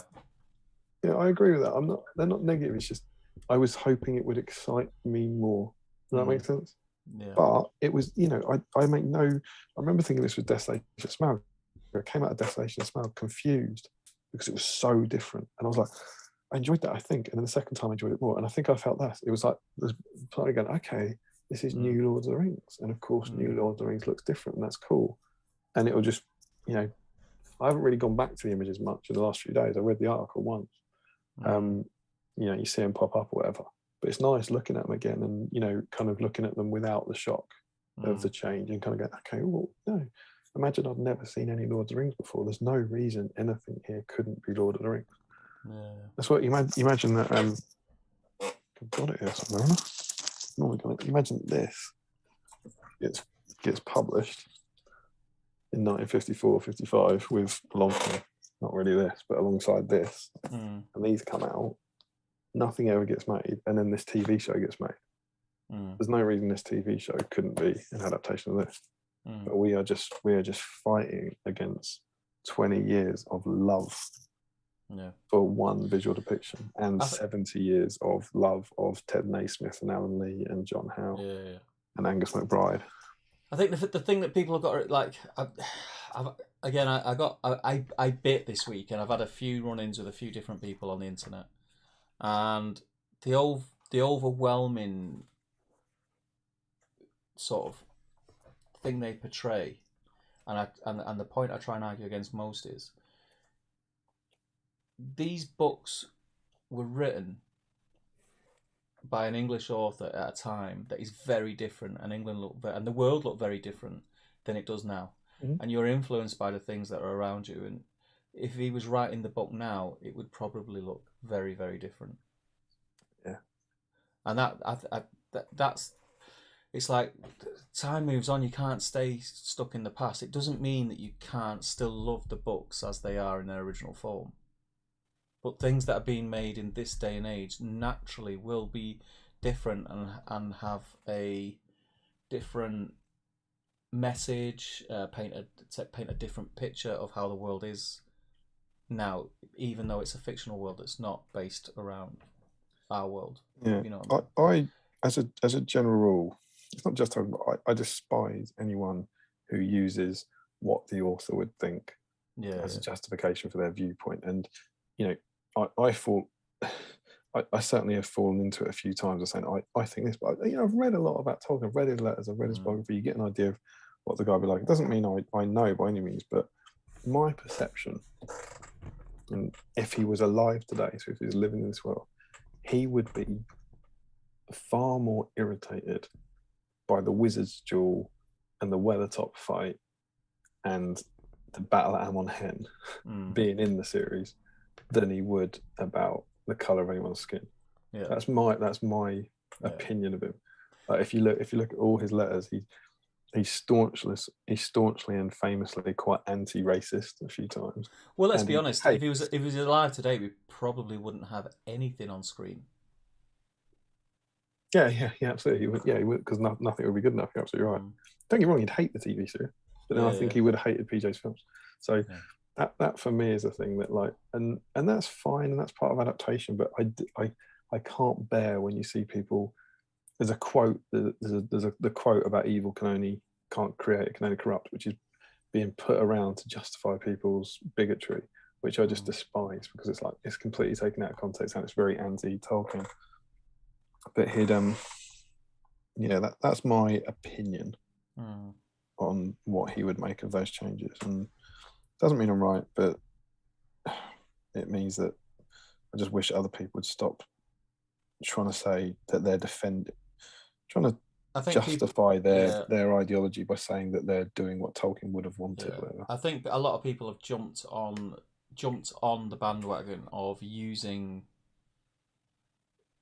these announcements and these teasers as a way to they're kind of piggybacking the fact that they're bigots and racists. Yeah. The amount of times I've said, like, right, but I've listened to your points, but do you not think that what you've just said could be very, very offensive to somebody else reading this? And it's like, a lot of them are like, they should stick to this. If you were a pure Tolkien fan, you would think this. I'm like, oh right, so you're more of a Tolkien fan than I am because of my opinion that what you're saying is racist, and it's like, and it's unbelievable. Good use of that. Because that's what it sounds like. When you're reading it, that's what it sounds like after a bit. It's just noise. I think historically we try and keep the strings pretty light, but me and Steve have both been burnt a lot this week. Yeah. As I'm sure you'll understand, being admins on that group, it's not just the stuff that have been posted; it's then the stuff that we get in our inboxes for objecting to the stuff that's posted. And it's been a revealing week about certain members, and it's been tough. It's genuinely been tough. But well, they don't like being called out in it. That's one thing I did notice, because when there was one person, they could be watching now, and if you are, I hope you are, and I hope you're thinking back to the things that you've put on the internet that are there for life now, and someone could read them and have their feelings hurt by the silly things that you've said about a series about a make-believe world and make-believe creatures. But it's like when you shine the light on that thing, that the race of the actors that are playing characters that don't exist in real life, and when you shine the light on it and say, but why does that offend you so much? Their response is always they're very diverting. They're always like, and it's the haircuts, and it's this, and it's too shiny. And I'm like, no, hang on a minute, that's not what I said. I'm asking you why that offends you so much that there's a person of colour playing an elf. Why is that so offensive to you? And you just never, they won't be drawn in to give you a straight answer as to what it is. And it's like, well, if you can't think about why that is, and have a look in the mirror and have a word with yourself, like.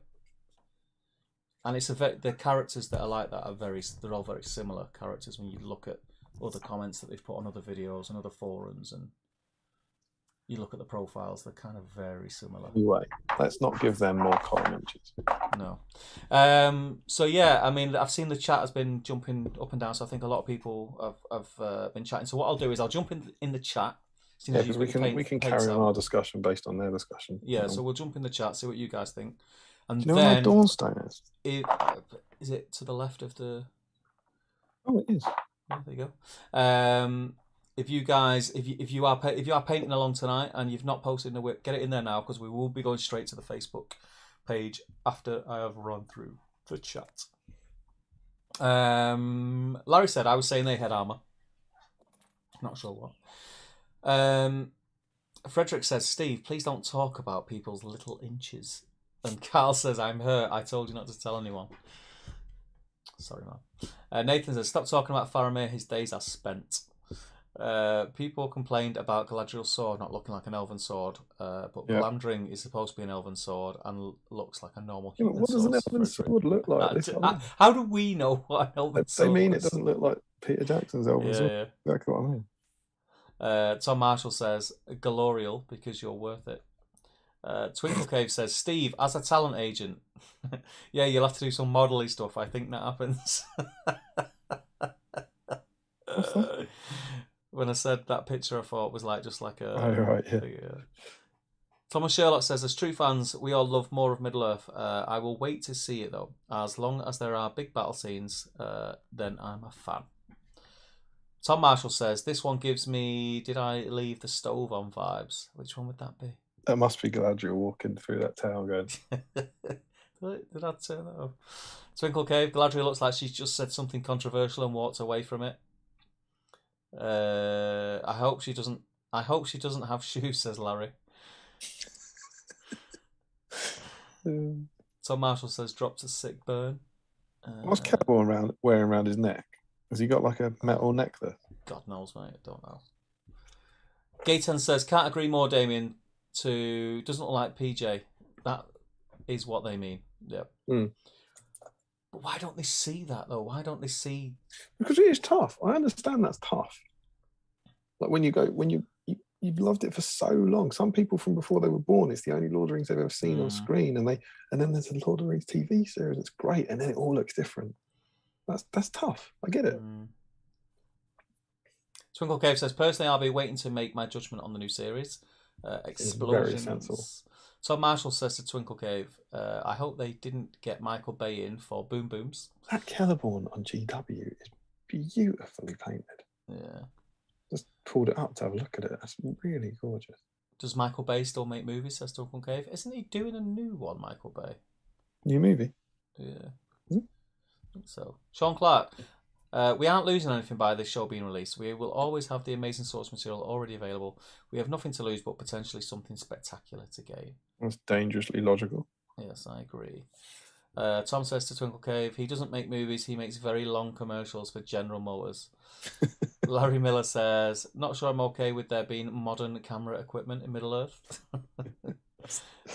That's our next stream, modern camera equipment in Middle-earth. Gaetan says, you also have to keep in mind the stories are happening way before the time of PJ movies, so you can justify to some extent different atmosphere and look. Joe Kelly says, here's a thought. I'm going to try, however futile it may be, to avoid watching trailers, release pics, sneak peeks, etc. Here's why. I went in totally fresh to Lord of the Rings and everything was new. Sorry for just ruining that for you, mate.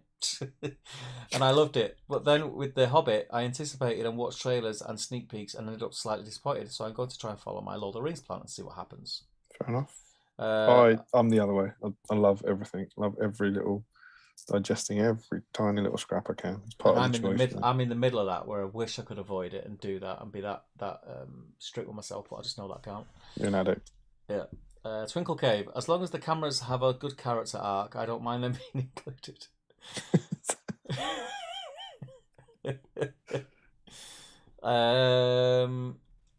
I say all that as I watch you guys examine a bunch of released images. So says Joe. Gaetan, I agree, Joe. At the end, just watch the show and see if you like it or not. Ajinda says, just tuning in. I went into The Hobbit expecting Lord of the Rings and didn't enjoy it. That was my mistake. Now I love the Hobbit films. I was going to say I'm going to go into this expecting The Hobbit, and then I'll be happy. Tom says, I'm still trying to get over Independence Day resurgence. I hope for this. Yet apparently Bezos is a Tolkienista and kept a hand in on production. Yeah, apparently he's a massive fan of it. So it does, at least in part, you're right about the commercial success, but in part it does apparently come from a place of fandom as well. Yeah. But that's the thing, like then everyone's like fandom isn't the same. Like his vision might be different than what we expect. But again, I'm fine with that. Like totally fine with that. If we get a series that is pretty much a rip-off of Peter Jackson's movies, I'll be fine with it. If we get a series that's got a totally different vibe to it, I'll be fine with it. Yeah, I'm just happy we're getting it. Like, I'm happy we're getting a series. Did you hear the thing? It's about not in Middle-earth. that article. They announced that the first 2 episodes are 3 hours. Yeah, The thing came out today, I think, saying, you know, if it's true, that the first 2 episodes, remember the first 2 episodes are directed by J.R. Bayona. So the first 2 episodes are directed by someone different. Mm. It's going to be a prologue about the first stage. That's what I read today. And who knows how rumory that is, but the first 2 episodes will be 3 hours of setting up what's to come. That'd be cool. Which would be mega. Yeah, it'd be awesome. I mean, the first stage. This is why I'm so excited. I see. I get excited about this bit. Like, I get excited about getting excited about it. Like, us talking about it and second guessing what's going to be in it and how it's going to be, and like, this is all good. It's all fresh. It's like it's just building all that hype, and I like it. I mean, the first stage is that's your Old Testament stuff. You know, that there is some bad stuff that goes down in that. You know. Yeah. Hajinder says it's going to be hard, but I'm really going to try and go into the series without any expectations of what has come before. Emma says, I'm sure it'll grow out over the next couple of thousand years. Rich Clammer says, that's the hair, isn't it? I agree. The hair looks weird. I don't think it's even that it's not long. It just looks like a really silly mullet. Listen, that might have been all the rage in Middle-earth. Who knows? The Elrond hair thing reminds me of complaints about Daniel Craig being blonde Bond. We soon forgot about that after Casino Royale. He was an awesome Bond. I think he's been the best Bond, Daniel Craig. I think it's slightly different to that, but it's an interesting analogy. Like, I think people there was a lot of outcry about that, and then people came around to it instantly because his hair's just, you don't really tell what color his hair is. So you don't think about it. Whereas I don't think it's fighting against. I don't know. You might be. Who said that? Harry. Yeah, it's an interesting comparison. You might be right. I don't know. I don't have a good counter for it, but it doesn't quite feel like the same thing to me for some reason. But you might be right, sir. Joe Kelly says, I didn't know they had J. Crew shops in the Second Age. That T-shirt is in the catalogue, page 20. Gaetan says, I watch The Hobbit and Lord of the Films at least once a year for the past 20 years, and when I think about Elrond, he's in the one pictured in these movies, and it'll be difficult to see another face for him. But if the actor is good, it will go well, I'm sure. I totally agree. Like, you know what? In 2 years' time, we might think differently. We might think when someone says Elrond, we might say which one. But if someone says Elrond now, Hugo Weaving pops into your head, doesn't he? Yeah, of course it does. In 2 years, that might be different. Larry Miller, if they had said it's specifically supposed to be or not to be the same Middle-earth as PJ's, or is it still ambiguous? I don't think they've announced it. I don't, which I would suggest it's not. Do you know what I mean? Yeah. Well, you'd assume it's not, wouldn't you? Yeah, I think it's a new production team taking a new take on it. I haven't seen anything to suggest they're trying to completely make it match. Larry Miller says, yay, Antler people. If we get nothing else, I want a profile and models for Antler people. I thought they were trophies that they were taking home, says Larry. Michael Haskell says, just got back from my rather excellent concert. Hey. And remembered I'd probably find you gents still in full flow. Absolutely. Well, maybe not full flow, but we're flowing. Larry Miller says, interestingly, they said they're a prince and princess. So we will see. So will we see another Durin? He's Durin 4th, right? Durin 4th, it says, yeah. Durin 3rd got the ring, right? I read in all the hoo-ha of the last few days. I wouldn't have known that other than... Durin the 3rd, I think, is the one who comes out. He leads an army out of Khazad-dûm to help Elrond or Gil-galad when Sauron's trying to nick the rings, I think. I don't know, and then I don't know what happens. I don't know what happens to him. I don't think you know when the dwarfs get the rings. I think that's one of the things that's fairly ambiguous. Right. Because the elves have them, and Sauron goes and takes them. That's when he goes and gets Celebrimbor and does bad things to Celebrimbor. But he takes the rings of men off the elves, and then it's not like he has them. He takes them and then he gives them to the raves. But I don't he never gets the elven ones because they're hidden.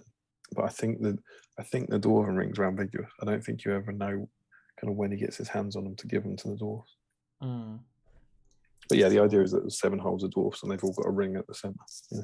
That's what gives them their power.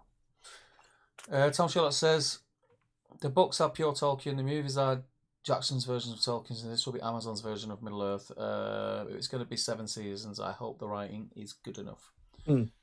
Agreed. Gaten says, I understand the argument of making money on investment, but on the other hand, if you try to please everyone, you might actually upset everyone. Can't please everyone, or was it? You can't please all the people all the time.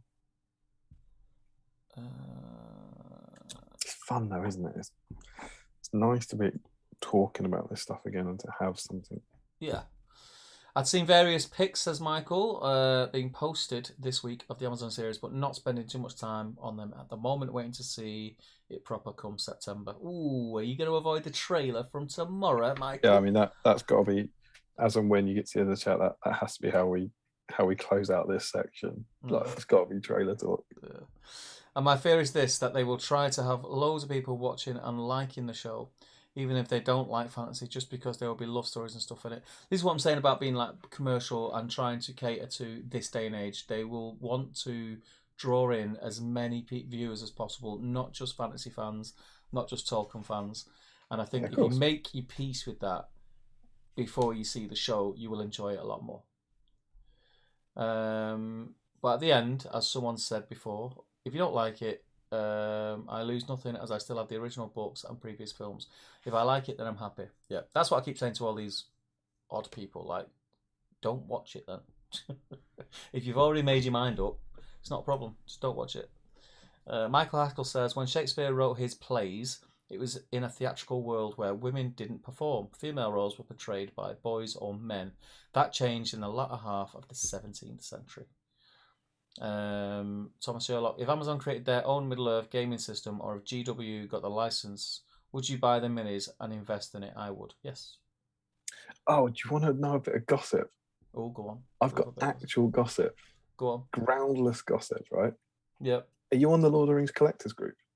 I think so. So there's on there. Yeah. I feel fine saying this because just on the internet, this isn't a leak I got from anywhere else. There is a guy, obviously, when all the pictures of hands came out, people started going, oh, look, swords. United Cutlery are going to get the license. There is a guy who, I believe he's well known there. This could just be a man making it up, but everyone seemed to know who he was, who I think is the guy who does the licensing for United Cutlery. So he's on the group. And he said that they were like, are they going to do it? Are they going to do it? And he said, as long as the Amazon marketing guy hasn't got sick of my daily emails, we'd love to, but they haven't done deals with anyone as of this point. That's what he said. But would he know? Well, I don't know, but he supposedly he, as a licensee, he's asking, and the message back, he said something like, I think he then said they weren't planning to for a year or something to.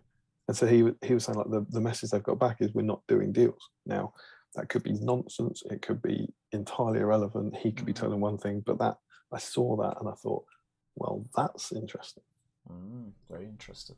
Very interesting. There you go.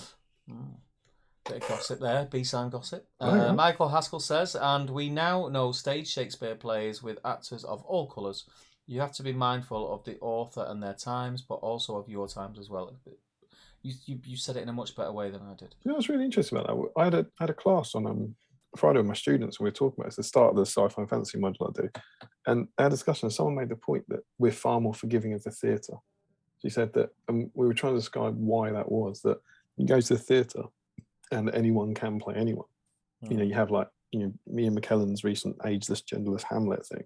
And it was like the idea that if you go there, you don't mind if someone completely different is playing those parts. It doesn't matter. But for some reason on film or TV, we have a different kind of horizon of expectation to it, which I thought was genuinely quite interesting. Like, what is that? That idea that, I don't know, if it's a one-off performance that you're only going to see once, maybe you're more willing to see something different. Whereas if it's a series that you might hold on to and keep and have to go back, if you want to rewatch it, you have to go back to the same performance. Or is Maybe it you care more about it being. Or is it the canonical. caliber of the viewer? Well, maybe, but I don't. I think that's true.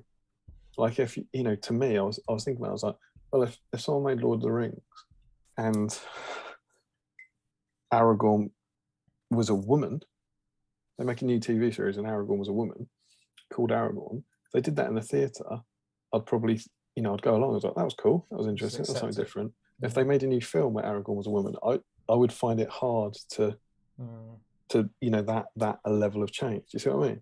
Yeah, it's weird. It's weird. Michael Haskell says, ultimately for me, the primary dimension is whether the story is engaging and draws you in. Good. What's the word I'm looking for? Mindset to be in.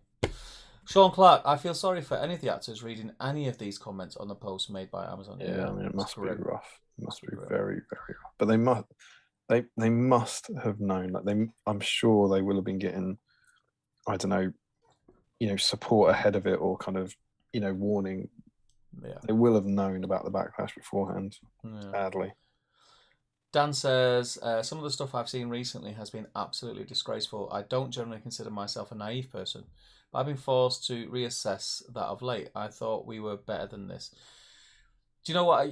I get what you mean, and I've been a bit down in the dumps this week because of certain things. But then also, I have to keep reminding myself that the people who talk that much shit on the internet, it's not because there's more of them.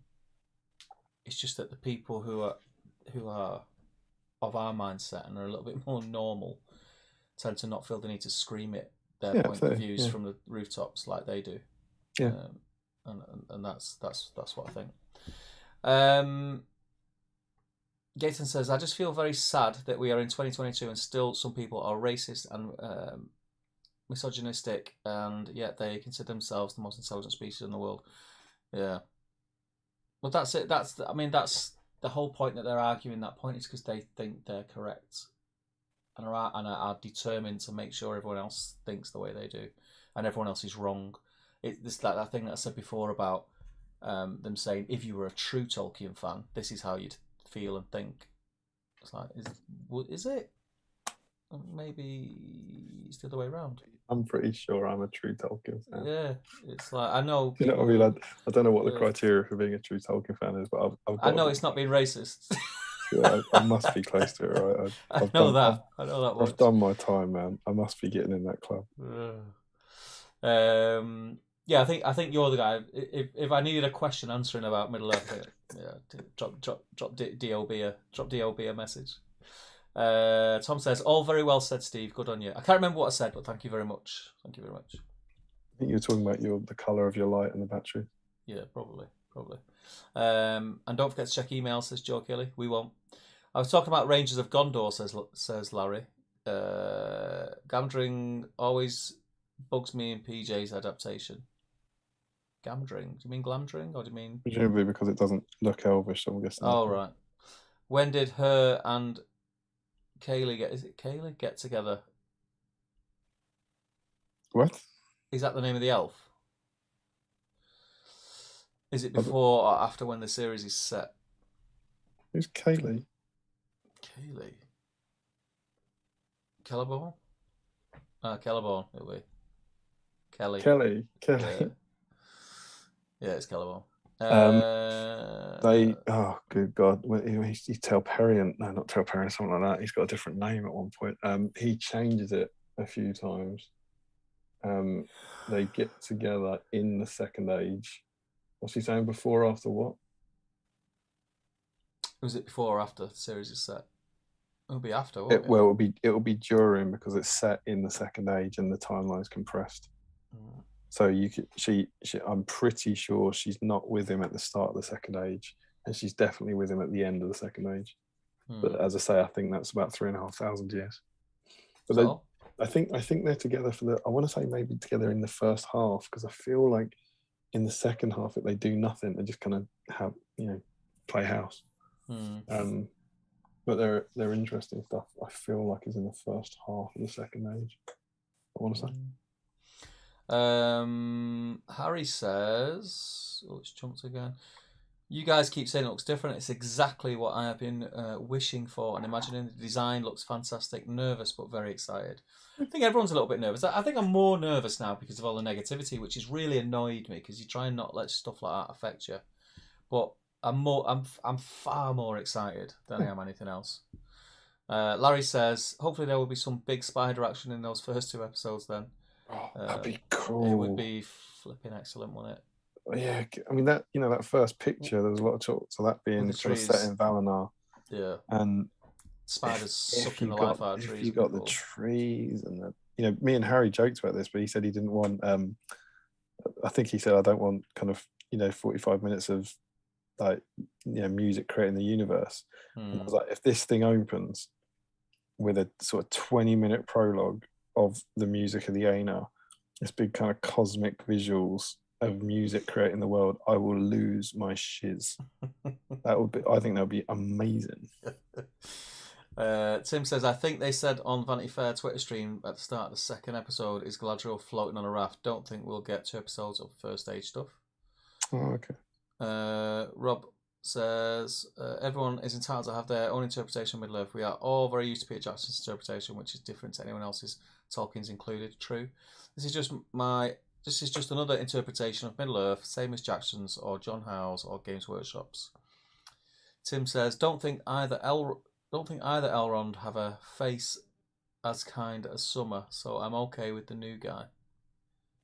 Oh, was that a description of him in the book? During the 6th is the one we have in the game, I think, says Larry. Gaetan says, I totally understand that anyone has a different interpretation of Middle-earth or anything else, by the way. What I don't understand and don't like is their willingness to try and convince you that their view is the right one and that you don't agree, you're stupid. Yeah, this is the major problem. And Larry says, no, they need to give me my antler people. Michael Haskell says, Damien, reference female Aragorn. Most, though by no means all, have adjusted to a female Doctor Who, but I accept the role isn't a literary one, so not a clean comparison. Are we saying how they are wearing armour, says Larry. The antler people or the Rangers of Gondor? We talked about the defence of Rangers of Gondor. Could be that. Twinkleclear says you've confused but the antler Larry. People wearing armour as well. Larry says, wonder if we'll see them meeting then. Or the antler people or antler people and Rangers? I think that's probably talking about Galadriel and Celeborn at that point. Twinkleclear says, will we get Celebrian since we have Elrond and Galadriel? Quite possibly later. Don't ruin my giant spider dreams, Fohammer, says Larry. And that is me caught up on the chat, mate. Oh, good work. So I'm just going to set up the old... I'm just doing a few highlights on Celeborn's hair, which won't take long. I sort of unexpectedly made some good progress on Celeborn tonight. So I've made less progress on the Watcher than I hoped, but more progress on Celeborn. Celeborn, as people from the last stream will remember, is being painted up solely to be used in one long distance photo. So as and when you get that magazine, please zoom in with your eyes to the picture of Celeborn and just go, oh yeah, Damien made his life worse by painting that model for the good of that photo 5 months ago. So let's go back to that's fine. Right.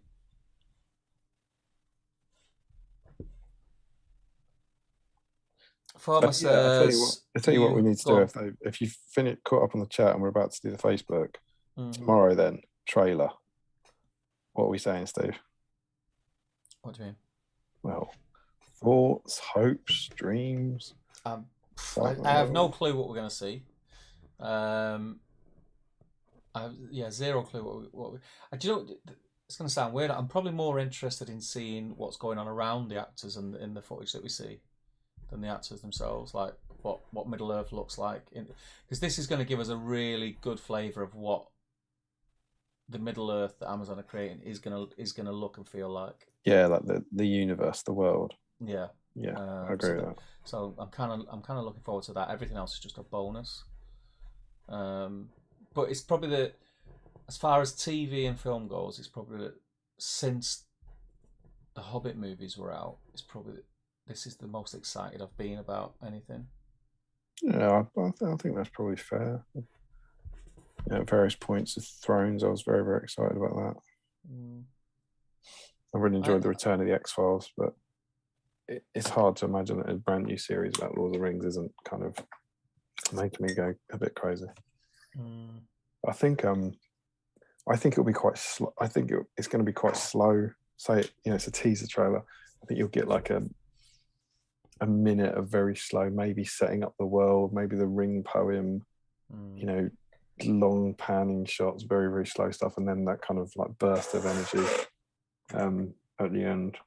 I'd love if they are doing some of that first stage stuff, if it's kind of that, if it's a kind of history type trailer, from a different, in an age before Sauron, and before Sauron as you know him, or something like that. I think it'll try and situate it a bit. I think it'll be, I think it will be like a commentary one, like you say, maybe it's part of the poem, someone talking, a few little kind of just shots that don't give too much away. But then at the end, just as it ends, you'll get something that will make you go. Do you know what I mean? Like you'll get like the Anatar or Sauron or something that'll just like at the end, that'll just make you want more.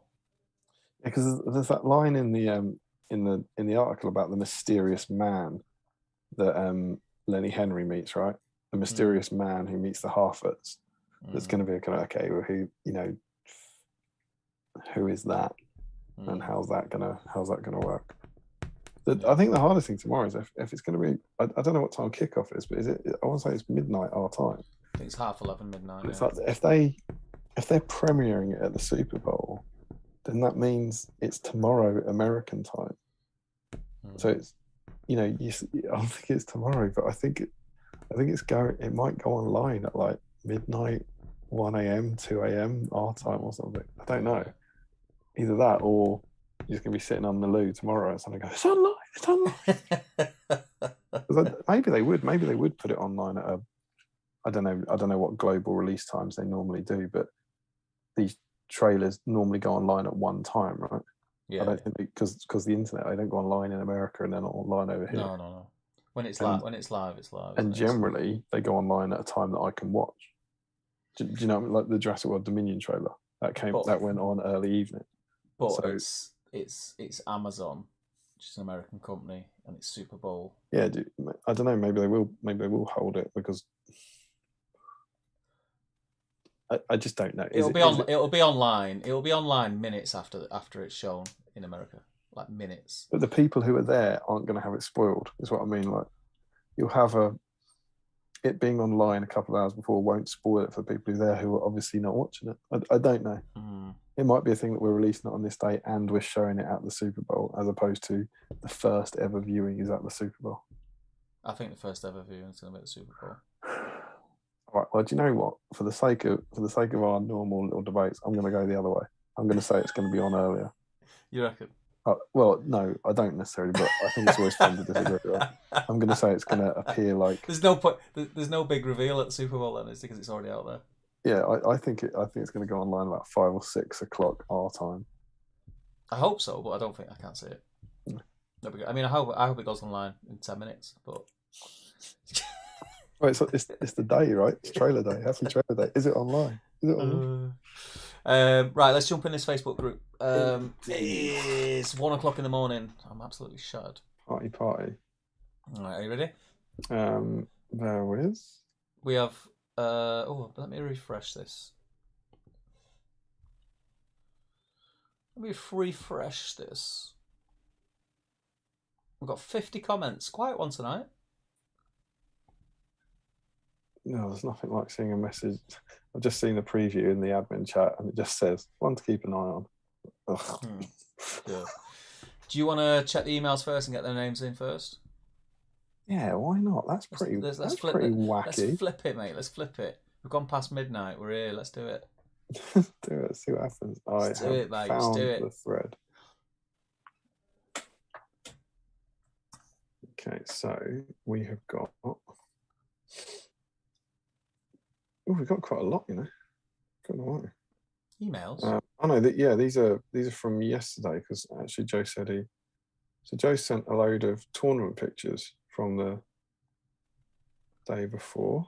They're looking very, very cool.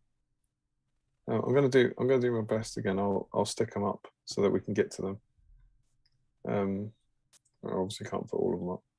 There's Joe and then Ethan, who is Twinkle Cave, working on plastic ranges, had to remove the ruffle semi-sculpt. It's a plastic kit. Most models share assets. There's one unique Ranger sculpt with a spear diagonally across the body. Are there any kits like that? Yeah, loads of the plastic kits share loads of assets. So he's kind of circled loads of models that have got the same bits. Mm. The Mordor Orcs do it a lot, and the Minister guys. So he is working on Rangers, so he will get in. And he's got another one. Oh, I'll put your banner conversion in. There we go. So I'll download that. And then Joe tonight has got an entry, Metal Rangers. So Joe will be in. And what's his first picture? Primaries dry, going to start on their faces. So yeah, I can just do that one. So yeah, we have at the top, Joe Achille and Ethan Kessing. Get that right? Kessing. Refresh again now before I start going back through. No, because they're not. I've downloaded them. I need to pop them on now. Get them on then, mates. I'm doing it. Get them on, mate. What's all we are?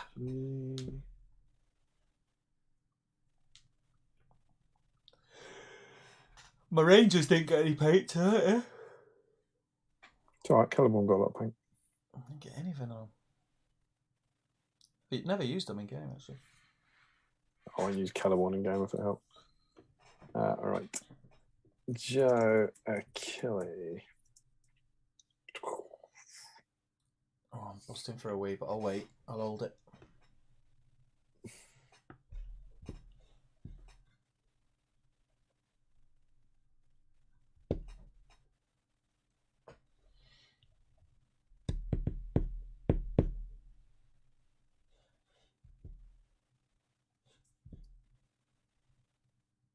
Are they on? Got one on. Come in. You can tell he doesn't normally do the tech stuff, can he? It's the time it takes to click on the number. I got stills from the series up, you know what I mean? I edited them, Photoshop. Oh yeah, you did it all instantly, didn't you? I remember.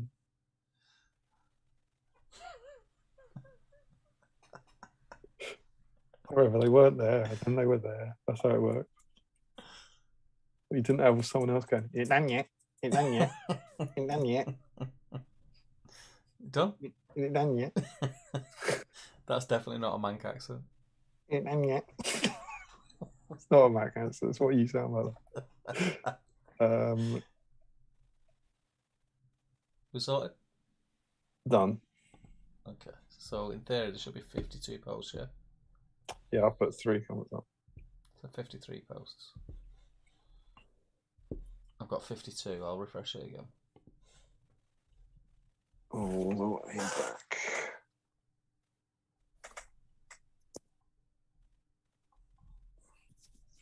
Still got 52. That's what I'm going with. Okay.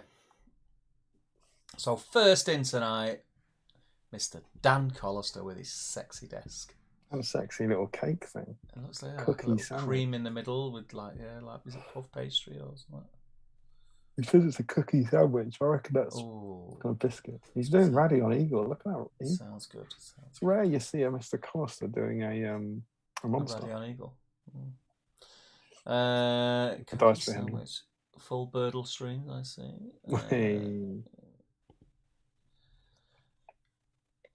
Very good, very good.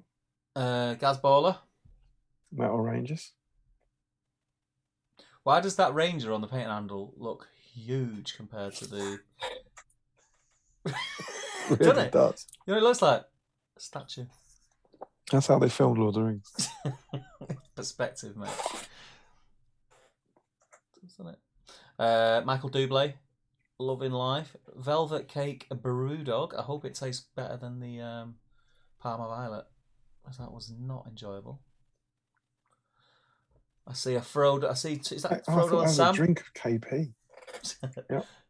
Frodo and Sam. Yeah. Progress on Frodo in the comments. Frederick.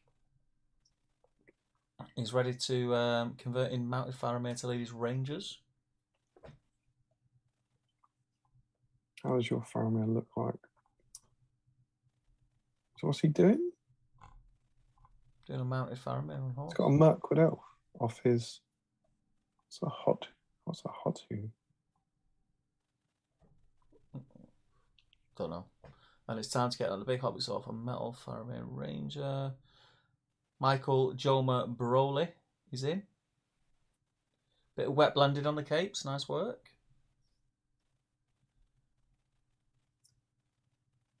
What's that? Damrod and Madrigal. Yeah. Michael Joma Brown. Morgan Morris is in. Faramir, Damrod, and 3 Metal Rangers. And a bit of an got update. some progress. Looking good though, mate. Nice. I still think that's. I haven't got Madrigal. I've got Damrod and Ranger Faramir. Now you can only get Madrigal as part of the pack. It's annoying. Good in game as well, Madrigal. 3, mate. Yeah, with Damrod. nice cretinous of Ranger here. Andreas is good play in Gollum. Oh, cheeky Gollum answer. Gollum Whitfish. Yeah, it's quite a good Ranger Gollum, that isn't it? You know, Ranger Gollum, yeah. Have like pool of what's the place called? Absolute brain fart. The Forbidden Pool. Forbidden Pool. Annan Hennon. Say it? That doesn't sound right. Don't know. Something Hennon, isn't it? Sounds like you just added EN to Amon Hen. Amon Hen. That's Annan, isn't it? Something like that. Joe Holzman is in. White Maltese and he's full in. He's taking the right model. Ooh. Like the model that came with the mat. Solid chocolate choice as well. That's the chocolate of a tournament winner.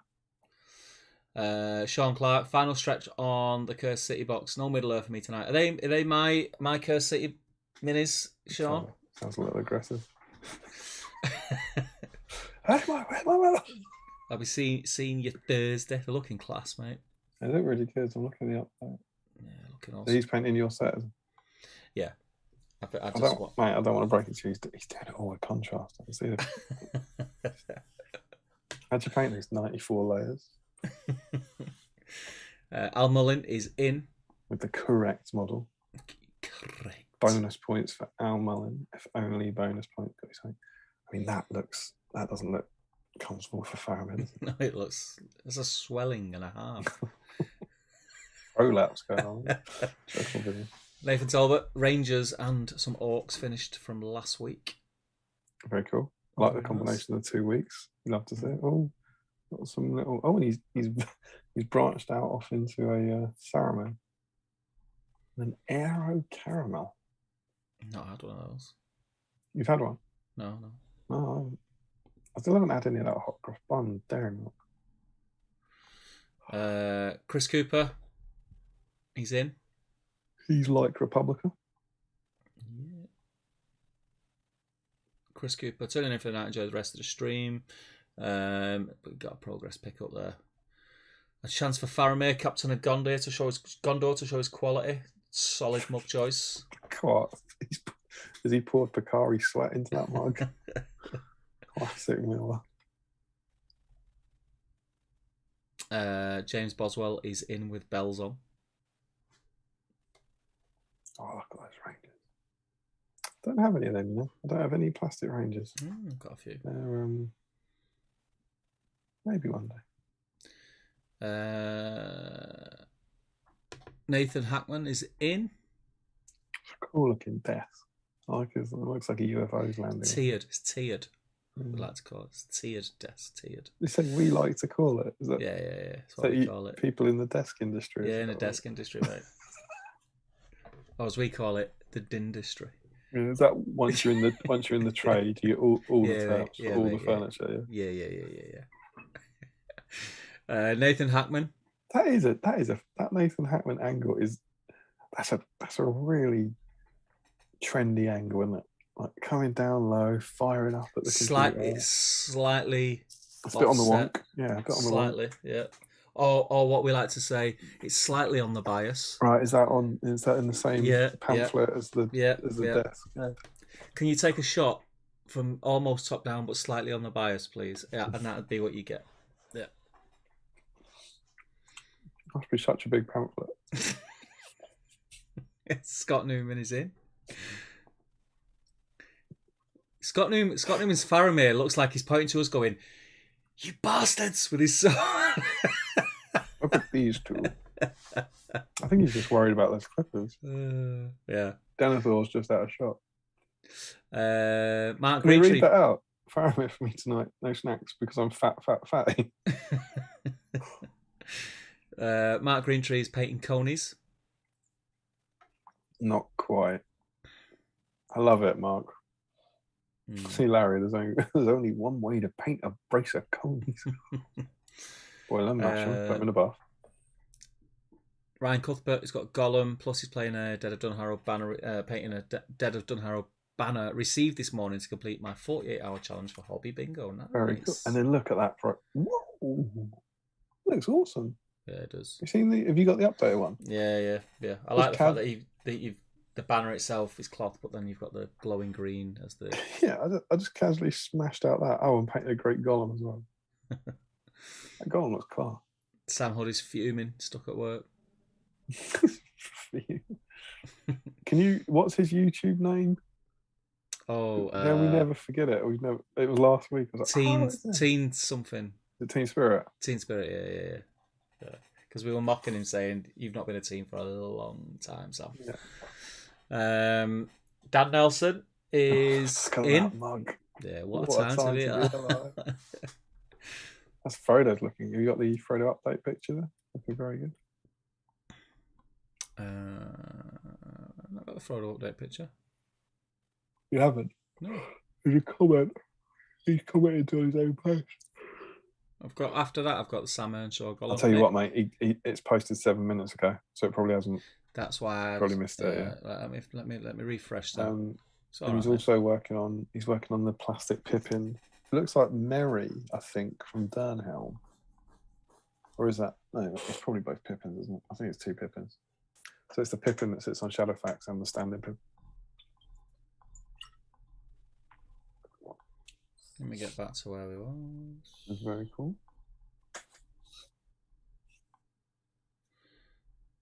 Oh yeah, got in there. And then we've got Sam Earnshaw with Gollum on a rock. I like that model. It's beautiful. That one. Sorry, it's a different rock. Like the one with the fish, also on a rock. It's the only Gollum I've ever painted. But he sneaks in to Smeagol. Yeah. Nice to get a bit of Frodo, Sam, and Smeagol action going. Yeah, Tom Marshall. He's throwing paint around again. You got to put it on brushes. 1 hour in, 2 base colours down. Old school foundation. Oh, foundation paint. I was going to celebrate the high quality glue in the background. Clear Gorilla Glue. Choice of Kings. Remco Keegstra. Put a ranger in my elves to paint tonight. He's pointing to us again. He's after a dice, is Remco. Oh, who isn't? Tim Garlick, who's got a decent colour guide? I've got this lot to get through and no idea where to begin, although I'd like to try matching the colours used on the Forge World Heroes. That really upsets me seeing that. That's just too many. It's a lot. Seeing all them of the same type of model. Oh, I'd struggle with that. Too uniform, doesn't it? It gets worse. It's got update shots. Have you finished that cloak yet? Warg flesh. And then he's got troops cloak colours base down. So he's doing a mix. It's quite nice. Mix up the poses being the same anyway. Well done. So keep chipping away. Nick Gardner's getting involved. Good man, good man. Zenithal priming down for starters. He let me know on the getting involved with a non-elf. Yeah. You love to see it. He was excited about it. He told me, and he joined us for the Marvel stream last night. Right. And he was like, "Yep, got my Rangers ready. I'm all over it." Isn't that great as well? Seeing like Two Towers era, Faramir, Frodo, and Sam at the very least, and then the newest Rangers as well. Yeah. Aaron Noonan is in. Plastic Rangers. Popular week. Mm-hmm. Craig Bryan says, only whip I'm doing tonight is followed by Nene. Wee. Pop music joke. I joke. Martial Club tonight. So working on vodka and coke, mastering another type of skill. We will have to catch the stream hungover tomorrow. Explaining it was a pop music joke to the old people of the show. That was Whip and Nene. I know about the pop musics. All about the pop musics. Todd Egbert, potato chip bug cups and gingerbread Mountain Dew. What is potato that? chip Reese's cups and gingerbread Mountain Dew? You Americans. That's a Reese's cup with crisps inside it. With crisps. Because that's, if I'm looking at that picture right, yeah, I'm thinking that they don't have one crisp on the top, right? You're looking at crisp inside, right? I think it's got crisp in the peanut butter and a crisp on top. I think the one on top might be representative, just advertisational. Yeah, this is what it used to be, but then it's been crunched and put inside. What do you think? No, I would give that a go. I mean, I'd give it a go. Obviously, I'd give it a go. I need to know how that tastes. Yeah, but think about it. That's just chocolate and peanut butter, and you're just really adding crunchy and salt. It'd be like chocolate covered pretzel. Savoury and sweet though. I'm down for that. Don't cross the streams, mate. Need to pop back to America. Ben Robertson, he's playing Rohan. Not quite. Looking good though. Tom Christian, Rangers. Josh Crosby, 2 Rangers left unfinished from a previous stream, and he has converted. That is a conversion, right? That's Faramir converted to be a normal Ranger. Yeah. Classic Crosby. Lovely stuff. Harry got a Ranger, but he's definitely not his priority tonight. He says he's still working on Rohan, but yeah, he's got a Ranger. It doesn't have to be your priority. As long as you've rescued him, so you've given him a bit of love. Yeah. Loving the way Theoden has become a pincushion on that massive Generation Shift base. There's some cracking mounted models back there. Yeah. Tom Sherlock. Is Tom already in? I don't think he is he? I don't think rebase some old Rangers and managed to base coat some Warriors Last Alliance for a Battle Company game tomorrow. Make sure you don't finish it. 3 weeks. He's in. So he's in. Tom Spate. He's painting. He's got the like the nice old school Gondor. He's in because there's got Warriors of Gondor in there. They're in the list, aren't they? What's the nice old school Gondor? What, the command? There's captain. Yeah, that's a nice captain. You don't see that captain very often. Well, all of them. Warriors Mister of the captain and the banner. They're all in. Yeah. Yorick Vink just popped in a bit later. Gonna work on this guy, Fazza. We haven't. Oh no, we have. I was just going to say we haven't seen much Faramir love compared to Rangers, but there's been a bit, hasn't there? Yeah, it's been a bit. Yeah. And then Leon Curie. I can't watch the stream, but I still followed by the theme by using this army at a game this evening. I love that. It doesn't get you in. Doesn't get you in. You have to hobby, right? Yeah. It's not enough to be playing a game, surely. Yeah. But that's really cool though that you've done that. That's cool. What is that? Oh, what is that? Invisible photo. What are you looking at there? Yeah, invisible. Huh? Isn't that a different invisible photo? Still looking at Leon Curry's? Yeah, that top right. Yeah. Looks like a dodgy one. Yeah, like what pose is it? I mean, it must be. It looks like it's throwing a stone to me. I was going to say it looked like Baldo thingy penny. Yeah. It's almost like a running hose or something. Yeah. Don't know. Let us know, Liam. Mm. Or or delete your picture depending on Yeah. which is the best way forward for your future. Brian, you're Destro. Right, okay. Now I know. Now the dots have connected. Ah, okay. Yeah. Yeah, he's painting Rangers, old and new, looks like. Forge World and the old metals. And there's a Faramir in there as well. There is a farmer in and download. You see those Forge World gates? Did you see the post in the Patreon chat that Goldfish Yeah. selling a bag of Forge World gates for 35 quid? David Weeks is not on theme, but they do look lovely. That's a Haradrim Chieftain and the old Suladan. Ready for some double storm? Very nice. Dan Collister. Very nice, Dan. Very nice. Only to be expected, though. Now time with Gandalf for most painted versions of the character. Very cool. Julian just see what you do with an eagle, Dan. I really would.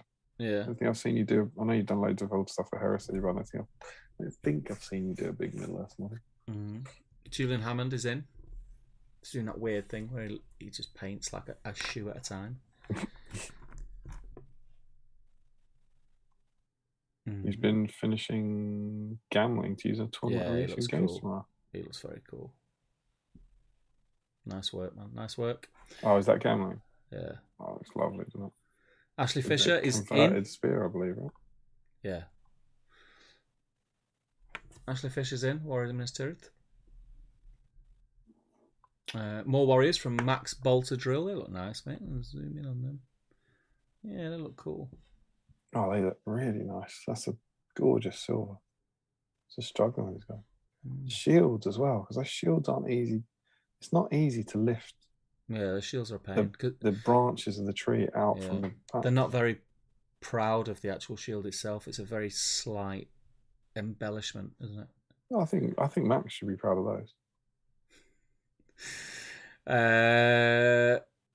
Larry's sent us an update. That's a lot of Fazza. And there's a veteran in there. A couple of veterans. Just update 3 veterans. Like empty bottle of Bacardi. But he's in already, right? Yeah. He's in there somewhere, I'm sure he is. Frederick Schultz update on Mounted Faramir. What's the horse from? What's that Aragorn's horse, is it?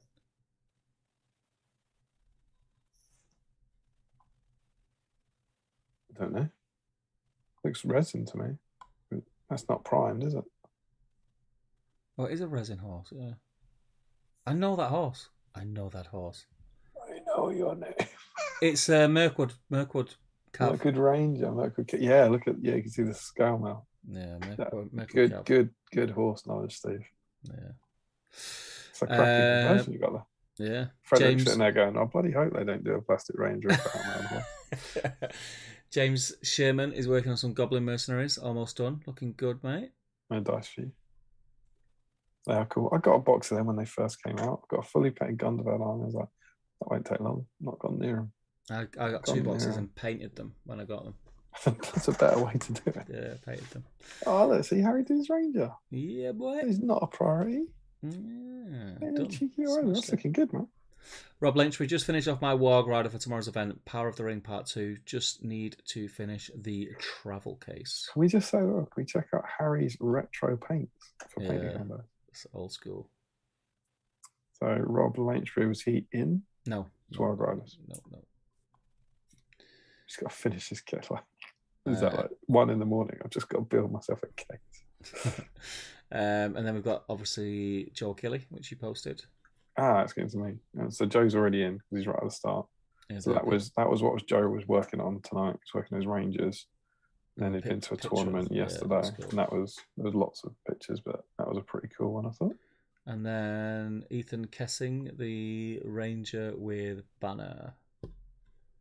So cheeky. And I'm going to refresh just to make sure we haven't got any more.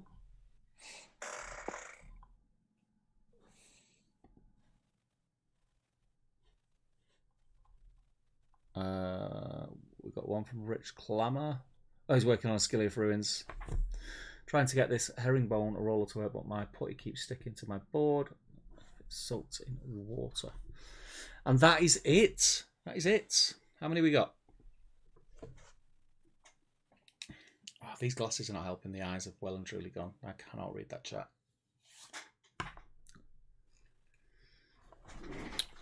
You've got 35. Not a bad shout. Not a bad Not shout. a bad shout. Not a bad shout, mate. Not, I mean, it's not, you know, not far off. Record only 8 off. Yeah, that's good. That's good. Not too bad at all. Not too bad at all. Not too bad. Not too bad, Stephen. Oh. I don't even know what that is. What was his name? On the buses, what was he called? Oh, Alf, is it? No, some Flaky or something, isn't it? Blakey. Blakey. So, yeah. 35. 35 sounds to me like 3 rounds of 12 and 3 finalists. What do you reckon? Yeah, let's do that. Right. D12, what do you reckon? What are we saying? Yeah, it's not the best. Eminem was the standout, wasn't he? I can't believe you've nailed 2 pop music guys tonight. Pop music. Pop music. Pop music. Steve, I've only gone and found a D12. What? Let's do this, man. So if you just give me a minute, I'm going to change our things to that's 10, 11, 12. There's our first group. Mm-hmm. And 1, 2, 3, 4, 5, 6, 8, 9, 10, 12. Which, if my spectacular maths is correct, should leave 11. 1, 2, 3, 4, 5, 6, 7, 8, 9, 10, 11. It doesn't do it. So we've got 12, 12, 11. Okay. For the draw, I've gone orange. Great. Yeah, boy. I was going to say, I'm not switching the camera until you change that colour to something more appropriate for a draw. I am going to, in honour of the draw, I'm going to open new beer. I'm out. At 1:30 in the morning. Yeah, I'm out. I'm done. That'll be about an hour When in ago. Rome. When in Rome, wear sandals. Oh, for 5 hours. Where does the time go? Don't know. No, I feel like 5 hours. No. I've been dying for a wee for an hour. I'll go for a wee. Literally, yeah, but there's no point going now, is there? No, not now, but sometime in the last 5 hours. But an hour ago, I thought, we're not going to be streaming that much longer. It's been an hour. Move camera to right because we moved it to. I moved it to the left, and camera to the right. Camera to the right. Not box to the right. More. There. Yeah. Loving it. Remember, so tonight, ladies and gentlemen, you are playing for this bad boy. Oh, look at it. It's beautiful. This black Battle Stream of Middle Earth dice, which only rolls. That's 2 in a night. That's like the year's allocation for that dice. This is the one, right? This is the one everyone's like, this is the dice we've been waiting for. Yeah, we want this. Whoever wins this dice, that's never happened. You're going to be extremely excited. Of course it has. So Okay. that's the bad boy you're playing for. He's gonna watch on the strong side. There you go. So, Okay. Yep. So the first one is 12. We've got Joe Achille, Ethan Kessing, Gaz Baller, Michael Dublé, Frederick Schultz, Michael Joma, Broly, Morgan Morris, Andreas Muller, Joe Holzman, Al Millen, and Nathan Talbot. Yep. Are we ready? May I born ready? But are you ready now? Yeah, let's do it.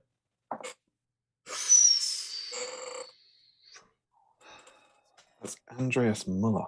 Ooh. Is into the final. He's in the final. First timer? God, no. Let's say yes. In round 2, just squeaking into bracket 2, it's Larry Miller. Okay. Larry Miller, James Boswell, Nathan Hackman, Scott Newman, Ryan Cuthbert, Dan Nelson, Sam Earnshaw, Tom Marshall, Remco Keystra, Tim Garlick, and Nick Gardner. Oh, and Aaron Noonan. This is another round of 12. No rerolls. Let's do it. 5. That's Ryan Cuthbert. Ryan Cuthbert as a live That's our live and and breathe. breathe. And our final round, which is an 11, we have Toddy Egbert. Rerolling 12s. Classic. Could do like rerolling 7s.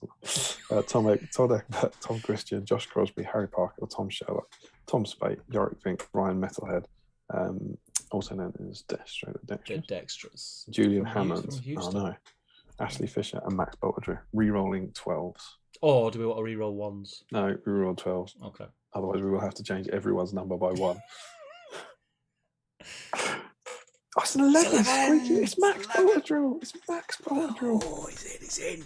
He's in. And I believe, let me check my spreadsheet. Mm-hmm.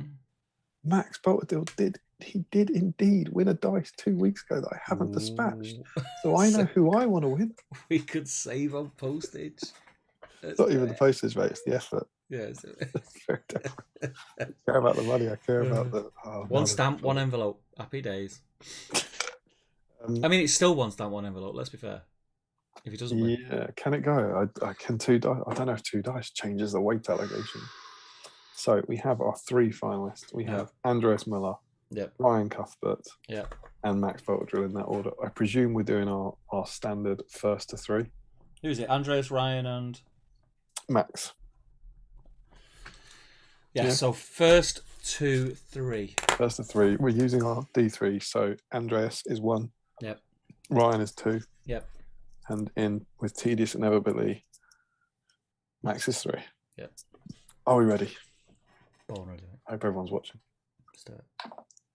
It's Max. Max is 1-0 to Max. See what 1-0. That's where your form comes through. That's where you can see that he's won a dice the previous week. Yeah, he's he's played himself into form. Been here before. He knows that. 0-0-1. He knows how to handle the big events. Yeah. Yeah. Oh, 0-0-2. You're seeing it. You're seeing it. Is he going to walk it?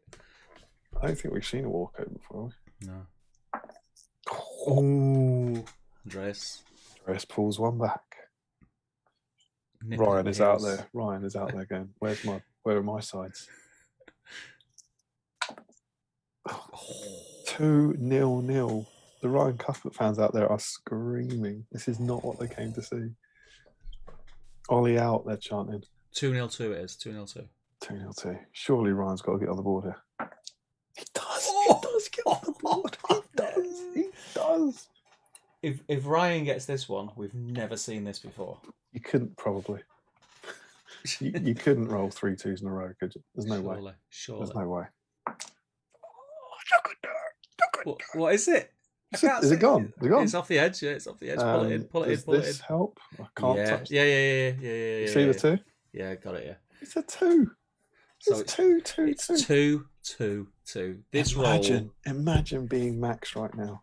He'd be fuming. He would be fuming. He's screaming. Just flips his desk. He did all the right things to get himself into position. Got too cocky. And then has lost 4 rolls in a row. It could be his turn now.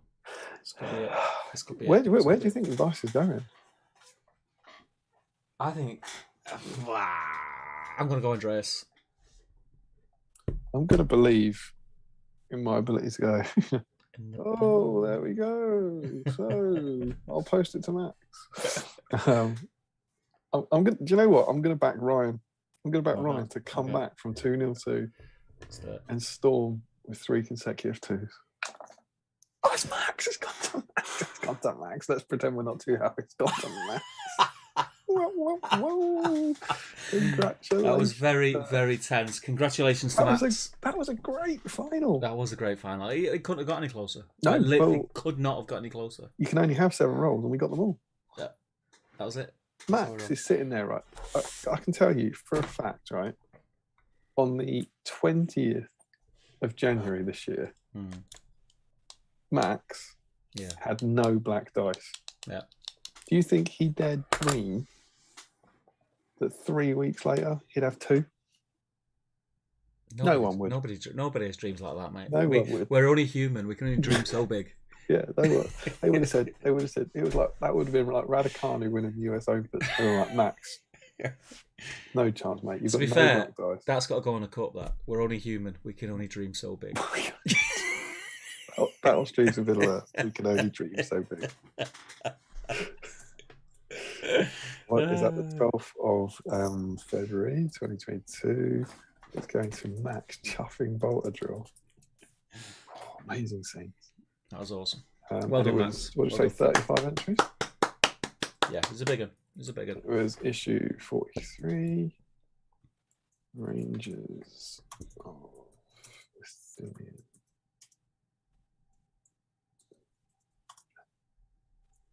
That was amazing scenes. I'm pleased for Max because he did, he did the work at the start of the competition there to get himself in contention. It's good to see it come through for him. I'll jump back in the chat quickly. So we've got Larry says I made it to 5 times back and forth before you got what I was talking about. Rangers have gone to away in armour. I think he considers it a challenge sometimes. I know. Shame you got there in the end, he says. Twinkle Cave, have we checked the emails? Yes. I just hope the trailer is just 2 minutes of antler people, says Larry. I'm more excited for Dominion personally. I've heard 2 in the morning, says Larry. Gaetan says, really? I actually would like a slow trailer. If we see a lot of landscape, places, etc., to get an idea of what Middle Earth looks like according to Amazon and keep the excitement for the story for later. I'll get on board with that. Larry says, ooh, I hope it's me. Frederick says, this is interesting, The One Ring says the trailer will go live on February 14th between 1:35 and 1:40 a.m. London time. So that sounds like it's what you're saying. It'll go live just after it's been on the Super Bowl, which I think is probably the most likely thing. Yeah. Harry Parkhill says, remember, it's an advert, Damien, not a piece of content. It'll be in the Super Bowl and everywhere at the same time. They're paying money to get it in front of a big audience, not the other way around. Dan Colster says, I think I know which thread they're referring to, Damien, and it's not the whip. What was that about? You know which thread they're referring to. Who said that? Dancy. So someone referred to a thread. It's not the whip. Can't remember.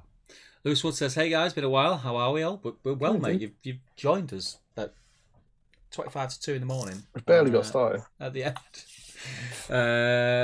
Larry is good, says Larry Miller. I was also confused by a giant ranger. Hot AU is a childish word for Germans who use horses when talking to children. Frederick says, sometimes. That's cool. Not heard that before, I think that's what I said. Henneth Anun, says Twinkle Cave. There you go, Henneth Anun, Damien. Had some of the white bunnies a few days back. They were good, says Laurie. Yes, I have. I snuck back at the end, says Nick Gardner. Rich Flammer says, if Morgoth is a literal demigod and he was defeated then, why is Sauron so hard to defeat? I don't know. Mirkwood Horse. Morgoth is like banished to the void, Morgoth. The void. And the Valar take him, I think the thing is that, in the Third Age, we don't have any Valar messing with it, I've only had 1 mug's worth of sweat. I want to make this bottle last a little. That's a great sentence.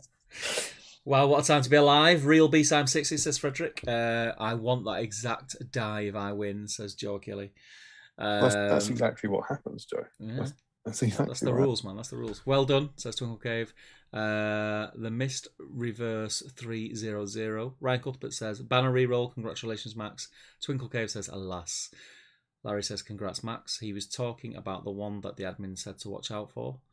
That's the thread. Got you. So it's in Facebook admin chat. Yeah. It was preferred. It was hilarious pun. That was German for a horse. I think. You know more than me, Larry. And that is it, mate. That's it. All done. All done and dusted for another BSIME stream. So I am unexpectedly pleasantly surprised with Celeborn. Good stuff. He's not finished by any means, but Key light, like it. What? It looks good, mate. Enough of him? Yeah, it looks good. I like it. He's I like that model anyway. I do like that model. He'll certainly I reckon if I haven't got a spare evening, he'd do now, frankly. But for what we need, just that one picture. He's painted. He'll look alright. But yeah, look out for that model. He's going to appear in one photo in issue 12. Answers on a postcard. What that photo is. There you go. There you go. Right. So it's not next week. It's 3 weeks' time because this one is a week early. We will be looking at issue 44, and we will be starting our venture into The Last Alliance. The Last Alliance, which is exciting. So we want to try and break the record. We set the record of Sam entries for Sam. It feels like an age away. I think my desk was over there when we did it. Would you like to know when it was? Yeah, go on. The 5th of February. Oh my! It's quite close to a year. 5th of February last year. Is it? It's been I a year. What was great was the 2 weeks before that set the record, right? Mm. So Stream 27 record was 25 entries with Ministerial Warriors. Stream 28 was record 35 entries. Huge jump for Mordor Orcs. And Stream 29 was 43 entries for Sam Gamgee. Mental. So we had 3 consecutive record set. And not one since. No, we haven't done it. There's been a few that actually the week after that, Faramir and Rangers was 39, but we actually said that wouldn't count because I think it was Faramir week, but we allowed Rangers, so we said there was too much range there. And then I can see a 36 for a Hobbit special, which wouldn't count. 29 for Ents, 30 for Theoden, that's pretty good. Yeah. 33 for Banner Bearers, that might have counted. 38 for Gandalf week. That's the closest since we did Gandalf week, which is 30. Let's smash it. Oh, we got 41. That's 41 for the Witch King. Yeah, it was. I remember which one was a good one.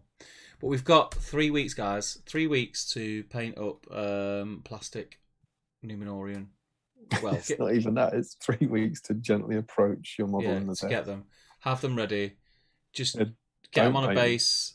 Don't paint them in the next 3 weeks. That'd be a disaster. Just get them ready and be working on them. Let's try and beat that one. I think we can. I believe it.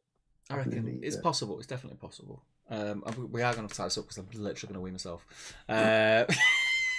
So thank you everybody for joining us. It's been a great stream. It's been a long one. It's been 5 hours 10 minutes. It's flew by. It doesn't feel anything like that. So thank you everyone for joining us. Thank you for everybody. I just want to say thank you for everybody in the chat who was able to get points across in the chat without being douchey. Yeah, it was nice, wasn't it? It was very nice. It can be done. To be able to have adult conversation and people have different opinions and that be fine and cool. And yes, you are all awesome. We just take this moment to say this is the last time in our lives we ever will have not seen the trailer.